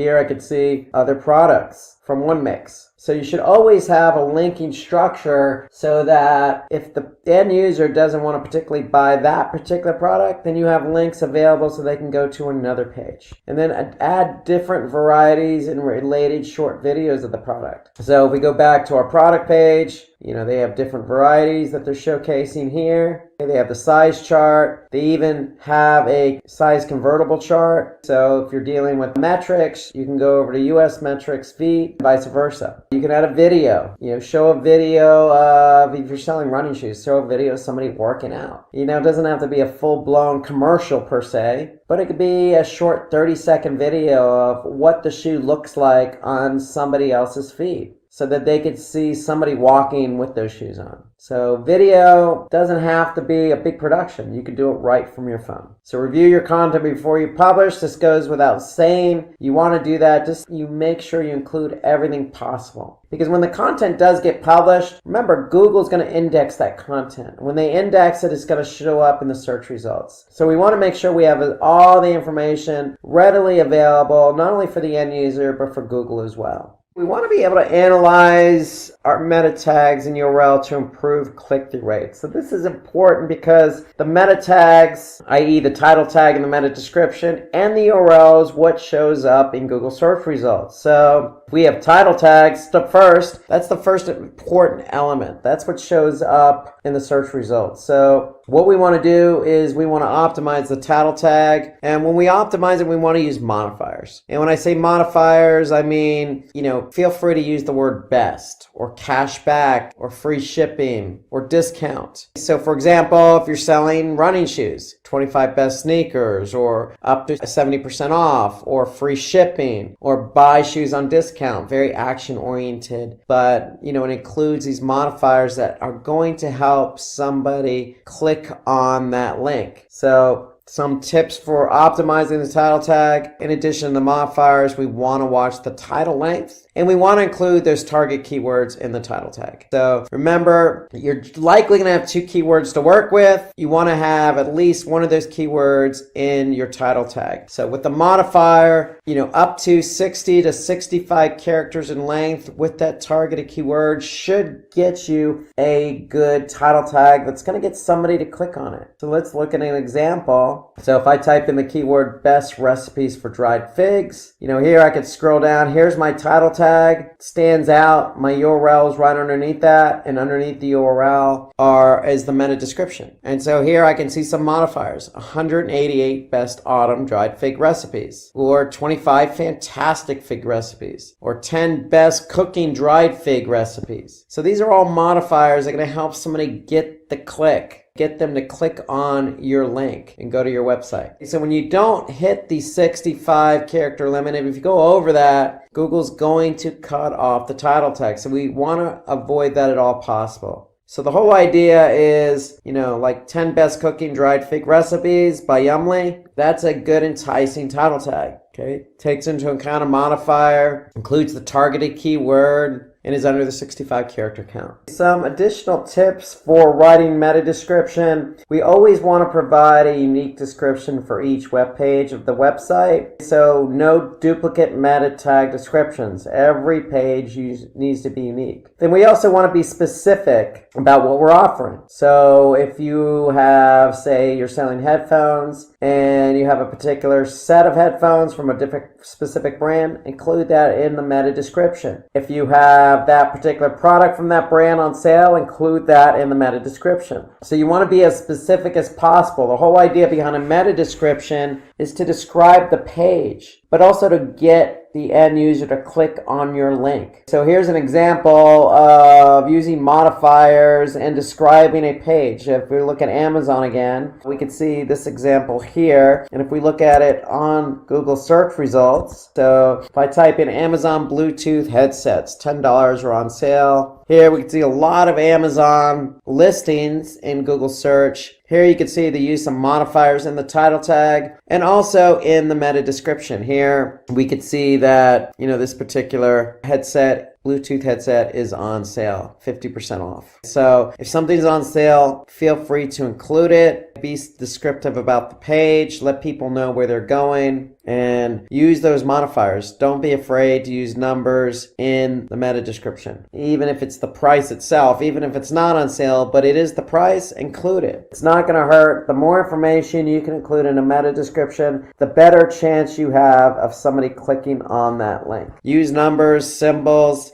percentages off always help. Use catchy words like discount or cashback. You're competing with other listings on the page. So if you have something on sale, if it's on clearance, list that it's on clearance. Here I can see they even included the coupon code. So feel free to list as much specific information about that page as possible. The whole idea is you're competing with your own web pages, but in other cases with competitors. So the meta description along with the title tag and the URL helps separate out you from the rest of the listings on search engine results. And we don't want to keyword stuff. We want to keep it within 160 something characters or 65 characters, because Google will break off the meta description just like they do with the title tag. And so we want clean, natural, written meta descriptions that separate you from the competition. So that means including the keywords, but making sure those keywords are naturally included in the meta description. So if I go back again to valleyfig.com and I could see the meta description. Hey, welcome to the best resource online for dried fig recipes. Savory, sweet, snacks are healthy, dried fig recipes. We've got it all. Okay, start cooking with figs. And so it's natural sounding. It does include the keyword. It's not keyword stuffing. It's natural sounding. That's hopefully going to get that person to click on this particular website. Let's turn our attention to the URL. So we want to make sure that the URL is basically taking into account best practices. So if we take a look at this particular URL here, it doesn't necessarily look as attractive as we would like. So first of all, I don't understand some of it. So that makes it unpleasant, boring, and messy, to say the least. So you want URLs that, basically are clean and understandable. So in other words, we want to make them SEO friendly. Because if they're SEO friendly, somebody understands the URL, then they're likely going to click on it. So the old rule of thumb is if you can read the URL, then the search engines can read the URL. So here are some tips for creating friendly URLs for SEO. Make it readable. You want to include the target keyword in the URL. So if it's dried figs, the URL should include dried figs. If it's dried fig recipes, make sure it's dried fig recipes. Now avoid using too many subdirectories in the URLs. So we want to keep it as close as possible to the root directory and match the URLs to titles most of the time. So let's go back to our example here. Here we can see this is valleyfig.com/recipes, not necessarily dried fig recipes, but recipes nonetheless. It's in the root directory. Okay, so at all costs, now this is in some cases unavoidable given that you may be dealing with an e-commerce website that's calling, content from a database. So if that is the case, you're going to have some dynamic parameters in the URL, which is fine. Just make sure you avoid having too many of those dynamic parameters. It's understandable to have parameters, but the rule of thumb generally is no more than 2 different parameters in the URL. So prefer to create short URLs. That's really the way to go. The shorter, the better is the rule of thumb. And, if you're going to break up the URL, then use hyphens instead of underscores. It's just cleaner. It's a more understandable. Search engines tend to read it a little bit easier if it's hyphen. So here's what a friendly URL looks like for search. You got your domain, you got a subcategory broken up with a hyphen, and then the product. So that's just a clean URL for a particular e-commerce site that has categories and subcategories. So again, we got Amazon.com. Your category can be electronics, your subcategory could be earphones, and your product could be Bode earphones. It's that simple. Let's start with talking about rich snippets. This is tip number 4. So we want to add rich snippets to improve your website's visibility on SERPs. So tip number 4 is all about rich snippets. So let's start out by asking ourselves, what is a rich snippet? So rich snippet is simply just a term used to describe structured data markup that you as a website owner can add to your HTML. So hypertext markup language, or HTML, is what basically constructs a page. So if we can add more information to that, that will in turn allow search engines like Google to better understand the information that's on that web page. So the more Google understands about that web page, the more they can put into the search engine results page. So rich snippets is basically some structured data markup that we can add to our existing HTML. And so if we want to add rich snippets to search engines, then how would you prefer your products to be displayed? Well, if we have products, then we want to make sure that maybe we have reviews, or maybe we have other information in there, like links to our site. Okay, so there's a lot of different types of rich snippets that, we can add that Google can recognize and add to the search engine results. So if you have a product, then there's a lot of things we can add, like specifically product reviews. So we want to be able to add more information to the search engine results by working in some rich snippets. So basically the whole idea is to set up the rich snippet to drive targeted traffic. Okay, so because the more information in the SERP, the more likelihood you're going to get the click. And the more likelihood that click is specific traffic. So some of the benefits of structuring the data for rich snippets are, as I mentioned, increasing click-through rates, also increasing conversion rates. So when you get the traffic from organic search to your website, if somebody's looking for a specific product and you have a number of different good reviews showing up, let's just say 5 stars out of 5 stars, and you have 100 reviews showing 5 stars, then, somebody's probably going to take some trust in your brand, and your conversion rate probability is going to go higher. It also helps improve your search engine visibility because you're adding more information. So in other words, the more Google knows about your page, the likelihood it's going to rank that page. And it's more likely that that information that's contained in that rich snippet is going to get featured in either the knowledge graph, which is that graph on the right side, or in a featured snippet, which usually shows up at the top of search engine results. So in other words, the more information you give Google, the more they can use that information on their search results page. And there's no disagreeing that the more information that you have in your search engine result, the likelihood of getting more traffic increases. So for rich snippets, you could always start with images. So some of the common properties that you can add to your product page, if you have a product page, just the page itself is an image. You can always start there. You can always add a description. You can always add in ratings, and you can always add in reviews. So these are some of the most common attributes you can add as a rich snippet. So if you add that, Google picks it up. It's going to include that information in the search results. Okay, some others are offers, prices, site links, links to your site, and product availability. So all that information can be conveyed to Google. Google understands what you're trying to pass along. It's going to include that in the search results. So did you know that according to Ahrefs, over 99.58% of featured pages that have structured data already rank in the top 10 list of the Google search results page? So in other words, if you have rich snippets in your page, your chances of ranking in the top 10 of a Google result is going to be very, very, very good. Okay, let's talk about tip number 5. Optimize your site structure for a great user experience. So let's go over some of the tips that you would do for planning a good website for SEO.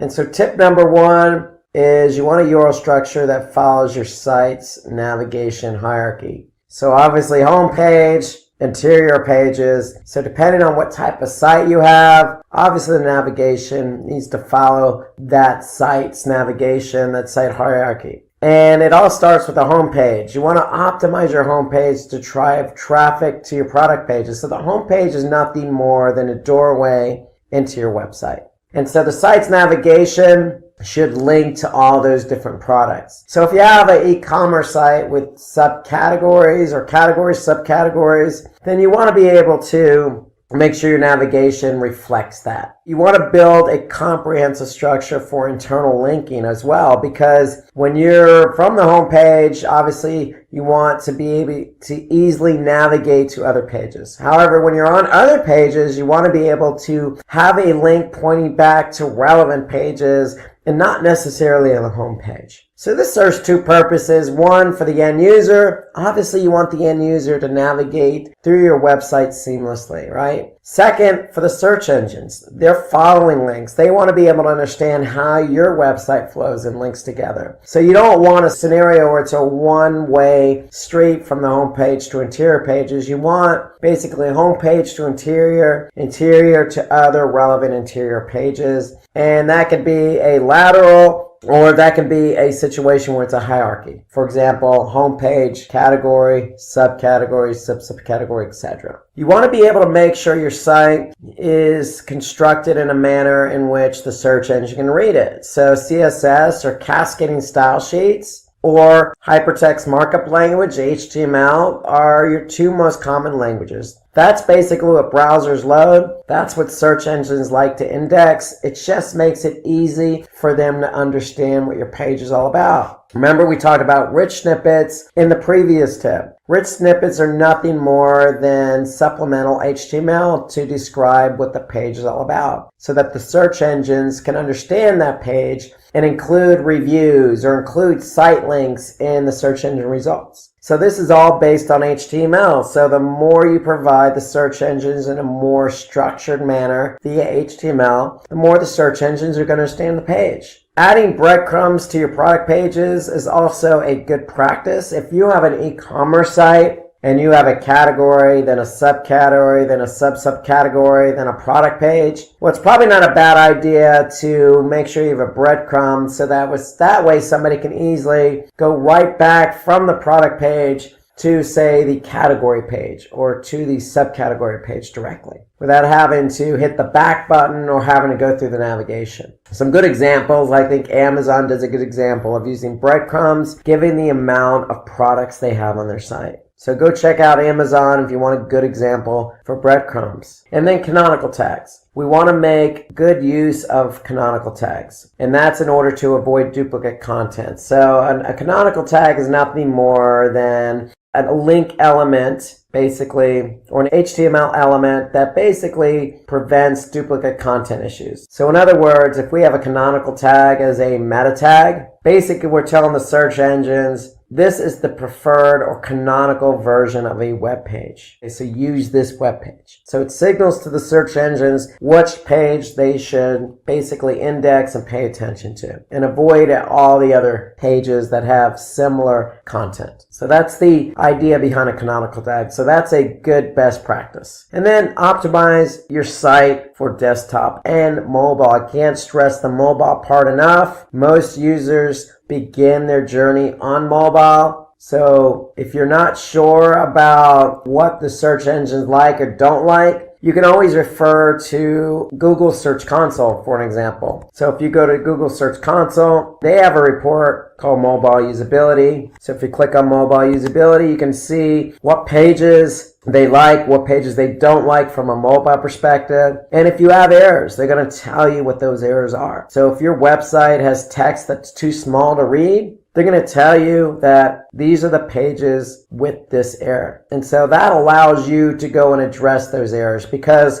from a Google perspective, if a page has a mobile usability error, then Google will not index that page. So leverage Google Search Console to get a sense of what type of errors your site has from a mobile perspective. You also want to prefer to keep your checkout page simple. So again, from an e-commerce perspective, you want to keep the checkout page as simple as possible for obvious reasons. You want the end user to have a good experience, and you obviously want the conversion. So when I say keep a checkout page simple, really now with today's technology, you can create a one-page checkout process. You want to optimize your sitemap. So when we talk about sitemaps, we want to make sure that it's a file, an XML file that basically includes all of our URLs. And we can then turn around and give that sitemap to the search engines. So if you have a sitemap in XML, make sure you go to Google Search Console. So if I go to Google Search Console and I click on sitemaps, I can just simply tell Google where my sitemap is located. And when they recognize that sitemap, they're going to be able to basically index the URLs from that sitemap. So we could see here how many URLs they discover and how many they index. So make sure you create the sitemap in an XML format, submit the sitemap via Google Search Console, and then you can go back and see how many pages they've indexed versus how many you've submitted. And you want to make sure that sitemap is dynamic, meaning anytime you publish a URL, that URL is added to the sitemap. Fixing broken links. So broken links is not something you want, but it's something every website has. It's unavoidable.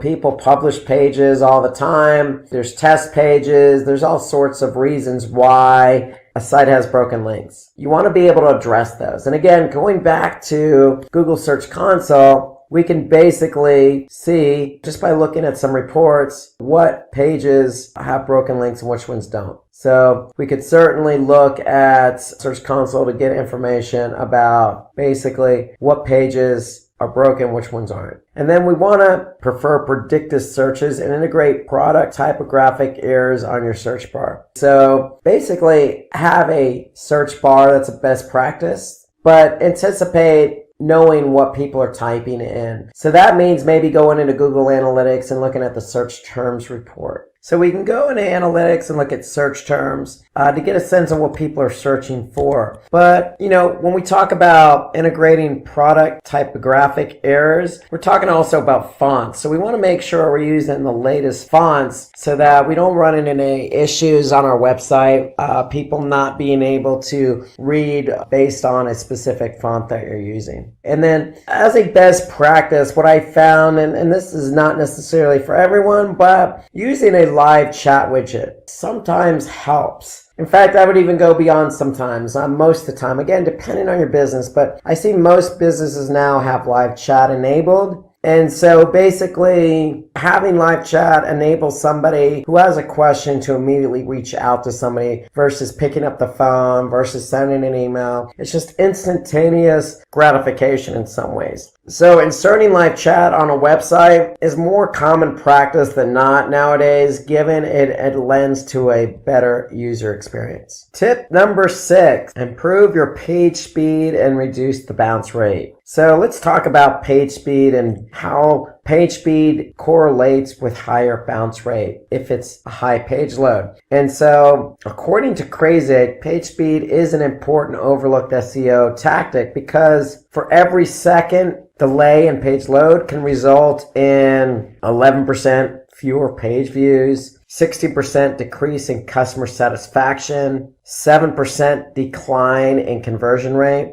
So, you can see here, regardless of how specific the numbers are, when you have a page that loads slow, you're going to have lower user engagement and a poor user experience. So you have to pay attention to page speed. And so since 2010, Google has been using page speed as a factor for page ranking in the search engine results. So here's some tips to focus on making sure your pages are optimal in terms of speed. So enable browser caching. Okay, you can reduce plugins if you're using WordPress as an example. Disable plugins you're not using. Using a simple website design, going back to tip number 5, stick with CSS and HTML. Don't do anything fancy in terms of technology because it's only going to complicate matters. Optimize your code, minify files, meaning, hey, if you're not using any code, just get rid of it because code has to execute and that slows down page load time. So if your website has numerous CSS and JavaScript files, basically minify and combine them. And that's what we're talking about there. You don't necessarily need a lot of JavaScript on your page. You can leverage Google Tag Manager or, other features that help minimize the number of JavaScript files you have. And so you can also get some of these ideas by going into Google Analytics. So in Analytics, under behavior, under site speed, under page timings, you can basically see how quick each page loads. And then if you click on speed suggestions right below page timings, what happens is Google's going to actually give you some suggested ways to increase speed. So if we let this report load, we'll be able to see some speed suggestions per page. And so here you can see, for example, the home page has an average page load time of 4.89 seconds. You can see right next to that, we have page speed suggestions, 7 total. So if we click on that, basically what it's going to do is going to launch another Google product called PageSpeed Insights. And what PageSpeed Insights is going to do is it's going to analyze the page in question, whether that be the home page or an interior page. And what they're actually going to do is not only analyze the desktop version of your website, but also the mobile version. And so now we could see opportunities to improve our page speed by making sure the images are properly sized, making sure server response time is changed. Again, defer unused CSS, not using CSS or getting rid of CSS or minifying it. So there's lots of things you can do. And again, this is desktop and mobile. So on the mobile side, we could see some of the other issues too that are causing high page load. And so analytics, site speed reports, page speed insights are good ways to get an idea, really excellent ways to really address page load time issues. So again, these are just some of the common issues with page load time. There could be other factors. So leaning on those page speed insights reports will definitely help reduce page load time. So basically, according to Google, a website should have, time to first byte lesser than 200 milliseconds. Milliseconds is very, very fast. So in case your website is slower than 200 milliseconds, such as 500 milliseconds or more, you need to improve it. So you don't even have to measure it by milliseconds. You can even go by seconds, which is what most of us count time. And again, you could see that simply going into the speed suggestions report in Google Analytics. So ideally, in terms of seconds, you want something that's about, 4 seconds or less, 3 seconds or less, obviously as fast as possible. So case study, Walmart. Walmart reported the following results. So Walmart experienced a 2% increase in conversions for every 1 second of page speed improvement. So think about that. There's definitely correlation between page load time and speed. So in conversions and user engagement. So the quicker your page loads, the higher the engagement. So with that improvement, they also experienced an increment in revenue. So meaning the pages load, people had a better user experience, they were able to check out easier, and that led to more revenue. So they were able to measure revenue against milliseconds. And that's something you can certainly do in analytics. You can correlate revenue with bounce rate. You can correlate revenue with page speed. Okay, tip number 7, build quality links and increase the domain authority of your website. So Google's top 3 search ranking factors includes link building. So you need to have quality links from quality sites pointing to your site. And so that's a factor in terms of ranking. So that falls under off-page SEO. You need to build references and links on quality sites. And so building quality links to your content can give your product or category pages or even content or blog posts a boost in the SERPs. So it's all about quality over quantity. So it's always building quality links, not quantity. So let's talk about what kind of strategies you should implement. So if you implement these strategies, then you're going to likely see a lift in the SERPs. So earn backlinks from relevant and authoritative web pages. So what's authoritative? Well, authoritative is subjective to some degree, but it's also measurement in others. So you could use Moz as a good tool to measure page authority or domain authority. So if I go into Moz has a page and domain authority score between 1 and 100. And so you can actually see what sites have good domain or page authority just by entering in the domain. So relevant, you obviously want to rank to something that's relevant. So if you're in the food industry, something food related. You want to promote your content regularly on social media. So social media, I always consider it a low-hanging fruit when it comes to backlinking. You know, there's so many different social media platforms available. Facebook, LinkedIn, Twitter. There's so many varieties from images to Pinterest and Instagram to video, being YouTube. So there's lots of ways to get your content out on social media that will allow you to not only promote your brand, build a community, but also establish a reference back to that page. You can opt for guest blogging. Okay, so you can reach out to another blogger and blog on that platform. And it can be reciprocal as well. A blogger can certainly, blog on your platform and have a link back, and it works both ways. Influencer marketing. So influencer marketing is working with somebody who has a large amount of followers who can influence those followers to,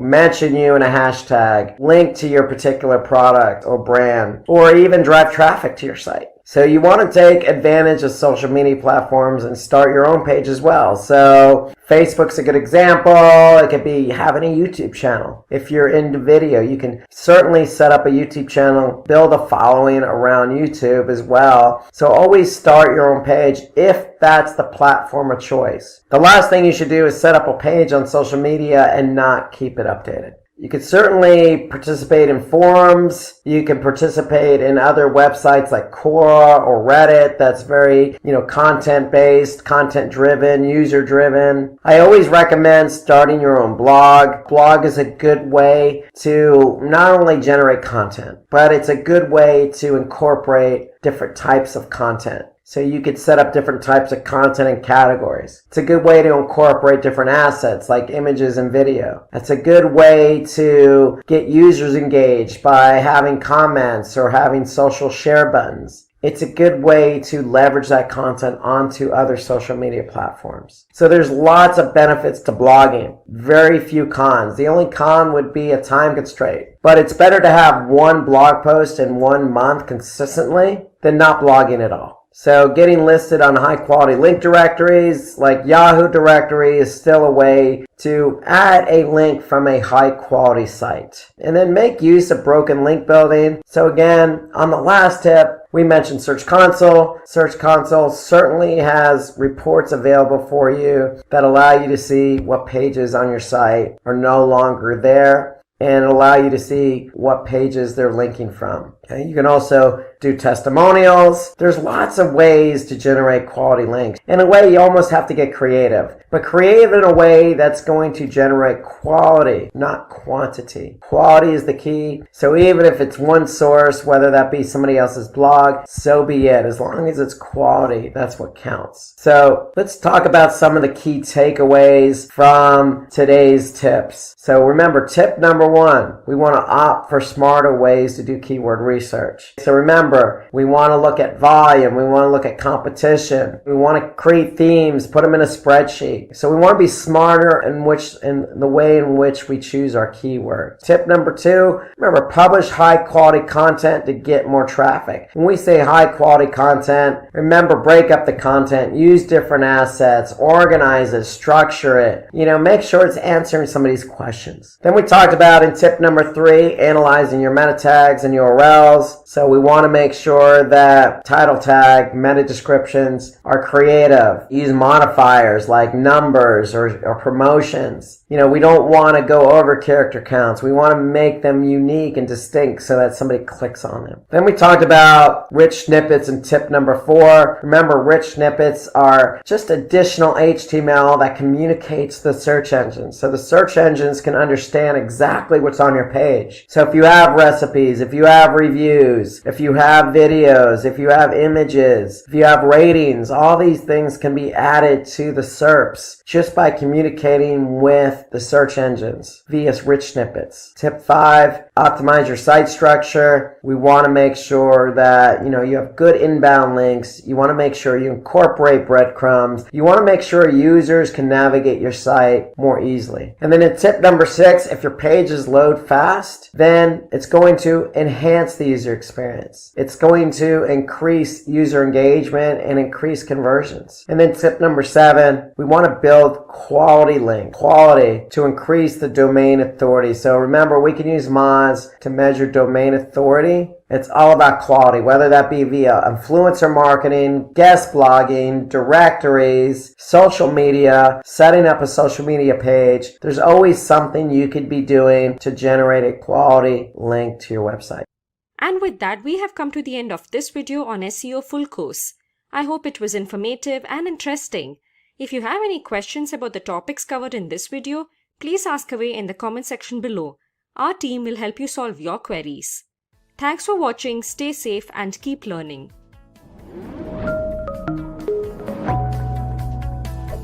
Hi there, if you like this video, subscribe to the Simply Learn YouTube channel and click here to watch similar videos. To nerd up and get certified, click here.